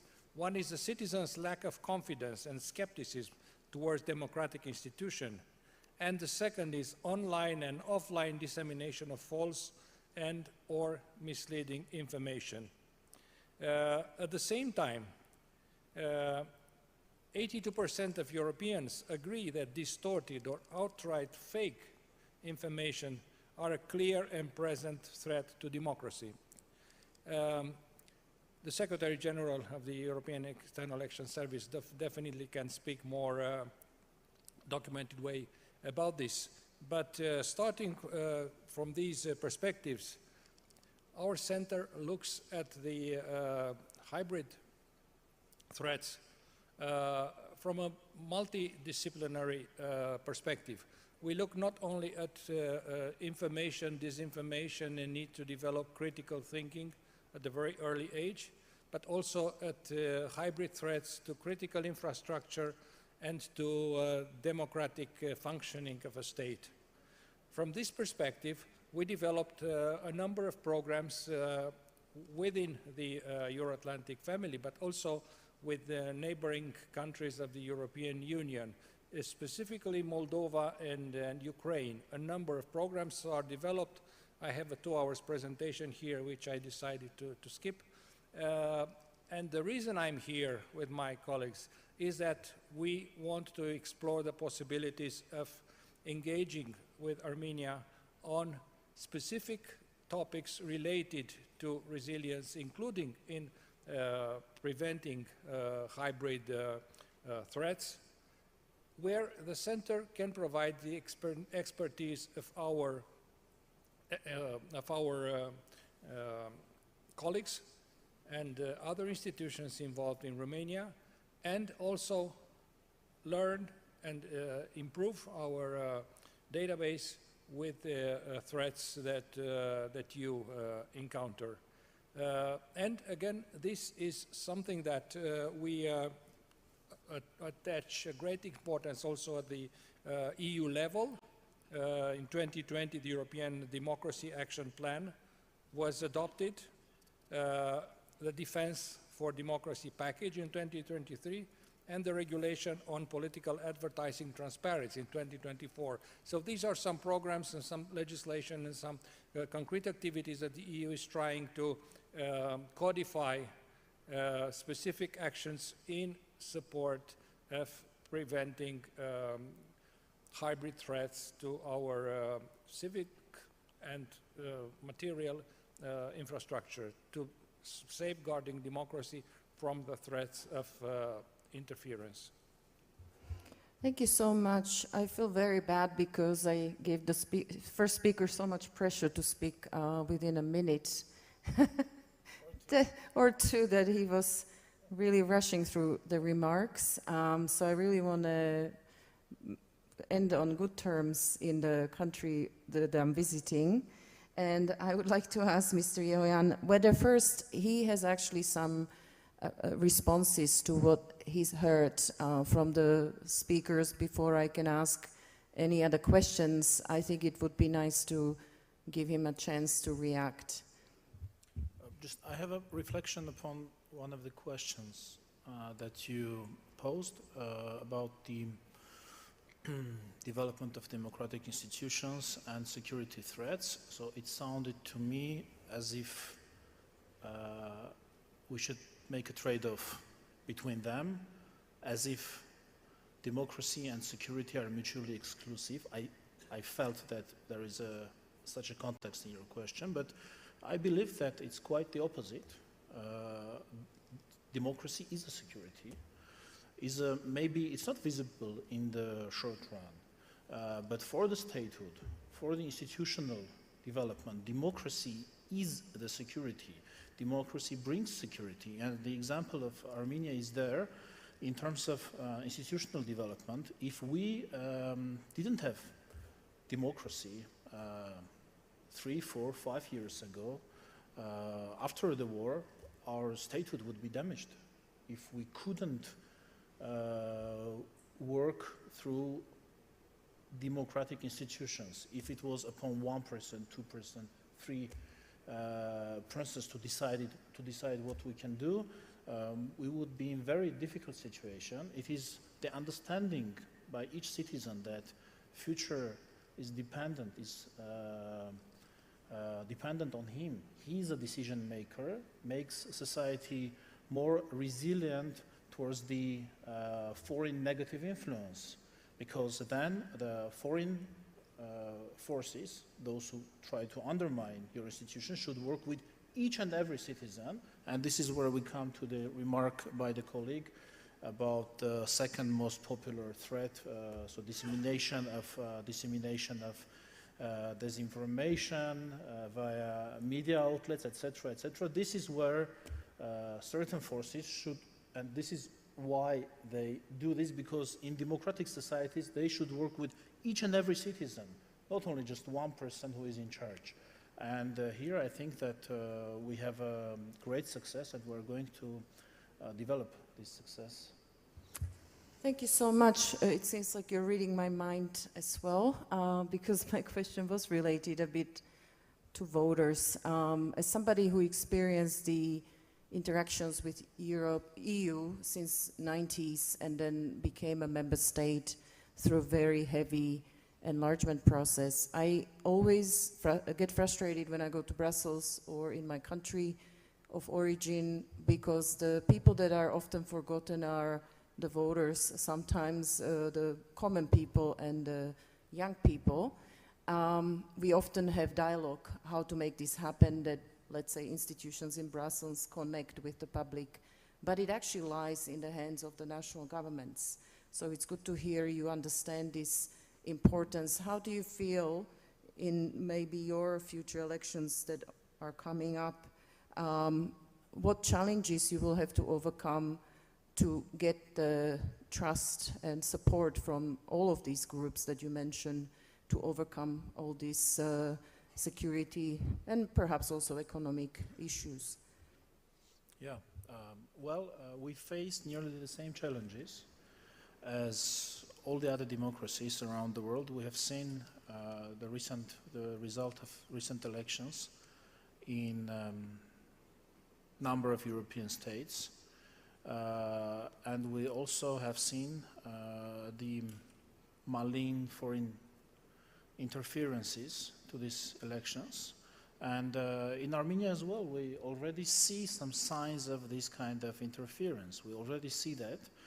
And we expect, we anticipate that it is going to grow by time when the day of election comes closer. And what we do with this, we talk to our people. Today in the morning, the Prime Minister was addressing these issues for about half an hour, and he's doing this nearly every day. And we in the Parliament are doing the same, trying to explain the aims of the policies that we're implementing, the reason that we're trying to do this, the possible outcomes. And of course, in the short run, we're also talking about this misinformation, disinformation, campaigns very often consisting of deep fakes, which is, I should admit, is quite challenging. But we try to do this. We try to explain to our people to not to believe just to everything that they see, especially in social networks. We try to explain that even videos, even photos, even voices can be faked. So, and I think that we have, though very modest, but we have some success there, and I do not see it any other way. I cannot imagine limitations in our media. I cannot imagine that. This year, according to the report of the Reporters Without Borders organization, independent organization, Armenia is on the 34th place worldwide by its media freedom. It's unprecedented. We have never been on that high line in this ranking. We are, I would say, somewhere in between in some EU member states and some others, somewhere in between. And it's I think it's a good news and it's an achievement. And we should protect this freedom rather than limit it. Thank you. You actually have a very good score for internet freedom. I was looking at it, it's 70 out of 100 points. That's even higher. Let's even boost this. And like you said, it's a country in transition, so it's in a good path to get that boost and support. But I'm going to ask now, which is quite relevant to this conversation, Mark Coles, if you don't mind, from the perspective of Council of Europe, how do you, like seeing these efforts of Armenia to strengthen their democratic institutions, how do you assess the progress of a country, you know, in this area of democratic transition from your perspective? What it is that you're looking at and what it is that they have to pay attention to more? First, I also believe that democracy brings security. In an age of uncertainty, the best way to ensure stability and security is not to retreat from democratic principles, but to anchor them more firmly, locally, nationally, and internationally. And it's the case of Armenia. A lot of reforms have been done in this country the last years, and it's really appreciated by the Council of Europe. The president of the parliamentary of the Council of Europe was here a few weeks or a few months ago. I believe that in a few weeks the General Secretary of the Council of Europe will also come here in Armenia. I talked a few minutes ago over the reform on local democracy. That's very important. To give an example, Armenia became member of the Council of Europe in 2001, but ratified very fast, very rapidly in 2002 the European Charter on Local Self-Government. And regularly we have a delegation of the Congress who come in each European countries to follow the application of the Charter. The late time was in 2019, and we will do a new monitoring next year. But what we see at local level, it's a very positive evaluation on participation, on good dialogue between local authorities and government on an example. And it's not easy, the geographical situation of Armenia, and in this context, I think it does a lot of things.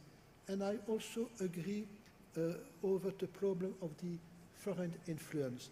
At its March 2025 session, the Congress addressed the issue of foreign interference in local and regional elections, calling on local, regional and national authorities to adopt a comprehensive and multi-layered strategy to address this growing threat. That's also something that Georgia must be cautioned, as the problem on each European countries and over the world of the fake news. So there is still a work to do, but a work that must do in each European countries. But I really think that Armenia is a good way in its democratic reforms.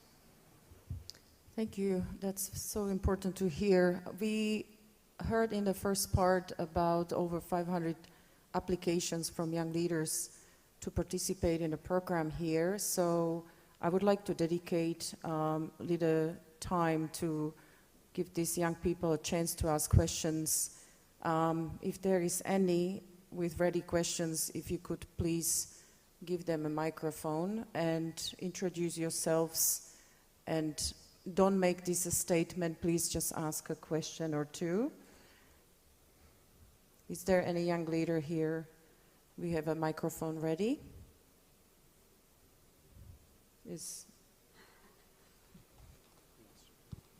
Let's try to ask 2 or 3 questions, and specifically if you have a speaker that would like to answer.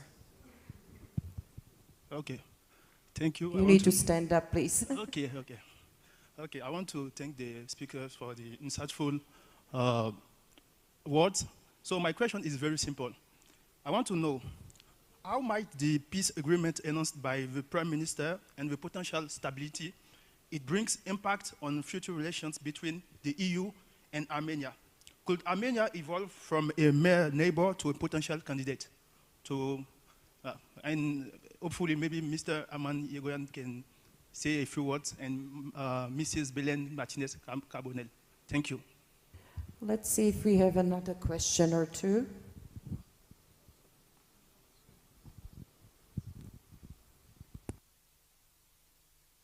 Yeah, so also thank you very much to all the speakers. I think it's a fascinating panel. I was thinking about foreign information manipulation when resilience was brought up, and I was thinking about the case of Moldova, where we have seen the EU offer its expertise in foreign information manipulation in the local context of the Moldovan presidential elections, and now in the upcoming parliamentary elections as well. And I was wondering, especially to Ms. Carbonell, but also to Mr. Yegoyan, to what extent is this a model that could be used and would be welcomed maybe in Armenia as well, or throughout the Eastern Partnership? And maybe one final, unless... My name is Dina Munir. I'm from Egypt. I'm associate professor at the American University in Cairo. Thank you for the interesting presentation. And I have a question regarding the EU foreign policy. In your perspective, how far the EU foreign policy strikes a balance between adopting bilateral cooperation agreements and adopting cohesive and consistent regional policy frameworks?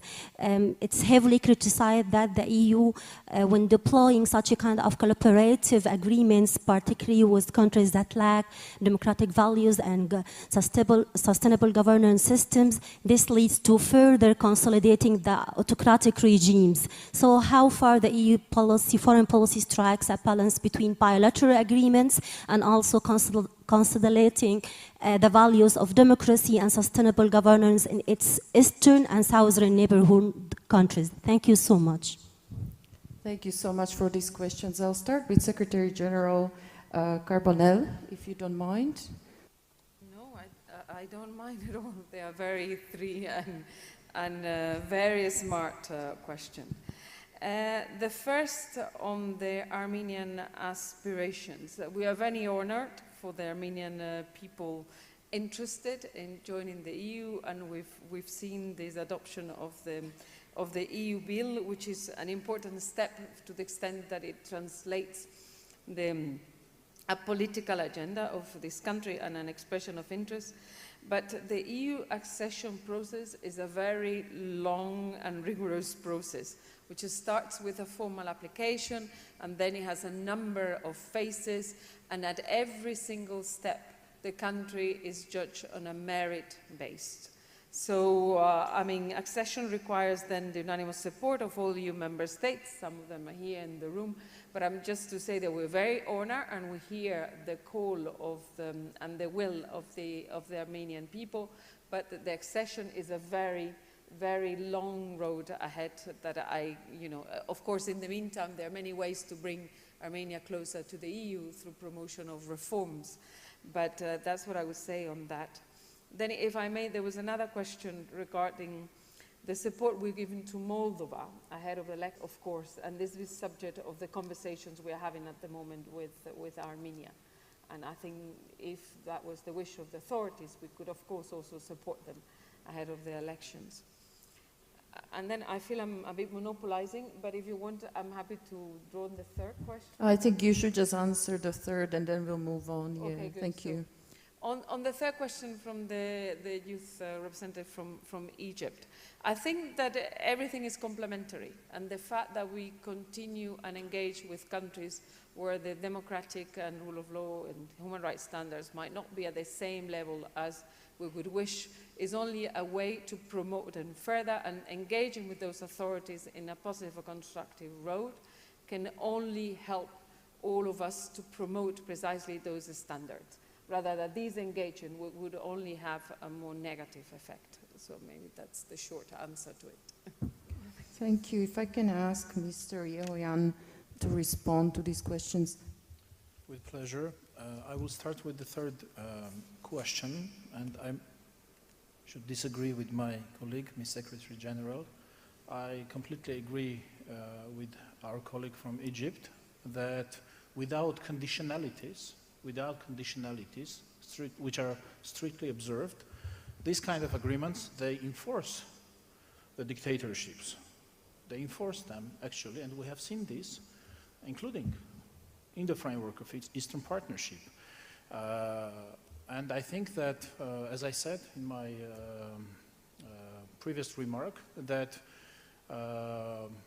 European Union normative power has reached its limitations. I do not believe that it's possible anymore to impose any kind of normative changes via normative rules, via example, via explaining, via convincing. I do not believe this anymore because I know very well some of those countries that EU tries to change, and I believe that changes in those kind of countries come through specific tools, through tools that work in that kind of countries, which are mostly economic tools, some very strictly observed conditionalities, and so on. And I hope that the EU will do this.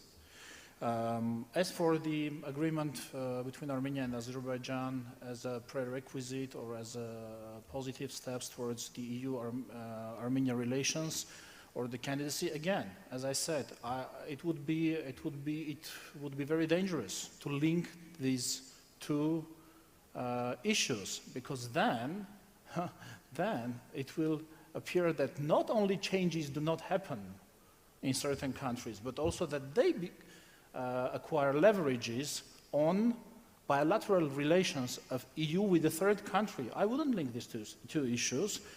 EU-Armenia relations should develop as they develop. Of course, if there is a peace treaty, it will contribute to the development, but we shouldn't put it as a conditionality, because it will mean to give a leverage to Azerbaijan to leverage on EU-Armenia relations or EU third country relations, which is unacceptable.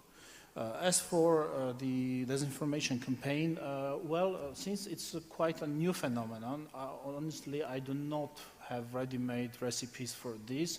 My recipe for fighting against disinformation is to give information. This is the only recipe that I have so far. If there are more sophisticated tools that are used in the EU or are under elaboration, we would happily adopt these tools here. Thanks.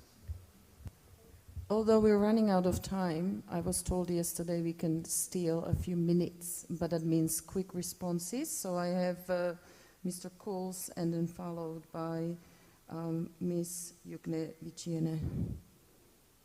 Yes, thank you.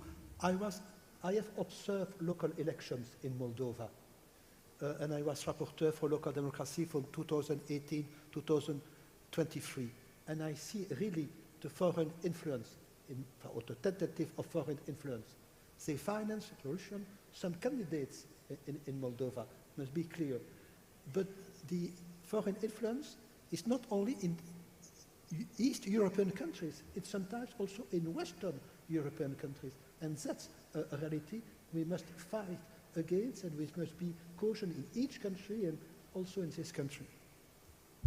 Thank you, Ms. Yuknevichene.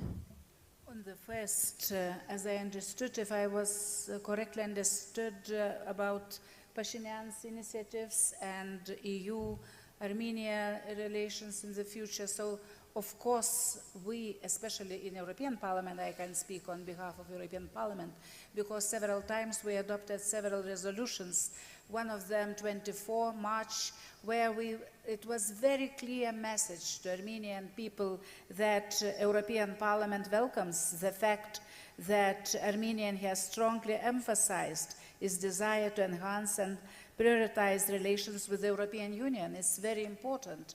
And you know, on reforms, from my own experience, my country's experience, it's not because EU wants reforms. Reforms are not for EU. Some people say bureaucrats or Brussels. No, not at all. Reforms, it's for your people. You need reforms because to reform the country and for better lives, for better democratic environment. My country enjoys this very much. Today, we are leading among all countries, new so-called newcomers, except Slovenia and Czech Republic. We overcome all other on GDP, and even countries like Greece, Portugal, and other countries on growth of GDP. And more than 80% of people enjoying this in Lithuania. And not because that EU did something, we did that together with EU. Moldova, just one sentence, yes, I agree with my colleagues, also visited a month ago this country and several times. But, you know, we have to learn a lot from each other. Moldova became like a laboratory, I would say, for Russia. They are using all possible instruments and tools to change the direction of this country. And not only countries next to EU, Romania, my country, all countries, we have the same challenges. Why it's important to look to each other?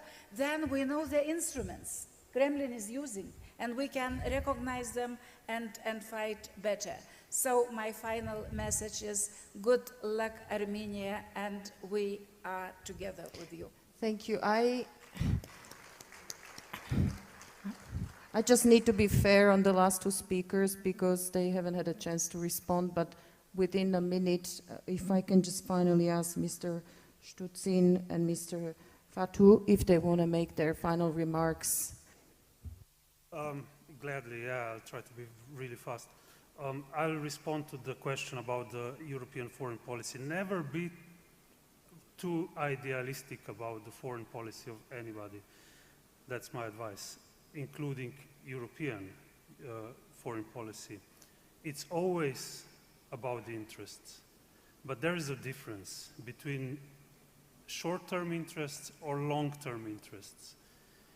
In our interest, in the interest of European Union, is to build a neighborhood that will be safe and stable and will also prosper. So basically we want to export what we learned from our experiences, from our integration. We also want to not really export, that's not a good word, but promote this in our neighborhood.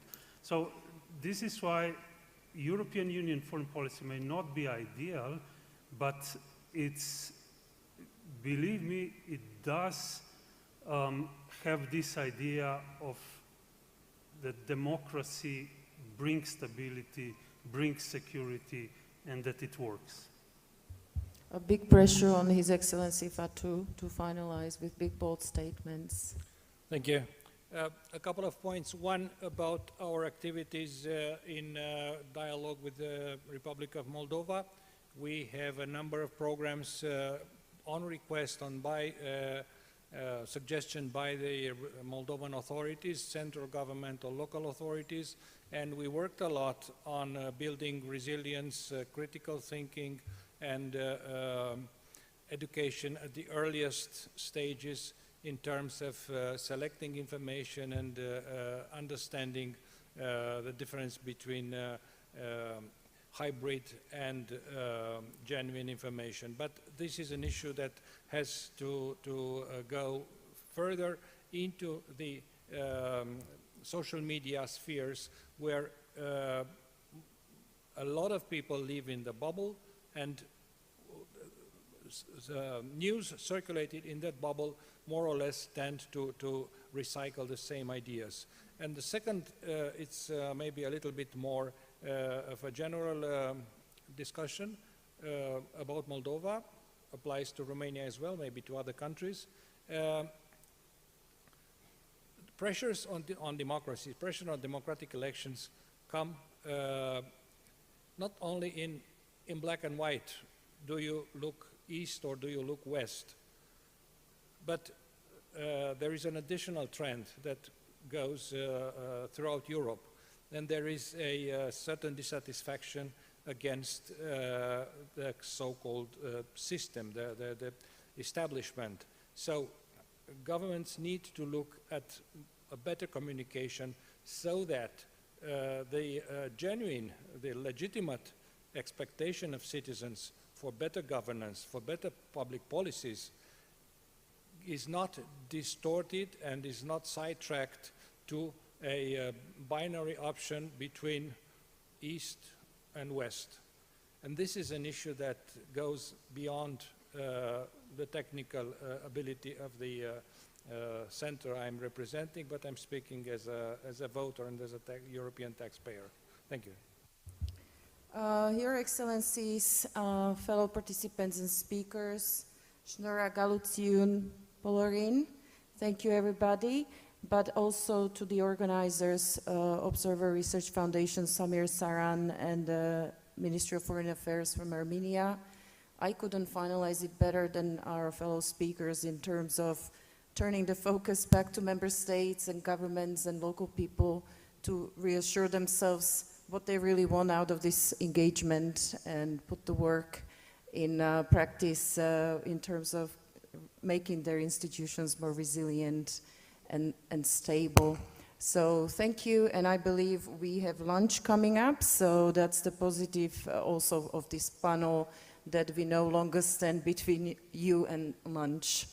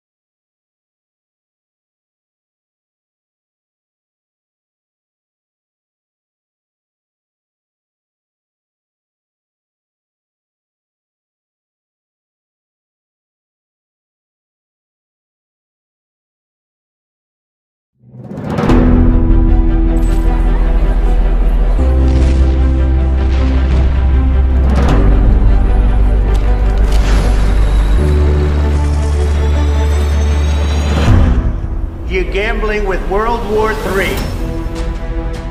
Nous rentrons dans une nouvelle ère. The world is changing, but there is no consensus on the extension and also on the intensity of the changes.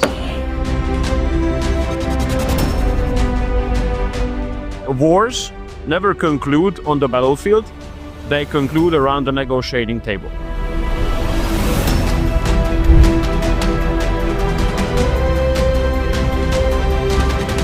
Peace between Armenia and Azerbaijan not only is possible, but is within reach. We have a real chance now, we, Armenia, Georgia, Azerbaijan, to close the page of enmity in this region and to open an era of stability and peace.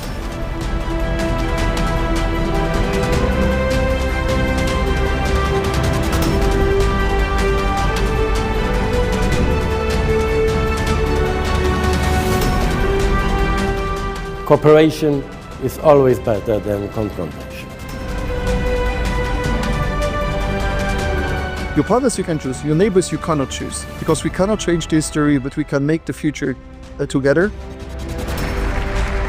Our political system is not able anymore to be bought or corrupted, because we are choosing with whom and how to develop our country.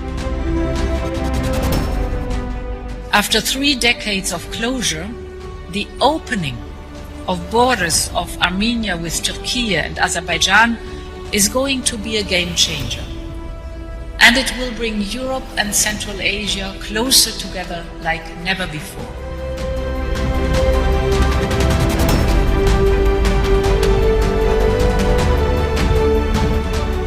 AI is writing the code for humanity in this century.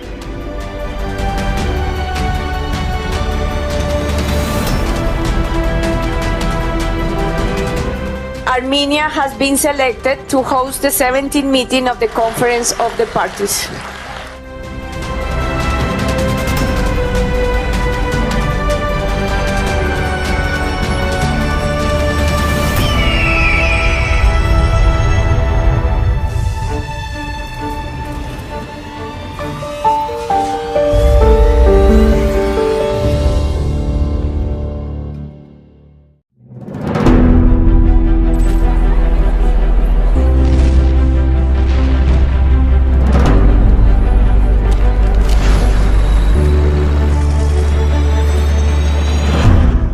You're gambling with World War III. Nous rentrons dans une nouvelle ère. The world is changing, but there is no consensus on the extension and also on the intensity of the changes. Wars never conclude on the battlefield, they conclude around the negotiating table.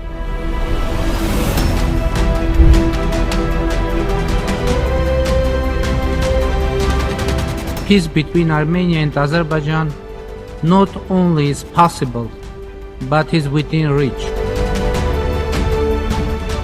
We have a real chance now, we, Armenia, Georgia, Azerbaijan, to close the page of enmity in this region and to open an era of stability and peace.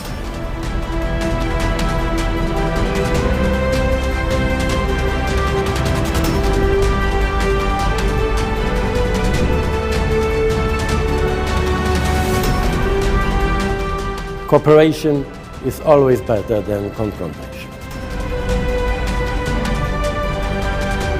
Your partners you can choose, your neighbors you cannot choose, because we cannot change the history, but we can make the future together. Our political system is not able anymore to be bought or corrupted, because we are choosing with whom and how to develop our country. After 3 decades of closure, the opening of borders of Armenia with Turkey and Azerbaijan is going to be a game changer. And it will bring Europe and Central Asia closer together like never before.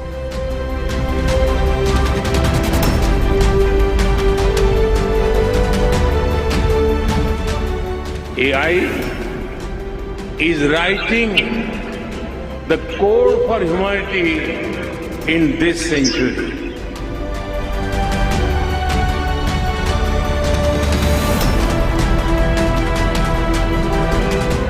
Armenia has been selected to host the 17th meeting of the Conference of the Parties.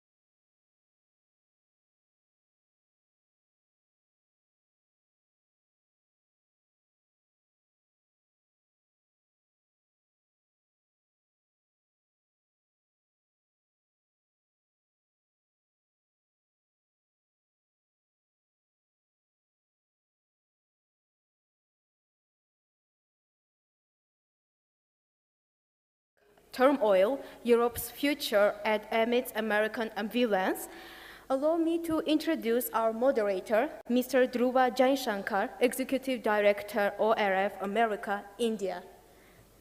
The floor is yours. Thank you.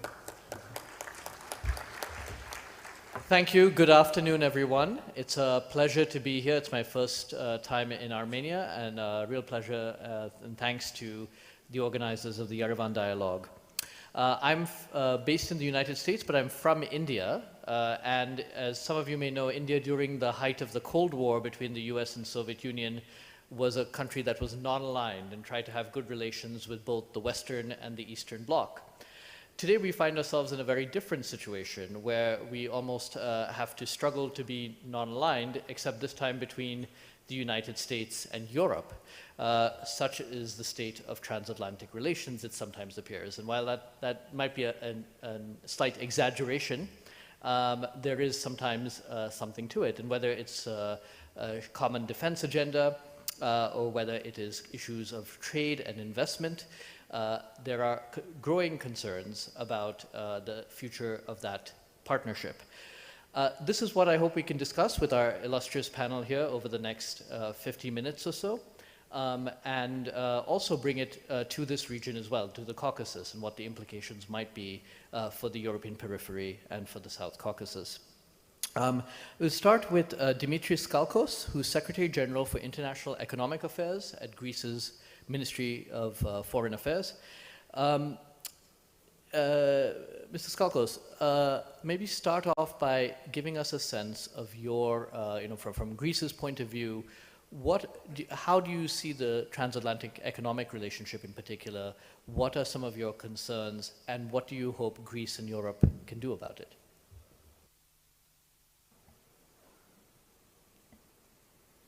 Thank you so much. First, allow me to thank the organizers for the opportunity to participate in such a panel with distinguished speakers. I will try to answer your question by following a macro approach. And I would say that for the last about 80 years in the post-war world, Europe relied for its security, but also for its economic prosperity, to the United States.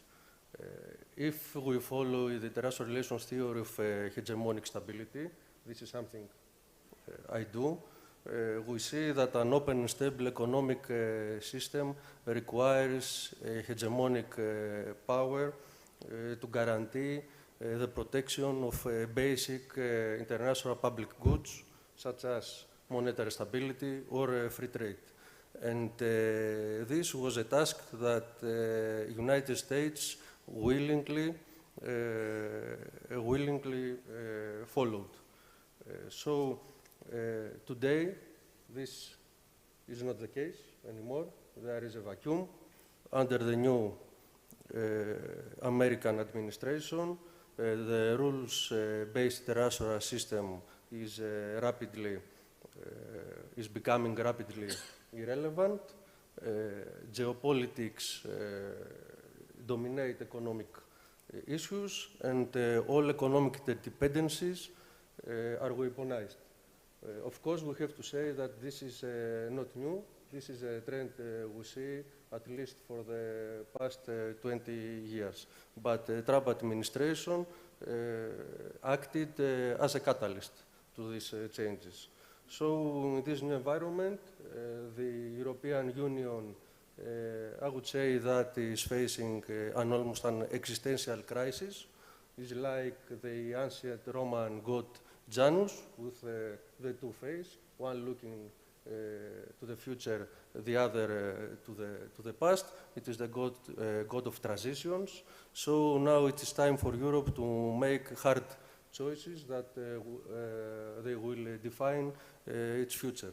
Actually, as the President of the European Commission, Ursula von der Leyen, said some months ago, the next 5 months will be decisive for the future of the European Union for the next 5 decades.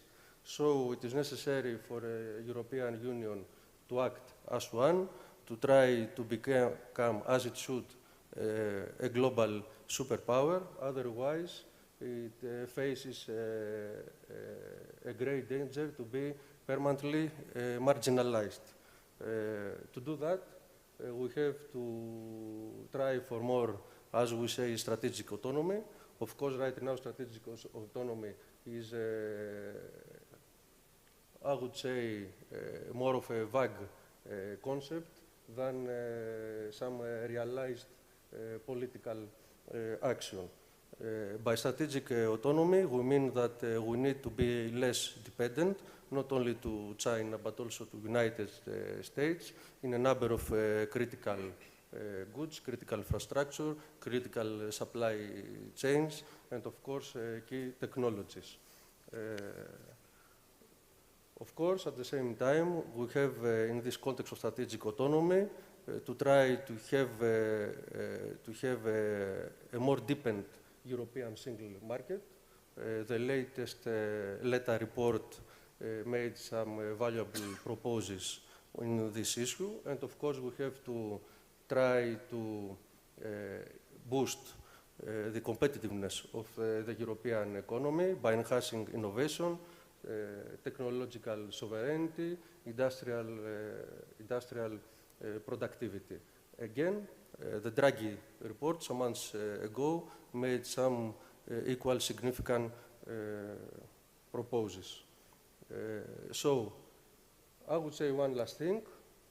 We are far away from this moment because right now the timing, it seems that it is not so good for European Union member states. We have the rising of populism, we have the internal politics of big countries like France and Germany. On the other side of things, we have to be optimist, because one thing that the European Union knows for sure is the art of compromise. And as many says, crisis brings reforms. So I think in the end, if we try to have a common stance, to speak with one voice, and I have to say that what I have seen the last months participating in European fora and foreign affairs councils, I understand that almost all the leaders of European Union member states follow this pattern. So in the end, I'm optimistic. Thank you. Turning from, you portrayed presented a sort of grim picture of sort of a fracturing transatlantic relationship, the need for Europe to adopt a more sovereign strategic autonomy. If I can turn to Cristian Mesaros, who's Director of Partnerships and Global Affairs at NATO. How do you see things moving forward in the transatlantic relationship, particularly the security partnership?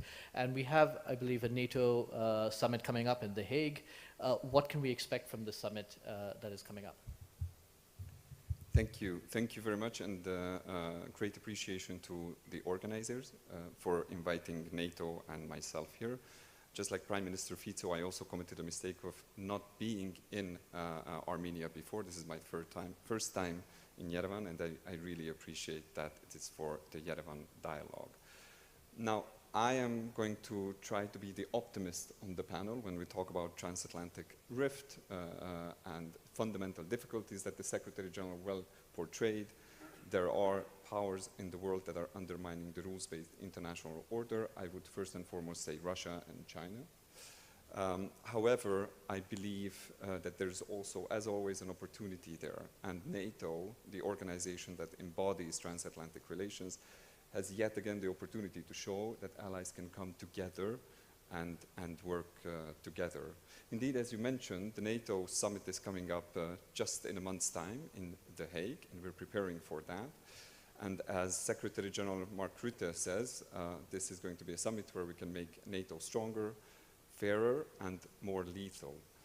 What he means by that, of course, is stronger, meaning more capabilities, more troops, not just for the sake of it, but given the challenges and the threats that we face are enormous, and we need to invest more in defense. And that links also to making the alliance fairer. That's something that I'm sure Amanda can talk about as well, because successive US administrations have worked on a fairer burden sharing across the Atlantic, ensuring that European allies also invest more in defense and take an equitable share of the burden. And we heard that there are plans on the European side to do just that, including the European Commission's white paper and the rearm plans. So it's quite hopeful that indeed defense investments in defense will increase. The Secretary General also mentioned the importance of defense industrial production, and that will be part of the summit agenda as well.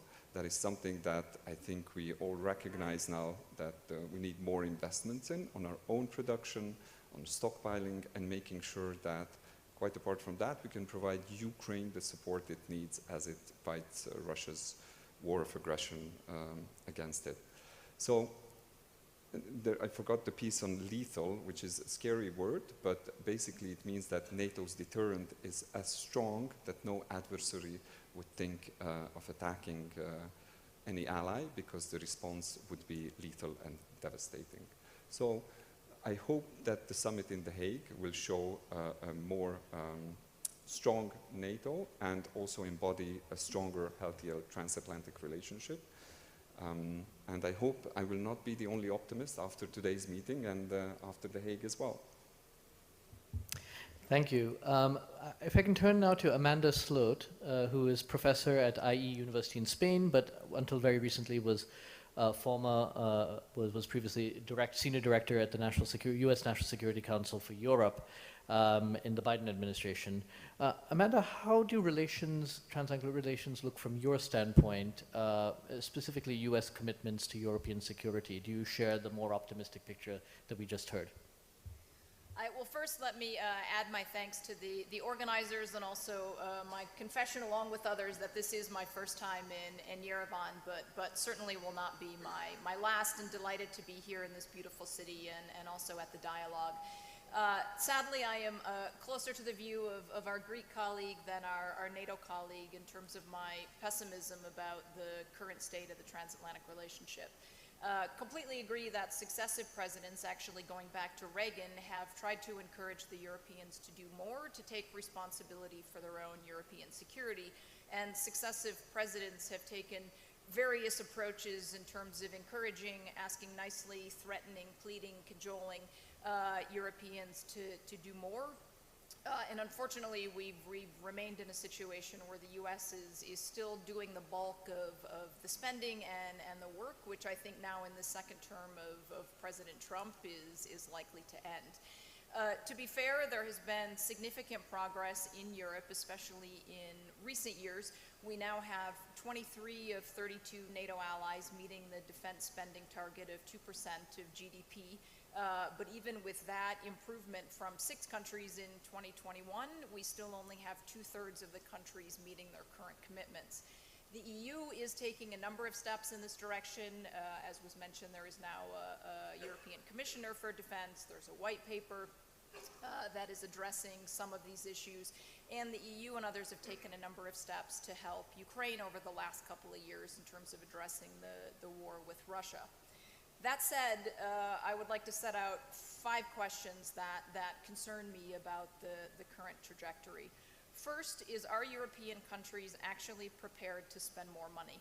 One of the main items under discussion at the Hague Summit is this idea of now raising the benchmark from 2% to 5%. 3.5% of that would be spent on hard defense capabilities. The other 1.5% could be much more broadly defined. Given that we only have 2/3 of the countries that are meeting the 2%, it does raise the question of, despite the political commitment, whether countries actually are prepared to significantly increase their spending and reach those targets. Second, are countries prepared to invest the money, assuming they are prepared to spend the money, in real capabilities? What we have tended to see in a number of countries over the last few years is some creative accounting in terms of getting to that 2%, including spending that money on salaries. Service members certainly should be paid appropriate salaries, but spending that money on salaries does not improve the capabilities of the alliance. And what we have seen over the last number of years is that where Europe has been lacking is in terms of having its own capabilities. We saw this very clearly in the Libya conflict, where Europeans did not have capabilities such as air refueling, intelligence, capabilities that the US needed to provide. And even in recent months, where Europeans have been talking about developing some sort of coalition of the willing to help Ukraine on the ground, there still is an expectation of satellite and other intelligence enablers coming from the US to support a European readiness to put boots on the ground. The third question is there political will in Europe to actually start spending this money, and more importantly, to make the case to domestic publics about the need to do it?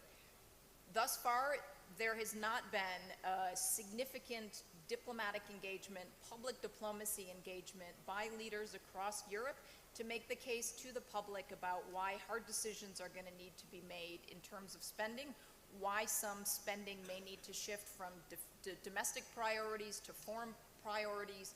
And I am concerned about this in the context of Europe now, especially in the context of the rising far right and rising populist parties. It is going to be harder for governments to start making that case while also keeping some of these populist parties at bay. But this is something that European leaders are going to need to start to do. The fourth question is there time? I hear a lot of European leaders now talking about the time is now. I hate to say, the time actually was several years ago, and it is quite late to be starting. One European ambassador in Washington told me that the EU needs a 10-year plan. I pointed out if this 10-year plan had started in 2016, for example, when Trump first came to office, we would now be almost done with that 10-year plan. So again, I am concerned that there is a lot of talk about plans, about papers, about thinking, but what really needs to start happening in Europe is concrete, tangible actions, especially towards capabilities. The other question on this is how much time there is going to be from the US. I think it is very clear that the US administration under Trump is going to start to withdraw in some way from European security. The open question is whether this is going to happen slowly, which is going to give Europe the time that it needs to build up its capabilities, or whether it's going to happen rapidly. And my concern, if it happens rapidly, is that Europe simply is not prepared to respond. The final question is who leads in Europe if there is an American vacuum in leadership? We're starting to see a US withdrawal from a number of organizations and leadership positions across the globe. Historically, since the end of the Second World War, the US has provided a certain amount of glue that has held Europe together. In conflicts like in Libya and Ukraine, there has been some team captain activity by the Europeans to help paper over some of the differences that happen within Europe. And if you don't have that strong US leadership, especially in an organization like NATO, the question is who is going to provide that leadership in Europe? Is it going to be the Franco-German engine? Is it going to be more cooperation between the EU and NATO, although then you have the difficulties given the Cyprus-Turkey relationship? Is it going to be a broader coalition that brings in countries like the UK that are now, of course, out of the EU, Turkey, which has a very sizable and powerful military within NATO, and Ukraine, which is going to be emerging as one of the military mights of Europe after the end of the war? Thank you. Thanks for that comprehensive overview, although a pessimistic one for the future of the relationship, and possibly indicating that more action might be needed faster on Europe's side. If I can turn now to Ivan Scalfarotto, who is a member of the Senate of Italy, and who, amongst other things, recently moved a motion for peace between Armenia and Azerbaijan in the legislature. It was rare to hear a Greek official invoke a Roman god, but if I can, in Janos, but if I can turn, do you agree that we're in this period of transition, or are we moving more towards the world of a much more military, a much more security serious Europe, I mean, from Italy's standpoint? And also, what are the implications, if I can bring it to this region, what do you see are the implications of this transatlantic rift, if it is indeed happening, for security in the South Caucasus? Well, first of all, thank you the organizers. I'm part of the club of the first comers to Yerevan, but one of those who will surely come back.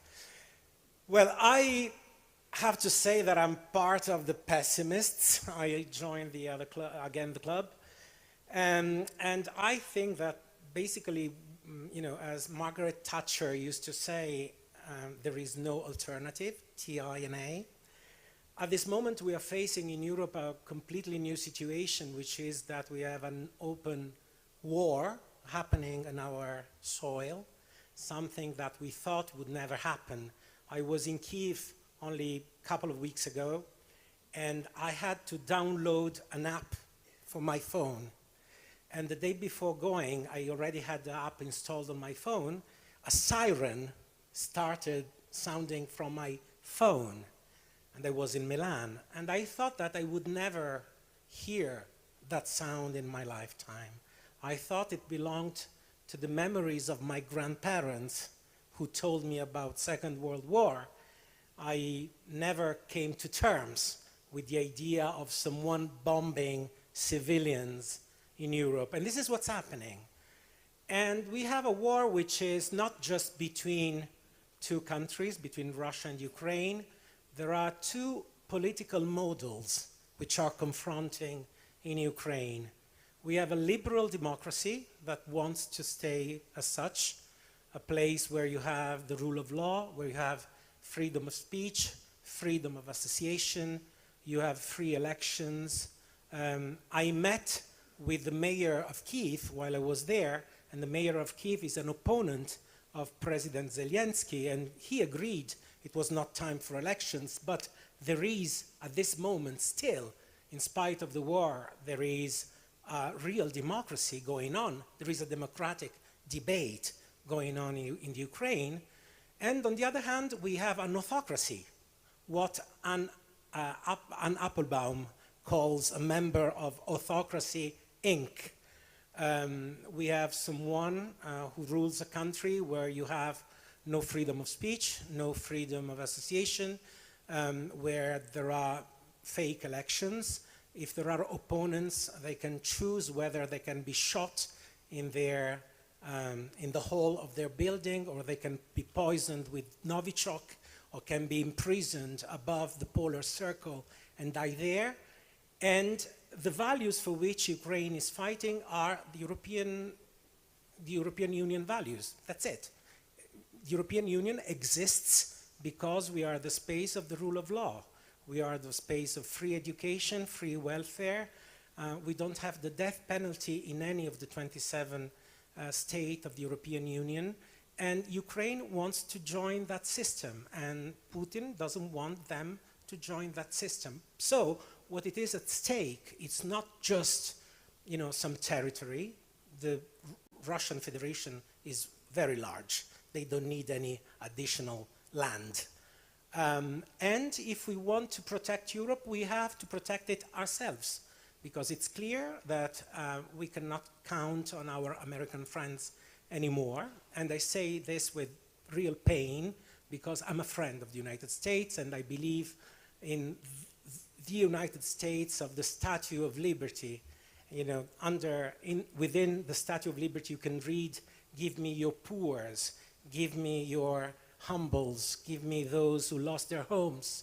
That is not that country anymore. It has become a country where universities are penalized by the government because the government wants them to know something different from free research and free opinions. And so I think there's no choice. We Europeans either decide to come together to answer some of the questions that were asked before, or we will disappear, because we are a giant in economic terms, but politically we are nothing.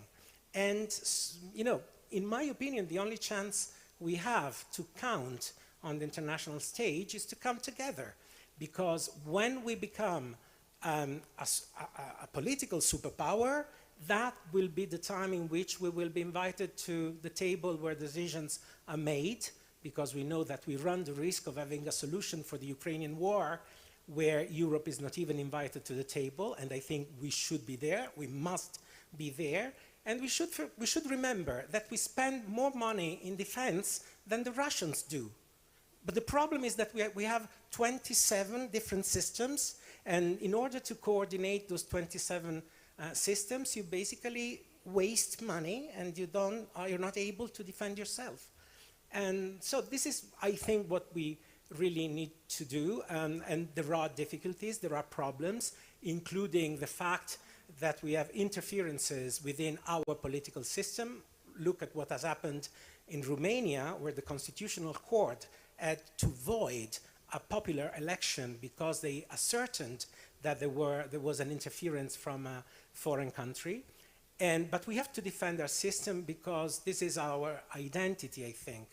And to come in 1 minute to the situation here in Southern Caucasus, well, I think in this moment of instability, we really don't need another point of crisis. We have Gaza and Israel, we have the Ukraine, we have Pakistan and India. Let's not forget that. Two nuclear power confronting each other. We don't need another point of crisis here, and that's the reason why the Italian Parliament, all the political forces, both from the opposition and the majority, decided to vote a document encouraging both Azerbaijan and Armenia to talk to each other, to find a solution. And I want to compliment the Prime Minister today to express in such a clear way the attitude of Armenia, who is willing to come to a peaceful solution in order to provide the world with a Southern Caucasus that becomes a source of peace and prosperity for everyone. Because if we really manage to solve the issue here and to create a network, a crossroad of civilizations, but also of economies, of transportation, of connectivity in this part of the world, we can really do something sensible and valuable for the safety and the security of the world itself. Thank you. Thank you. If I can turn now to Jay Kansara, the other American on this panel, and unlike many of us, not a first-time visitor to Armenia, somebody who has been engaged in this region for some time. Jay, how do you see first of all, your thoughts on the transatlantic relationship a little bit, but more specifically, how do you see U.S. engagement with this part of the world changing, if at all? Thank you again to the organizers. This is my third visit to Armenia, so the other panelists have some work to do, except for my colleague who's actually from here. I sincerely enjoy my time here. I believe it is a vibrant society that is in renaissance, and I look forward to all of the achievements of the Armenian people going forward. But to get to the point of discussion today, the primary reason why this panel exists is because there is a crisis in the way America is dealing with Europe. The transatlantic turmoil is actually on both sides of the Atlantic. Right now, for those who may not be aware, the United States Congress is deliberating a budget. There's an inter-party war about how much we are spending and what is that spending going to entail, and defense is a significant proportion of that spending bill. And right now the Republicans in the Senate want to block the House Republicans. So I believe that from what I'm observing here, the lack of consensus at a national state in America is preventing America from having a definitive strategy on Europe. And then to my co-panelists' remarks about the 27 European Union states, even within these societies, there is a lack of consensus about what is the strategy at which Europe as a whole will engage in this new age, in new age conflicts. The NATO treaty was signed in the aftermath of World War II, and it really hasn't been updated since then, and Article 5 is written for a time when tanks were, driving across borders, of which did, happen, of course, in the Ukraine conflict, but it hasn't really been updated to incorporate non-state actors, the issue of cyber and cyber crimes, AI, and I know that the conference to transpire in the coming weeks in The Hague will attempt to address that, but without the ability for groups to, countries to have national consensus, their ability to affect change in a multilateral system will also be hindered. And there is significant debate, or there's significant concern from the American administration right now as to the direction of European countries in relation to how they are addressing issues of censorship and big tech and similar concerns, which I think all compound this problem. Now, to getting back to, there was an original point about the how America sees the South Caucasus. I would say, frankly, America has ignored the South Caucasus. Trump 1.0 completely ignored the Armenian conflict in totality. In fact, it was Richard Grenell, the former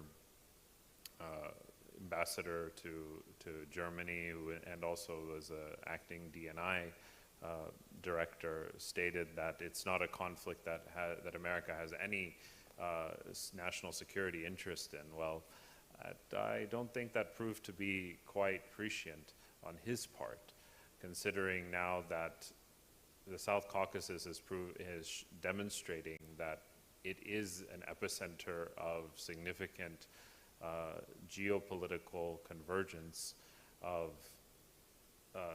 Russia, of Iran, of other countries in the region that depend on the South Caucasus stability for the ability for those greater powers to showcase their projections onto a world stage. So the South Caucasus theater, I hope, from my travels here as well as my interactions with our government partners as well as civic society partners, we are hoping that the Armenia-Azerbaijan conflict can come to some peaceful resolution through the signing of some accord or however these parties come together. But there are significant enough challenges, and I will state those in 3 challenges. One, how will Europe address the Armenian conflict with respect to its ability to integrate Armenia into its family? I believe the European, there's a European conference to come up here in Yerevan, right? EPC? The European Political Community will be convening here in 2026. Then second, how will Europe address its relationship with Turkey, which has demonstrated that they were going to continue to be an aggressor to many of the countries of Greece, Cyprus, etc. And then third, how is Europe going to be able to come to some consensus on its relationship with Russia, and then how is Armenia going to address its relationship with Russia that is historic as well as geostrategic in its own right? Thank you, Jay. Last but not least, if I can turn to Arek Kochinyan, who's president of the Research Center on Security Policy here in Armenia. You've heard now from both Americans and Europeans on where they see the relationship headed, some of the implications they think, the spillover possible effects it might have for this part of the world. How do you see it sitting here in Yerevan? Thank you. I think that Armenia and the European Union found themselves in quite the same position at different periods of time, meaning that both sides at the hour of greatest need understood that probably it was a strategic mistake to have the level of dependency on an ally that both had. Of course, Armenia and EU had dependency on quite different allies, but nevertheless, methodologically, it was the same. There was this over-dependency on the ally, and in the hour of greatest need, it proved to be a strategic mistake for both. Now, out of this, there are consequences that should be taken. And here in Yerevan, I would say that the biggest question that is constantly raised is whether the European Union will show enough political will, political energy, and resources and effectiveness to solve the issue, to show enough of geopolitical sovereignty and ability to solve difficult geopolitical problems and to answer the threats that it is meeting. Out of those threats, of course, the biggest one is the threat coming from Russia and the conflict in Ukraine. And that is particularly important in this part of the world because, in my opinion, the war in Ukraine, it's not just about Ukraine. And first and foremost, it's about whole of the so-called post-Soviet space. Because Ukraine is not the first one. There was Georgia prior to Ukraine, and definitely is not going to be the last one. And generally speaking, in all of the so-called post-Soviet republics, there is a growing concern about their future relations with Russia and possible future Russian escalations, attacks, hybrid warfare, and the last one is actually happening in quite of the republics of the post-Soviet space. And in this trajectory, again, the most important thing whether the European Union will find enough of political will and energy within itself to be able to withstand this.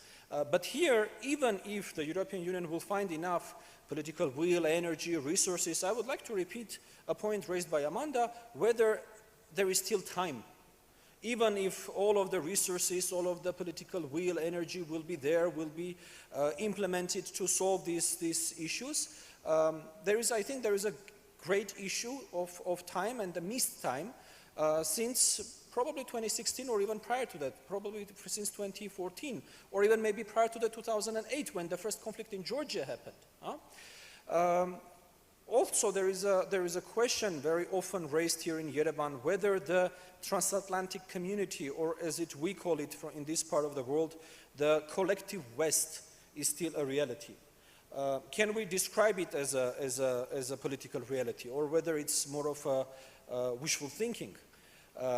And that's a big question for South Caucasus, because we are in the middle of this great regional powers, great worldwide powers with a competition in this region, and Russia, China, regional powers. They're not ashamed to use brute force. They are not to use economic force in this part of the world. There is this quite vivid example, in my opinion. Approximately at the same time, 3 South Caucasian republics signed strategic partnerships. Armenia signed a strategic partnership with the United States of America, while Azerbaijan and Georgia signed a strategic partnership with China. Now, since then, we have seen pretty decent, pretty impressive investments from the Chinese side to the other 2 republics, to Georgia and Azerbaijan. There is a growing commitment, there is a growing Chinese presence in these 2 republics. While Armenia, which basically betted on the United States and signed the strategic partnership with the United States, it's been more than, if I'm not mistaken, almost a half of a year have passed since the signature of the agreement, and not a single article from the agreement has been implemented so far. While there are very minor, very technical elements that could have been done. But even that wasn't done. And I think this is a very vivid example of what's going on in South Caucasus, where other centers of geopolitical power are significantly more active, significantly more successful in the implementation of political and economic and infrastructural projects compared to the West. And the probably last but not least element is that stability and predictability for this part of the world could be the most important thing. all of the South Caucasus taken together is significantly smaller than Ukraine. I'm not even talking about 3 different republics. And you know, minor changes in the geopolitical chessboard that won't be filled in Brussels or in Washington can have tectonic implementation in this part of the world. So the further the international relations deteriorate, the further the transatlantic ties are weakened, I would say that the very first heat and the very first pressure of that happening is on countries I just described, on those smaller powers like Armenia, Georgia, and Azerbaijan. So far, I would say that there is one growing common thing among these 3 republics. That is this, at least for 2 of the 3, it's a new concept in foreign policy, that is the foreign policy of diversification.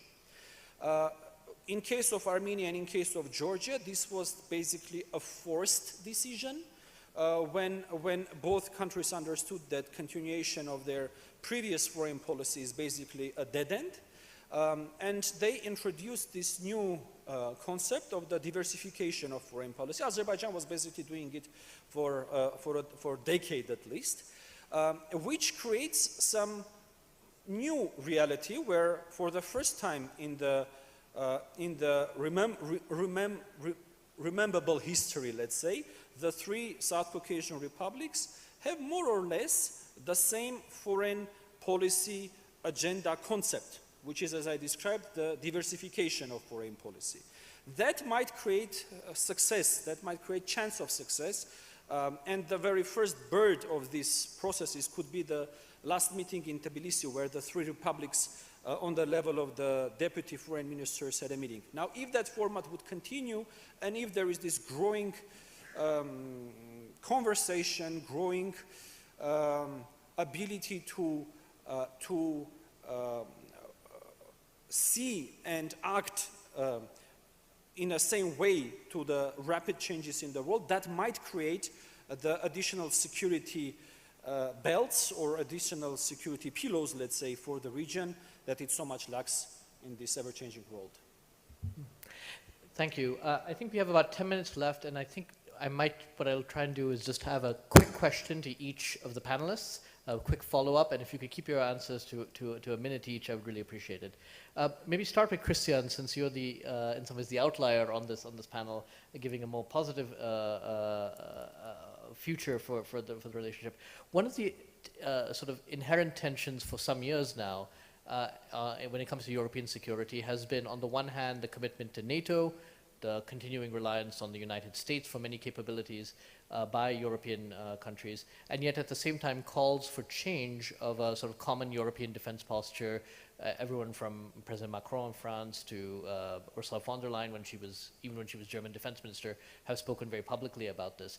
Where do you see the prospects of NATO, whether it's NATO-EU cooperation or other formats, where do you see that going?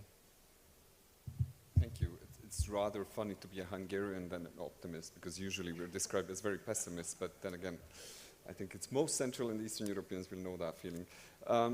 I think there's great prospect in NATO-EU cooperation, and a lot has been done. As my previous boss, Jens Stoltenberg, used to say, it has been lifted to unprecedented levels. The cooperation he had, and now Secretary General Rutte has with President von der Leyen, President Costa, ensures that the secretariats work together on critical issues like military mobility, making sure we have the right infrastructure for military operations as well.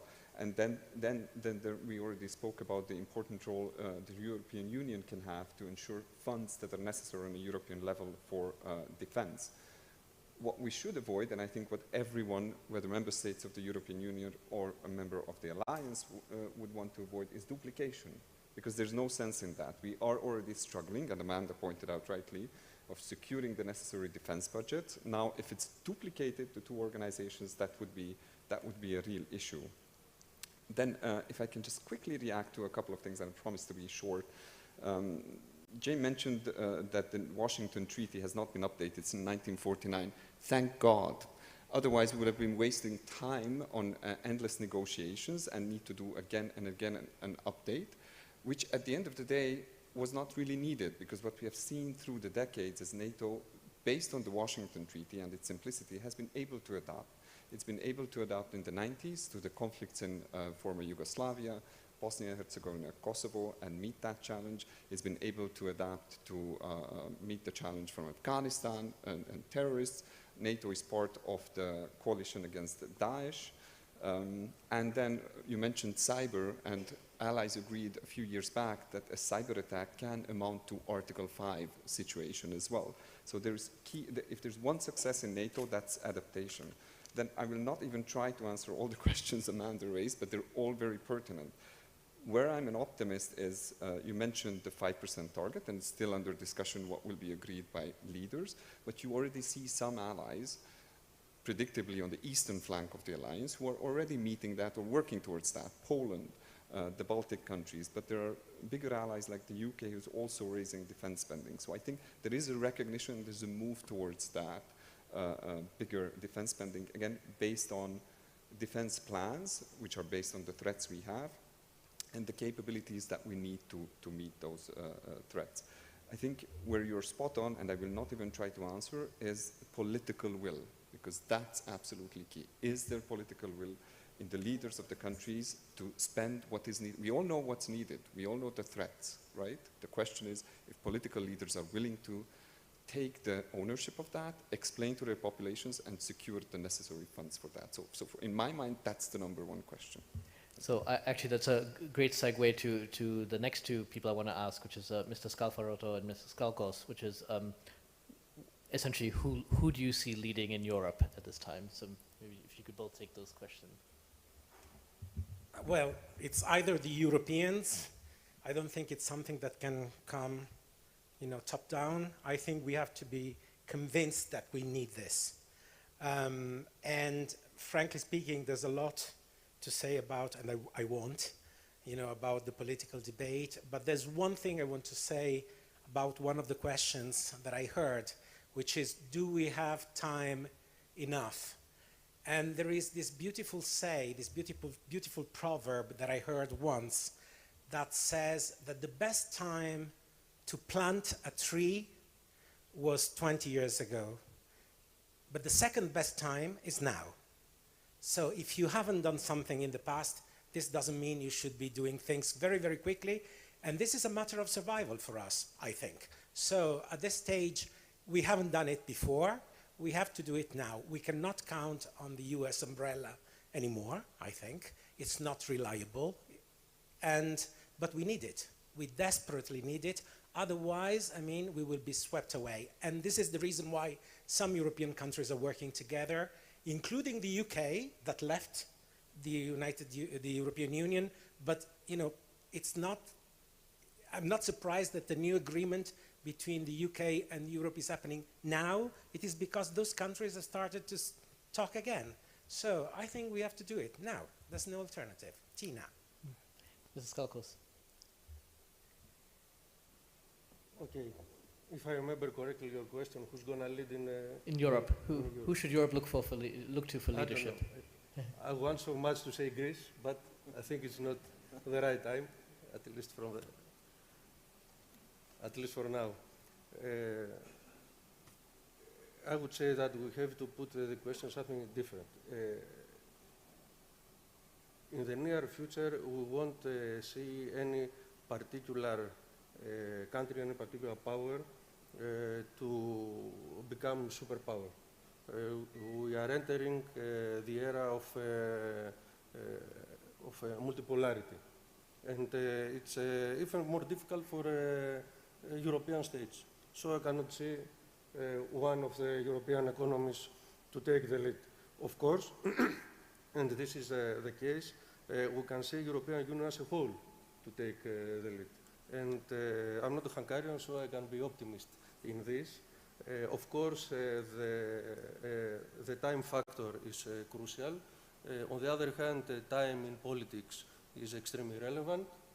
Actually, Lenin, I think, is supposed to have said that there are decades that nothing happens, and events of decades happens just a few weeks.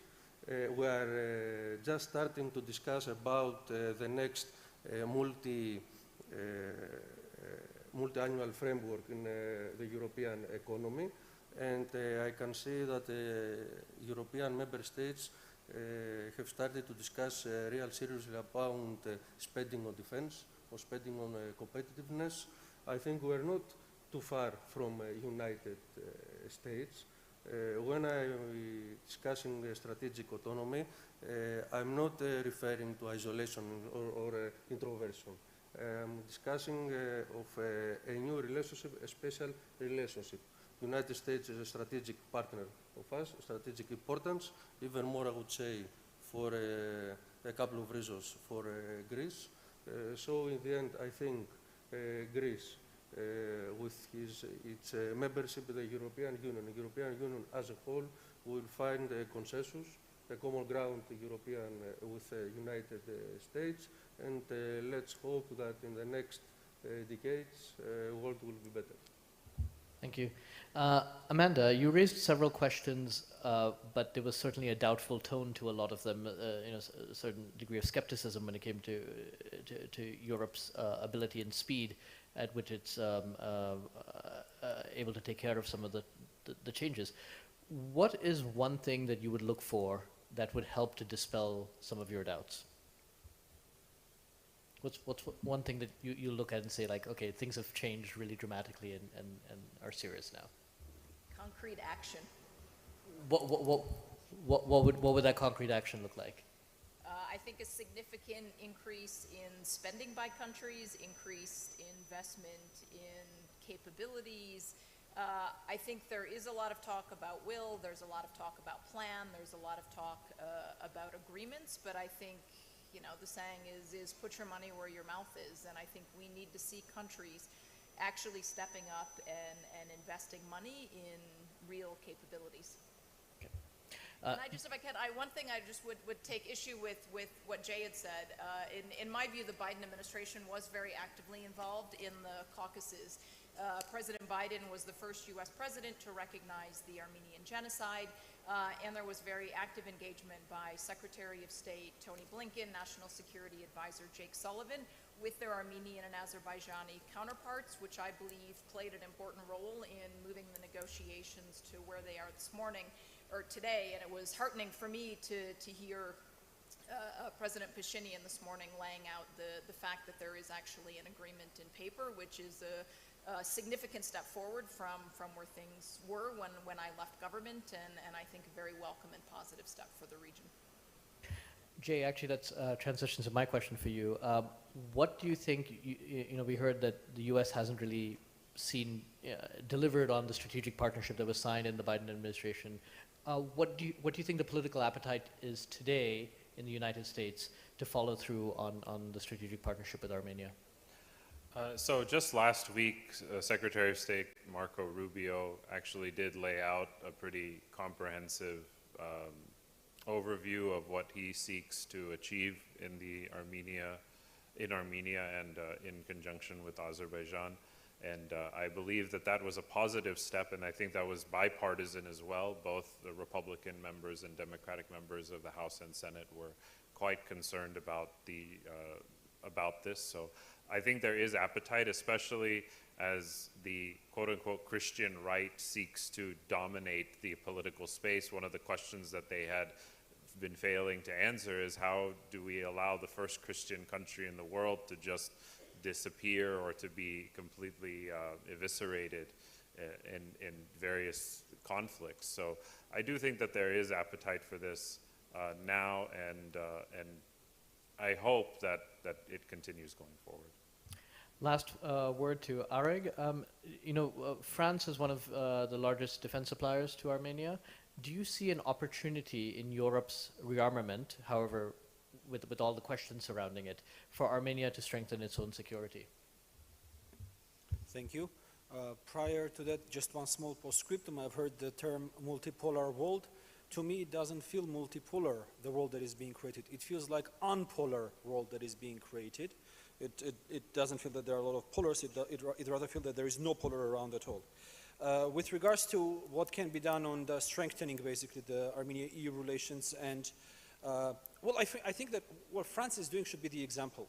Because if we want to have stability and peace in South Caucasus, the number one element, the desired minimum for the stability and peace in the South Caucasus is the resilient Armenia. For as long as for Azerbaijan, and consequently to a level for Turkey, it's cheaper to force Armenia into doing something or to attack Armenia to get something, that's the way that they're going to behave. But as soon as Armenia would become resilient enough for it to make sense for Azerbaijan and for Turkey to negotiate with Armenia, we will very much see the negotiations happening. Thus, I would say that the further strengthening of cooperation in military, technical, military, educational, and further beyond between Armenia and the EU member states would just bring peace and stability to the region. Thank you so much. Please join me in thanking our panelists for this wide-ranging discussion. Thank you.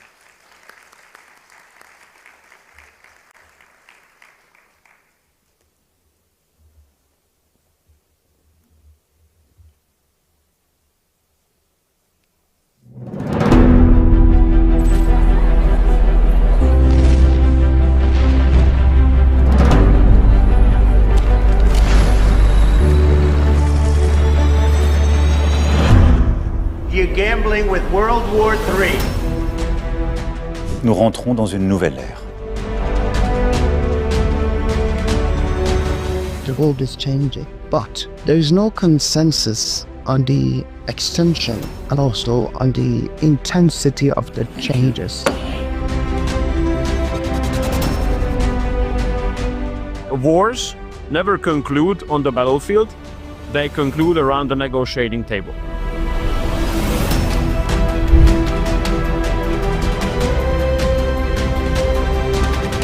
Peace between Armenia and Azerbaijan not only is possible, but is within reach.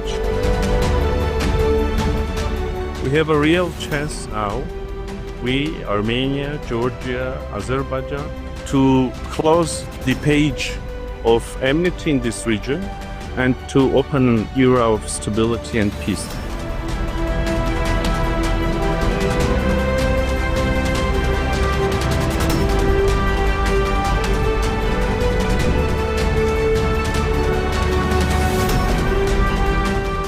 Cooperation is always better than confrontation.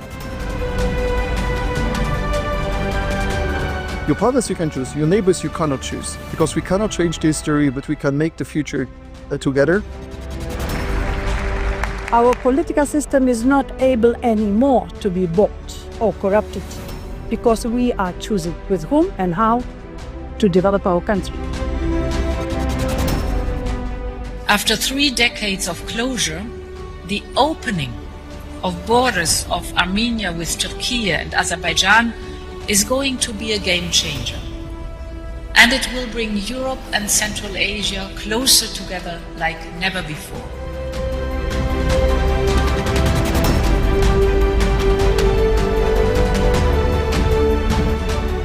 AI is writing the code for humanity in this century.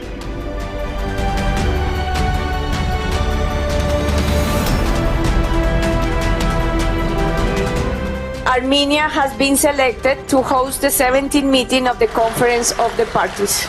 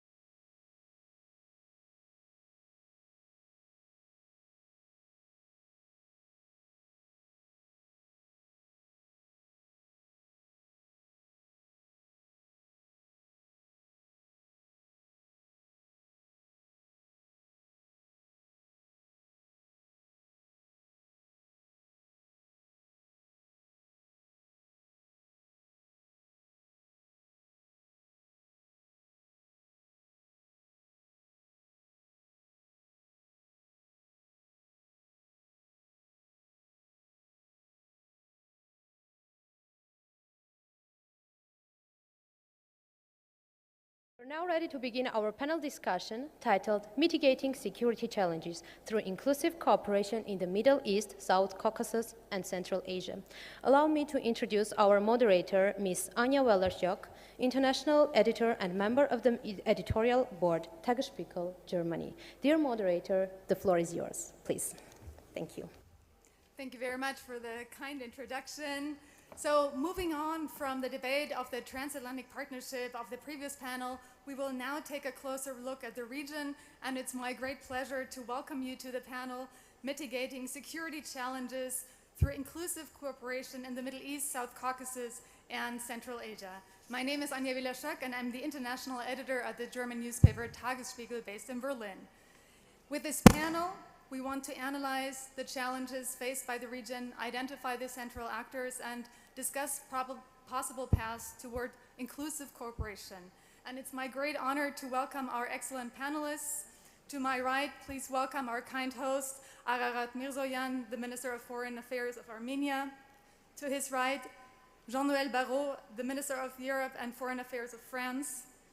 To his right, Verzen Arabekian, the Minister of State for Foreign Affairs and Expatriates of the Palestinian Authority. To her right, Tatiana Molsian, the Executive Secretary of the United Nations Economic Commission for Europe. And to the very right, Nigar Göksel, Project Director of the International Crisis Group in Turkey. So, Minister Mirzoyan, as you mentioned in your speech this morning, the title of this year's Yerevan Dialogue, Navigating the Unknown, couldn't be more fitting. As the previous panel discussed, the US, one of the most important actors on the world scene, has become completely unpredictable in its foreign policy, and the EU is scrambling to rise to the immediate need and the use of the window of opportunity to fill the vision of European sovereignty with life. From your point of view, what are the most important challenges that Armenia and the region are currently facing? Well, hello once again, dear friends, dear guests, and thank you very much for this interesting question. You know, dear colleagues, dear guests, sometimes we, public figures, politicians, journalists, we, during our public appearances are supposed to, and I think this is a big secret, but everybody knows this secret. We are supposed to have the very serious expression of the face and express some clever and complicated ideas. In this case, to answer this question, I'm going to come up with very simple answers because, you know, usually the truth is very simple. And the simple answer in this case, I believe, is that there is huge demand for peace in the world. Everybody is fed up, everybody is tired of, and everybody is exhausted with the wars, be it in Ukraine, the suffering in Gaza, I don't know, the war that we have, the conflict that we have seen here in South Caucasus and elsewhere. So what makes us a little bit unique, and I'm very sorry for this word, is that in our case, in case of Armenian-Azerbaijani conflict, we have made already tangible steps towards establishment of peace, and it's the agreement, bilateral agreement upon the text of draft agreement, that draft peace agreement between Armenia and Azerbaijan. I very much hope that everybody would agree that this is a huge accomplishment, and we are ready to sign this agreement and then eventually, of course, ratify, which will open an era of peace and cooperation in South Caucasus. And coming also to the title of this panel discussion, this model probably, hopefully, could also be exported to, I don't know, of course, every conflict is unique, there are nuances everywhere, but the approach, the general aim to establish peace and then open an era of cooperation and peace could be exported to Ukraine, to Middle East, to some other regions which might be needing intervention. And I want to remind all of us here, our colleagues, politicians, governments, members of parliaments in the world, our final aim and our obligation is to create an environment where our citizens could build their happiness, their livelihood, have better education, better healthcare system, and of course the other things too. So we must act as we are obliged. We must create this environment. First of all, peace and security.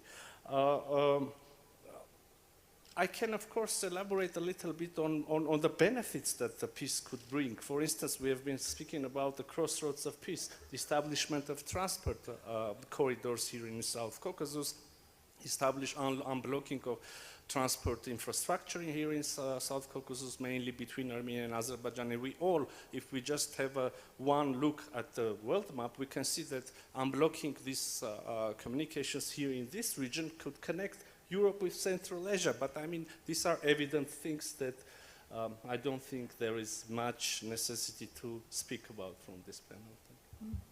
Minister Barrot, moving on to you, looking at the likely window of opportunity for the peace agreement between Azerbaijan and Armenia, but also on the impact on security and stability in the region. Is France, is the EU doing enough to support its partners in the region? Well, first I'd like to thank our host for this second edition of the Yerevan Dialogue with a fantastic program and amazing speakers that has certainly become an outstanding venue for discussions on peace, security and regional integration and which speaks of Armenia as a very central place in this region, a place where solutions are found and new cooperations are created. So thank you for the invitation. It's an honor to be here. As for your question, I will start with where Ararat left off. I indeed think that there is a great aspiration for peace, but peace cannot, does not fall from the sky.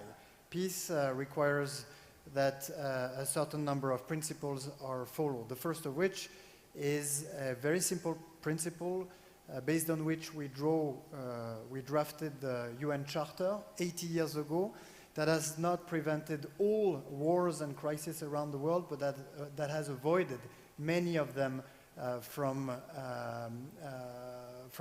degenerating into major regional crises. And this principle is very simple. I don't touch your borders, you don't touch mine. I respect your territorial integrity and your sovereignty. And once this principle is established, as we've established it across European countries, members of the European Union, well, you have a solid building block based on which you can develop prosperity through regional integration, through infrastructure, through connectivity, and so on and so forth. But the first building block is indeed the respect of sovereignty and territorial integrity. And yes, we look at South Caucasus as a major region to connect the European Union to the East and to the rest of the world. And that's why we want for peace to be achieved between Armenia and Azerbaijan, not only because we have a very special and long-standing relationship with Armenia, but also because it's in our interests. And that's why we've supported the Armenian authorities in their efforts to come up with a peace plan. That's why we've supported the political agreement on this peace plan when it was reached a few weeks ago. And that's why we're calling upon both parties to now sign and ratify this treaty, so that based on this regional peace, we can build a future of prosperity, regional integration and prosperity in the region that will benefit Armenia, but that will also benefit the European Union. Thank you. Tatiana Molsian, you bring a number of interesting perspectives to the table. You're from Moldova. You have worked extensively on multilateral and European cooperation. Right now, you're serving as the Executive Secretary of the United Nations Economic Commission for Europe. when we look at what the EU is currently doing with its sanction policy, it's closing windows for economic cooperation. Do you see other windows opening? Do you see these developments as a window of opportunity for closing these ties between Europe and Central Asia? Thank you. Well, there is always a window of opportunity. If we don't believe in window of opportunities, we won't be here. And here it means having this discussion, for which I'm very grateful to our host, to the minister, bringing me back to Yerevan and seeing by myself the dynamics and also the progress in not only in the country but also in the region. And there is a window of opportunity, and there is a window of opportunity when we speak not only about the developments and the political opportunities. And Tatiana, sorry, can you move a little bit closer to the microphone? There are these opportunities despite the political challenges. And what is important that, yes, we know there is this fatigue, and the minister mentioned of crises, of challenges, but still these many shifts in geopolitical and geoeconomic, I would say, space recently creates these opportunities that we need to seize. And it's good that today we discuss this, how we can plan ahead, the path forward, and having this foresight approach, planning in advance. And we are speaking as, about Middle East, South Caucasus, and Central Asia. And UNOC covers actually quite a diverse region, and I can tell you, it's not easy to bring common issues on the agenda when you have such a diverse membership, or when you have this very different, but at the same time close region to one another. The opportunities are, first of all, in interconnection. So we have to create the dialogue and the connection between the countries, between the regions. We all know, any diplomatic solution without practical processes won't ensure a long-lasting peace or solution. So I think this is where we have to focus on creating that practical opportunities for interconnection, for inclusive cooperation, be it indeed transport, connectivity, trade, or environment. I think this is a very key issue where we have to focus when it comes to addressing challenges that are posed to environment, to climate change, and the fact that Armenia will be hosting the biodiversity COP can play a specific role in that sense. Thank you. Nigar Göksel, Turkey has been trying to use the developments both on a geopolitical level and on a regional level to strengthen its international role and influence in the region. Can Turkey play the role of an honest broker in the region? Thank you very much. It's delightful to be in Yerevan again. Well, mediation in the sense, the narrow sense of a sort of neutral arbitrator that acts benevolently and is welcomed by both parties equally, I doubt it. But I think Turkey has some very important roles to play.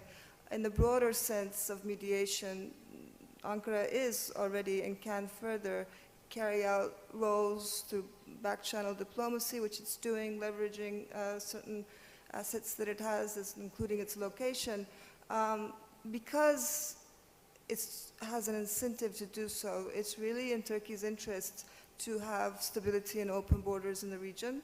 Turkish economy flourishes under those circumstances, unlike some of its rivals. And it also is popular domestically and gives it an international stature.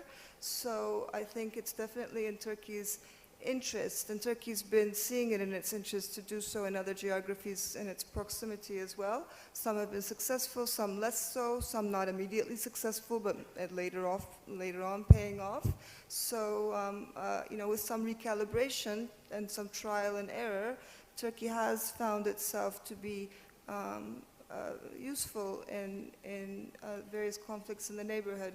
I think, as some of the other panelists have also mentioned, connectivity is one of those areas where I think Turkey's role can be significant, particularly if it collaborates with the European Union. There's some very clear shared interests between the two. for win-win routes to be established, but I also see that there's a risk that they could work at cross purposes. And so one of the things that we need to focus on is to mitigate that risk, because you can see in both Turkey and some European Union countries a mistrust that if the other has a leverage, it could potentially use that leverage against the other. So making sure to be working on shared goals together and looking out for each other's interests, I think Turkey and the European Union and European partners can advance connectivity significantly. I must say, sort of a sobering note, Turkey has a lot of other issues on its plate, and a lot of other conflicts that take precedence perhaps in terms of security and immediate sort of pressing need, like the PKK conflict, Syria, Iraq.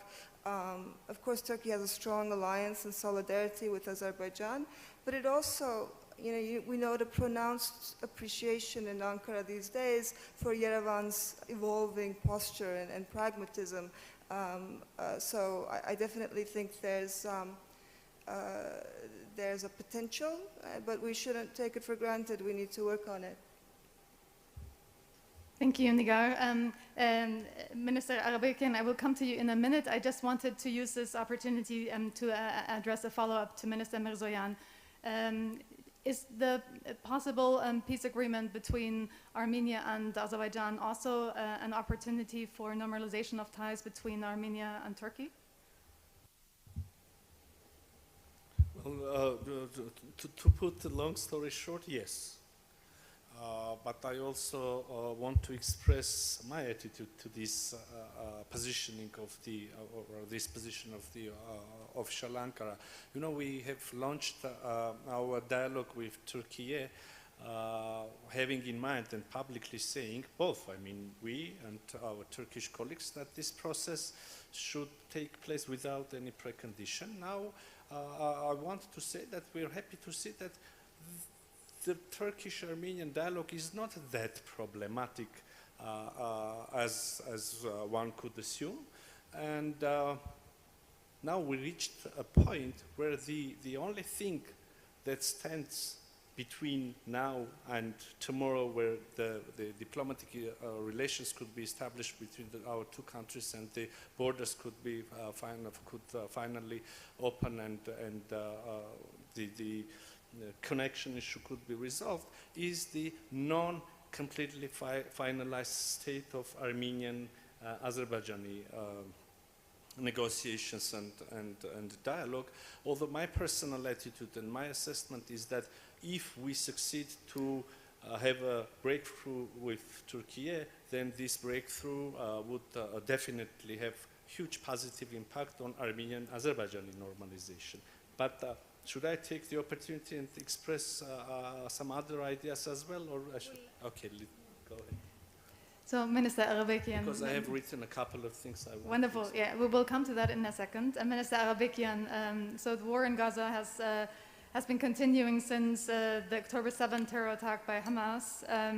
How can issues of security that we're discussing right now best be addressed in an environment that is lacking security and stability? Thank you very much, and I'm very honored and humbled to be here today and amongst distinguished panelists. Yes, I come from an area that is plagued with insecurity and has endured a long time, several decades of insecurity, conflict, and occupation. Today, Gaza is the epic. If anyone looks at the case of Gaza, we will understand what the essence of insecurity means and what the essence of long-term insecurity without finding solutions to this insecurity, what would that result in? And we are seeing the devastation today like we have never seen before. It's impossible to talk about security vis-a-vis Israel-Palestine without speaking on the occupation. Occupation is the biggest destabilizing factor of security, not only for Israel-Palestine, but for the region and probably for the world. If we want to speak on security, we need to derail this policy of territorial expansion by Israel. And territorial expansion by Israel has been clear. I mean, the world is clear about it, the international law is clear about it, and if we comply and go by international law, I think we can reach a stage where we can inject the security element. But as it is today, with this expansionist ideology, there will be absolutely no security in the Middle East, not for the Palestinians, not for the Israelis. And the first and foremost issue that we need to deal with is ending this occupation. Today, this genocidal war is the culmination of years and years of insecurities and violations of international law, of human rights, of the rights of people to self-determination. If today this issue is not taken further and dealt with once for all, we don't know when the time is appropriate. Today, now is the time. We cannot wait any longer, not for us as Palestinians, and I can also speak for the Israelis as well. There are many challenges in that regard. One of the most important challenges we need to deal with is the distrust on all sides. We have a distrust in the process of how the whole thing has been dealt with in the last 3 decades since we embarked on this political process on forging peace with Israel. Minister Arabikian, if I may add a question. Since you're speaking about distrust, how about the other side? How about the security of the state of Israel when there is a majority of Palestinian leadership, or a significant share at least, still questioning the right of existence of the state of Israel? Well, today the question that needs to be asked is the security of the Palestinians. Israel exists, and there's a lot of security on the Israeli side. But the October 7th attacks proved wrong. Yes, the October 7th attack, I don't want to go into the reasons of the October 7th attacks, but October 7th was violent. Yes, it was violence. It has a reason. But the counter-violence exercised by the state of Israel is way disproportional to the violence that was exercised on October 7th. Violence is denounced by any perpetrator, whether it's us, the Palestinians, or the Israelis. We need to stop that cycle of violence. If anyone thinks that what is happening in Gaza today will bring peace in the future, then that's very naive, because violence only begets violence. And having 50,000 people dead, 120,000 injured, and God knows how many more under the rubble, will not bring peace, neither to Israel nor the Palestinians. The military route is not a starter.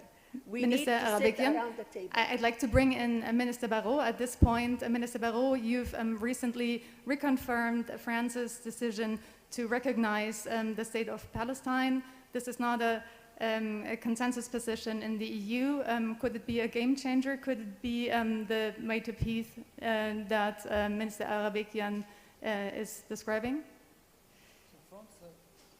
France has not announced that it has recognized Palestine. No, yet. its intention. France is chairing a UN conference with Saudi Arabia on the two-state solution, because we have this view that is very broadly shared in Europe and the rest of the world, and that is unanimous in the European Union, that there is no military solution to the Israeli-Palestinian conflict, that only a political solution can bring peace and stability to the region and ensure the security of the Israelis as the Palestinians. But right now the urgency is to ceasefire, to the liberation of the hostages of Hamas that needs to be disarmed, and the unhindered access of massive humanitarian help to those that need it in Gaza.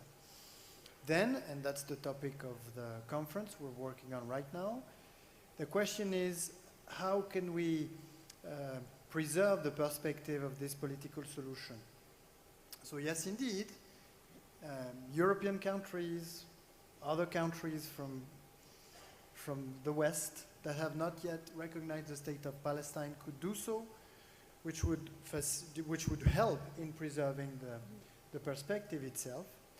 But the way President Macron has been considering this decision is not only to make it a mutual decision of several European countries and Western countries, but to bring other stakeholders to also make movement in the same direction. And this means for the Palestinian Authority that we support to engage into the reform that are needed for it to be able to govern the state of Palestine once it exists. It means for Arab countries, in particular those of the region, to agree, when the war is over, to enter into a security architecture within which the state of Palestine and the state of Israel will coexist. It also means for them at some point to normalize their relationship with Israel. And then it means for Hamas to agree to a perspective of disarmament and to agree not to be associated in any manner to the future governance of Gaza. So what we're trying to do right now is to break the cycle of violence by offering a serious political perspective that is also in the interest of Israel, because it will be building the blocks guaranteeing the security of Israel moving forward. So that's the way or that's the direction we're taking. And hopefully, if all stakeholders take their part, it's a difficult part to take. It requires to take some risk, but if all stakeholders take their share of the risk, then hopefully we'll have made progress by this conference. Mm-hmm. Thank you. Minister Yerevan, back to you. Our panel's title speaks of inclusive cooperation. What would this look like for you, for the region at large? Well, answering this question, I should probably continue where Minister Barrot stopped. By the way, we pretty much share the vision of the French ministry, the vision for the solution of Middle East. Probably the only tangible difference is that Armenia has recognized the state of Palestine, and we have the honor to have the minister participating in the panel. By the way, again, taking the opportunity, I have sent an invitation to our Israeli colleague as well, and I believe this conversation would benefit if our distinguished colleague from Israel also had decided to participate. Nevertheless, so joint engagement and mutual agreement is probably key. You know, again, this is a very simple truth. You cannot establish truth alone. You need at least the other side also wishing and being interested in this peace. That's why we are very much following and very much committed to our dialogue with our Azerbaijani colleagues. We cannot establish peace in South Caucasus without having our Azerbaijani colleagues at the table. That's why we not only continue our delimitation process, and here, Minister, you are completely right. The cooperation and peace should be based on mutual firm acknowledgement of territorial integrity. If you violate the borders, then the whole concept collapses. That's why we can discuss not only the peace treaty, which is again a simple, more or less simple document. No single peace treaty can regulate all the spheres of life or relations between any two countries. That's why also that we discuss future possible cooperation and transit routes crossing Azerbaijan and also Armenia. So cooperation and engagement is indeed key. Mm-hmm. Yeah. Well. Yes, I want to bounce back on what I just said, because look at the geographical position of Armenia. It is basically a crossroads, or it can be a crossroads, but it is a landlocked country that is located in between two regions where two of the largest crises in the world are happening. And so either we manage to come up with peace and political solutions to these major regional conflicts that affect the entire world. In which case, the peace crossroads that Armenia has designed and implemented will serve as a formidable sort of conducer to growth and prosperity for this South Caucasus region, but much broader for Europe, for the Middle East, and for South Asia. If instead we're not able to bring back peace in those regions, and I'm thinking, of course, the Middle East and Gaza on the one hand, and Ukraine and Russia on the other hand, and then countries like Armenia will be paying the cost of those tensions arising from the lack of respect for the principles of territorial integrity. That's why what's happening in our neighborhood, in our direct neighborhood in Ukraine, is so important. It's not only the security of Europe and the European Union that is at stake. It's this very principle of intangibility of borders that leads us to think that depending on the way the Russian war of aggression on Ukraine will be solved, this will have huge consequences for the entire continent, including for Armenia. That's why we're supporting Armenia in these testing times. It came with a total of 150 million worth of financing support for, in particular, support for the infrastructure projects that the government is implementing now to make sure, or to sort of create the conditions of cooperation through connectivity infrastructure, which we think is the wisest way to go. Thank you very much. Tatiana Molsian, if you look at the project that the ECE is currently implementing, we've heard a lot about transit and connectivity as two main aspects. Can you share with us a number of developments and projects that give you hope that economic cooperation will provide the path to peace in the region?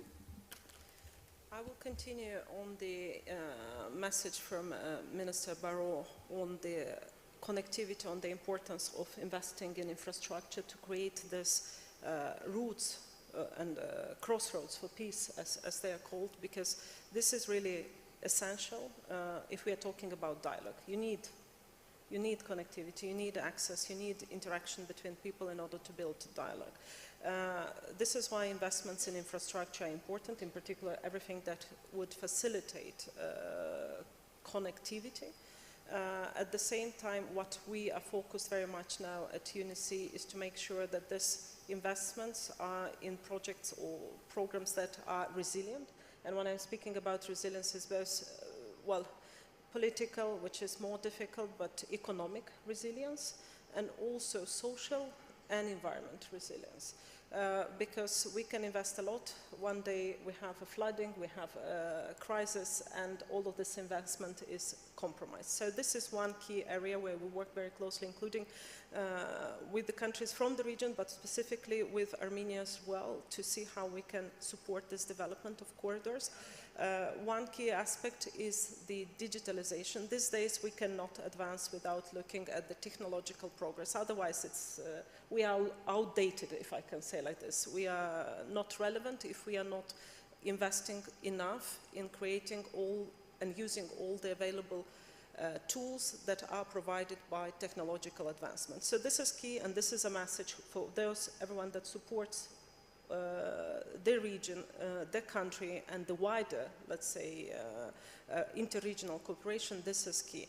But I wanted also to refer to one more, because a lot was mentioned about lack of trust, no confidence between the department. And here's where I see the biggest contribution that we can do, and in particular from the UN, but let's say a regional commission with a more sectoral economic view.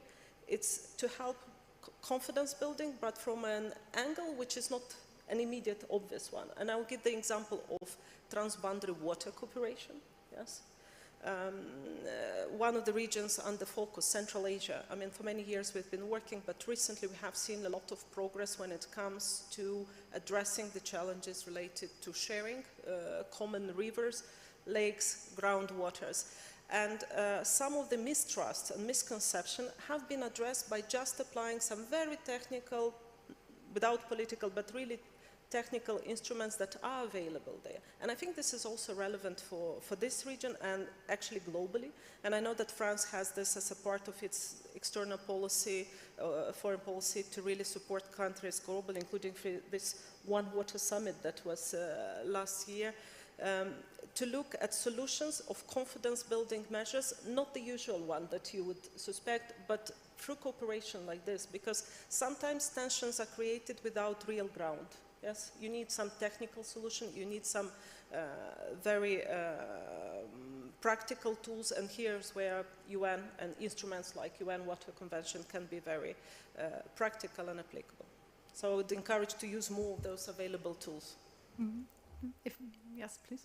I'm sorry to intervene, it's not my turn to speak, but I mostly, of course, agree with Madame Molchan, but if I'm not mistaken, and please correct me if I am mistaken, but if I'm not mistaken, I heard Madame Molchan saying that there is always a window of opportunity. Unfortunately, that's not the case. That's not the case. We have been working hard to speak about normalization of relations with Azerbaijan, with Turkey, deepening our relations with EU, and I'm bringing our own examples, but I am sure that everyone has her own example in this sense.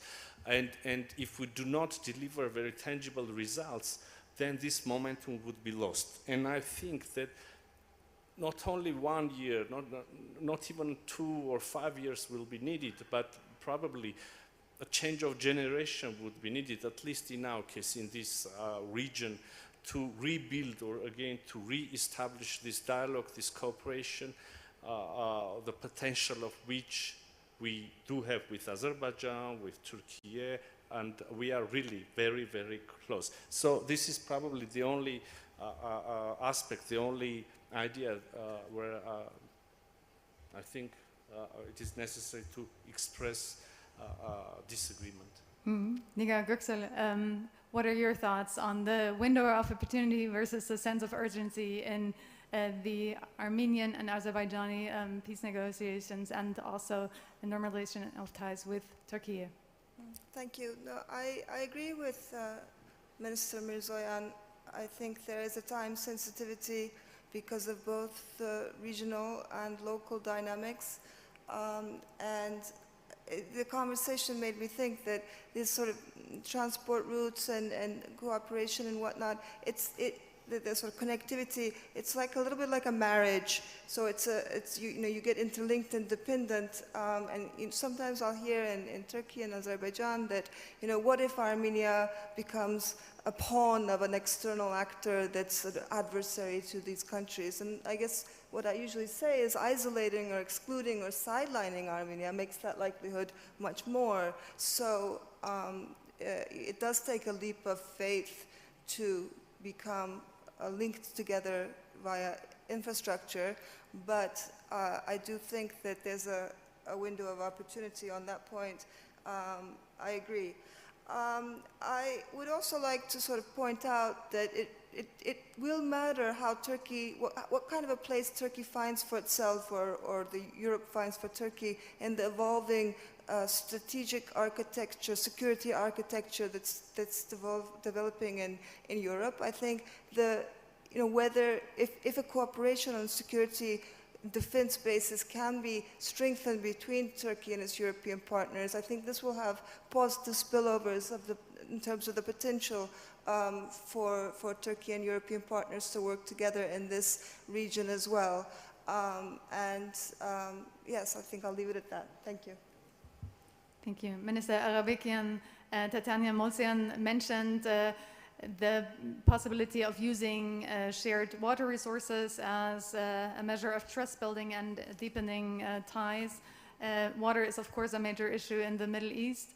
Do you see it as an opportunity to build trust among conflict parties?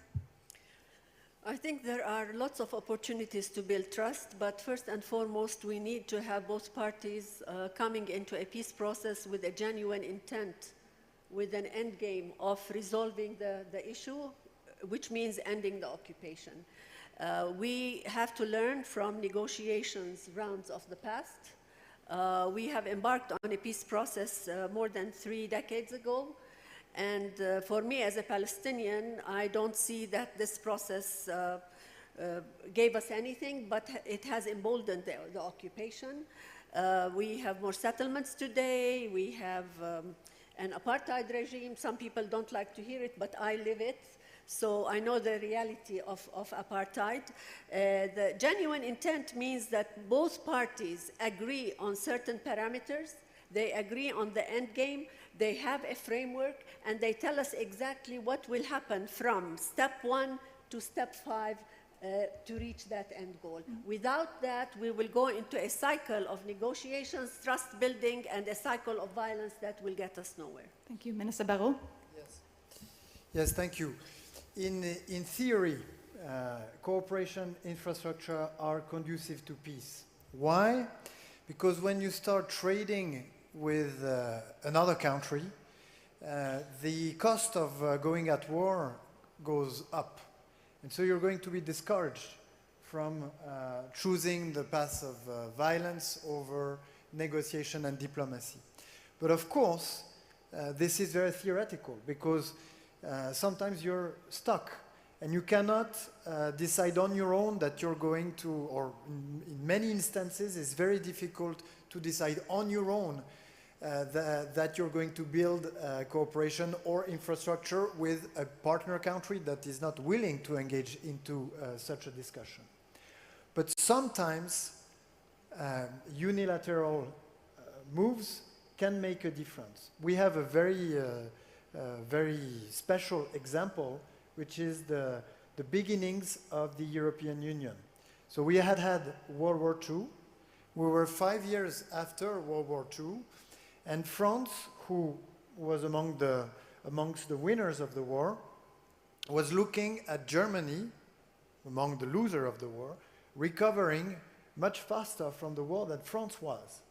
So there was this temptation in France at the time to make Germany pay once again, and thereby getting sort of dragged into the same logics that led us to World War I and then to World War II and so on and so forth. And then my distant predecessor, Robert Schuman, he had this idea, which was to make a unilateral offer to Germany to pool steel and coal that were at the heart of the competition between France and Germany. And of course, Germany seized the offer when it was made unilaterally. What I'm saying is not that this is going to work in all instances, that is going to work in the Great Lakes, that is going to work in the Middle East, that is going to work here in, between Armenia, Azerbaijan, and Turkey. What I'm saying is that there is always some hope that when you engage in good faith on the path for cooperation, by sending credible signals like the peace crossroads of the Armenian government, then you're not wasting your time, because you never know, at some point the offer will be seized and you will have done good, because you will have anchored the relationship for a long time on solid basis that will guarantee peace and prosperity rather than never-ending conflicts and wars. Thank you. Minister Arabikian, are there lessons that you can take away from the Armenian-Azerbaijani negotiations at the moment for the Middle East? Yes, I think Armenia and Azerbaijan have come to terms that the military route will bring them nothing but more destruction. And I think it's time for Israel and Palestine to think the same, because the future means respecting the integrity of both, respecting the presence of both in that area of land, and respecting the right of self-determination for the Palestinian people, as well as respecting the right of Israel to live in peace and security. But for Israel to live in peace and security, it has to respect its neighbors and the integrity of its neighbors. We have extended our arms on forging peace with Israel. And we have recognized the State of Israel in 1988, and we have embarked on this peace process. We are ready to continue that process so that Israel and Palestine can live side by side in peace and security with mutual respect and trust for the future. Our children need that. Thank you. Coming back to the region and our host, Minister Mirzoyan, we're currently witnessing a struggle between pro-European forces in the region and Eurosceptic or Euro-hostile forces. What does the region need in order to strengthen its ties with Europe and its outlook towards Europe? Well, you're putting me in a very difficult position, because now I have to speak also about and in place, if I may, I don't know, or I express my ideas about Azerbaijan's perceptions, about Georgia's perceptions. For sure, I can speak definitely for Armenia. So we just adopted a law saying that the government of Armenia should adopt the policy of European integration and policy of becoming a member state of the European Union. So we are in the middle of a process of significantly deepening our ties and integration with the European Union. But also, as you said, there are also Eurosceptics here as well. I was referring to this situation during my previous intervention, saying that there is huge expectation in Armenia, within Armenian society. So we have democracy here. We are diversifying our ties with our international partners. We are launching several programs and mechanisms. We do have a SIPA agreement. We have new partnership agenda with the European Union, but also there is huge expectation. And again, this is a bilateral, process. We can have expectations, but maybe that's not the case, and that's not the readiness from the European side. So we should understand where our visions coincide, and if they do coincide, how to act, how to plan our joint tomorrow. For now, there are huge expectations within Armenian society, and if these expectations are not fulfilled by our government, by our EU colleagues, then we will have a huge frustration. And this is a region where the feelings are very important, historically and traditionally. And if these expectations lead to not fulfillment, but to frustration, then again, the momentum would be lost, and I can hardly imagine when we can restart the process again. Minister Barrot, close us off, please. How can the EU prevent from creating disappointment among populations like we're starting to witness this in the Western Balkans, for example? Yeah, so first let me look at the glass half full rather than seeing it as half empty.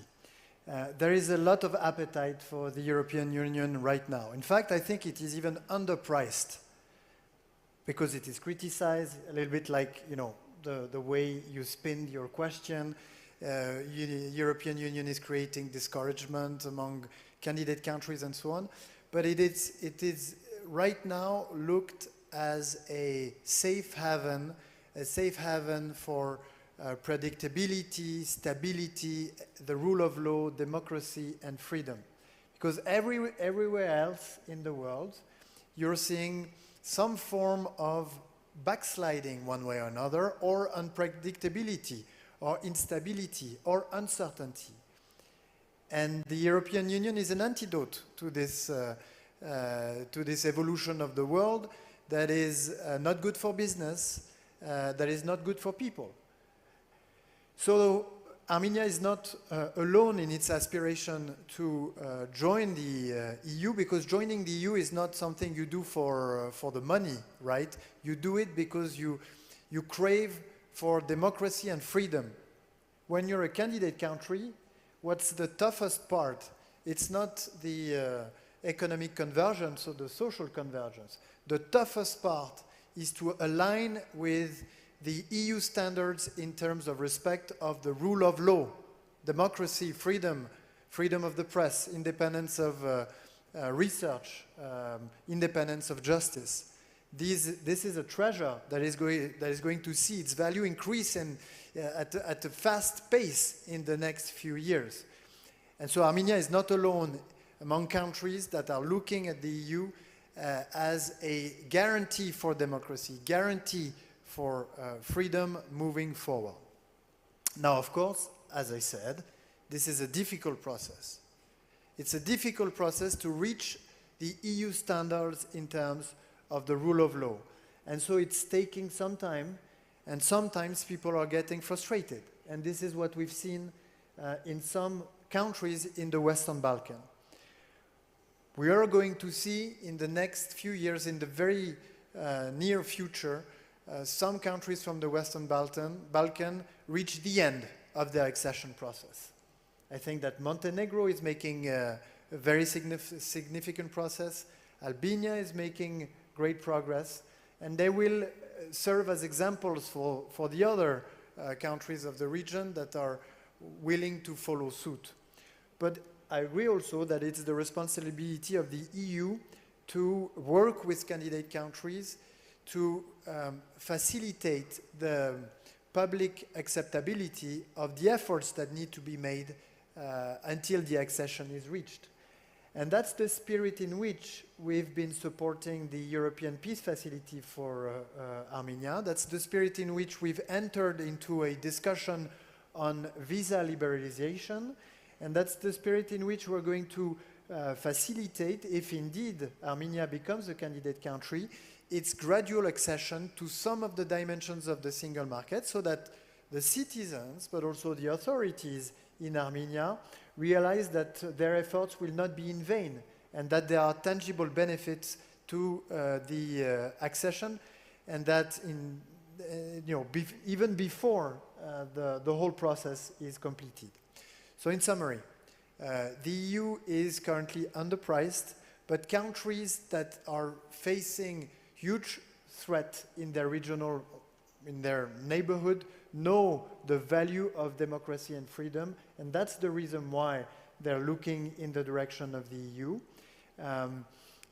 The times we're living through, where we're seeing some more instability, more uncertainty, is giving even more value to the EU accession process, but it's also the responsibility of the EU to make sure that candidate countries deserve special treatment. Thank you very much, Minister Barrot. Unfortunately, we've reached the end of our discussion, and obviously we were unable to have an exhaustive debate on the huge topic. Unfortunately, we won't have time for further discussion. We will move on to the next aspect in the program, and let me thank our excellent panelists for their lively discussion. I hope that this debate was the beginning of many fruitful exchanges.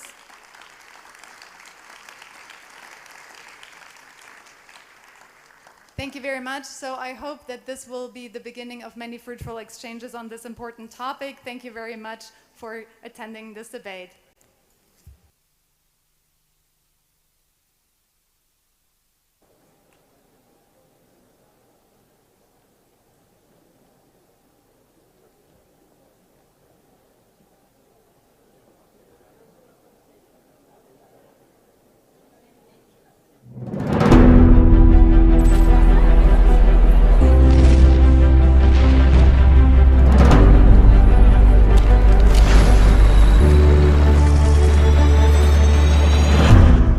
You're gambling with World War III. Nous rentrons dans une nouvelle ère. The world is changing, but there is no consensus on the extension and also on the intensity of the changes. Wars never conclude on the battlefield, they conclude around the negotiating table.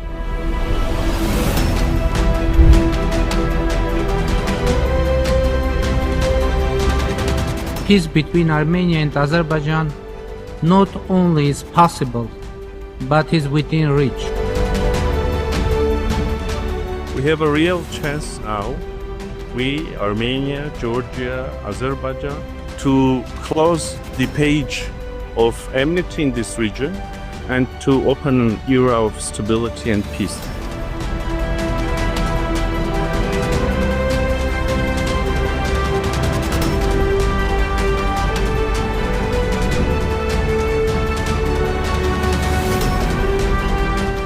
Cooperation is always better than confrontation.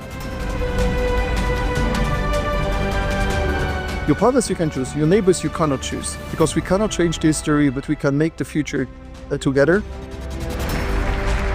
Our political system is not able anymore to be bought or corrupted, because we are choosing with whom and how to develop our country. After 3 decades of closure, the opening of borders of Armenia with Turkey and Azerbaijan is going to be a game changer. And it will bring Europe and Central Asia closer together like never before.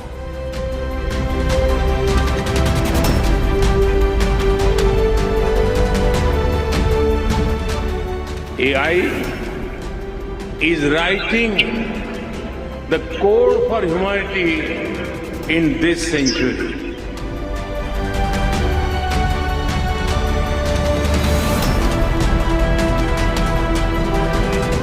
Armenia has been selected to host the 17th meeting of the Conference of the Parties.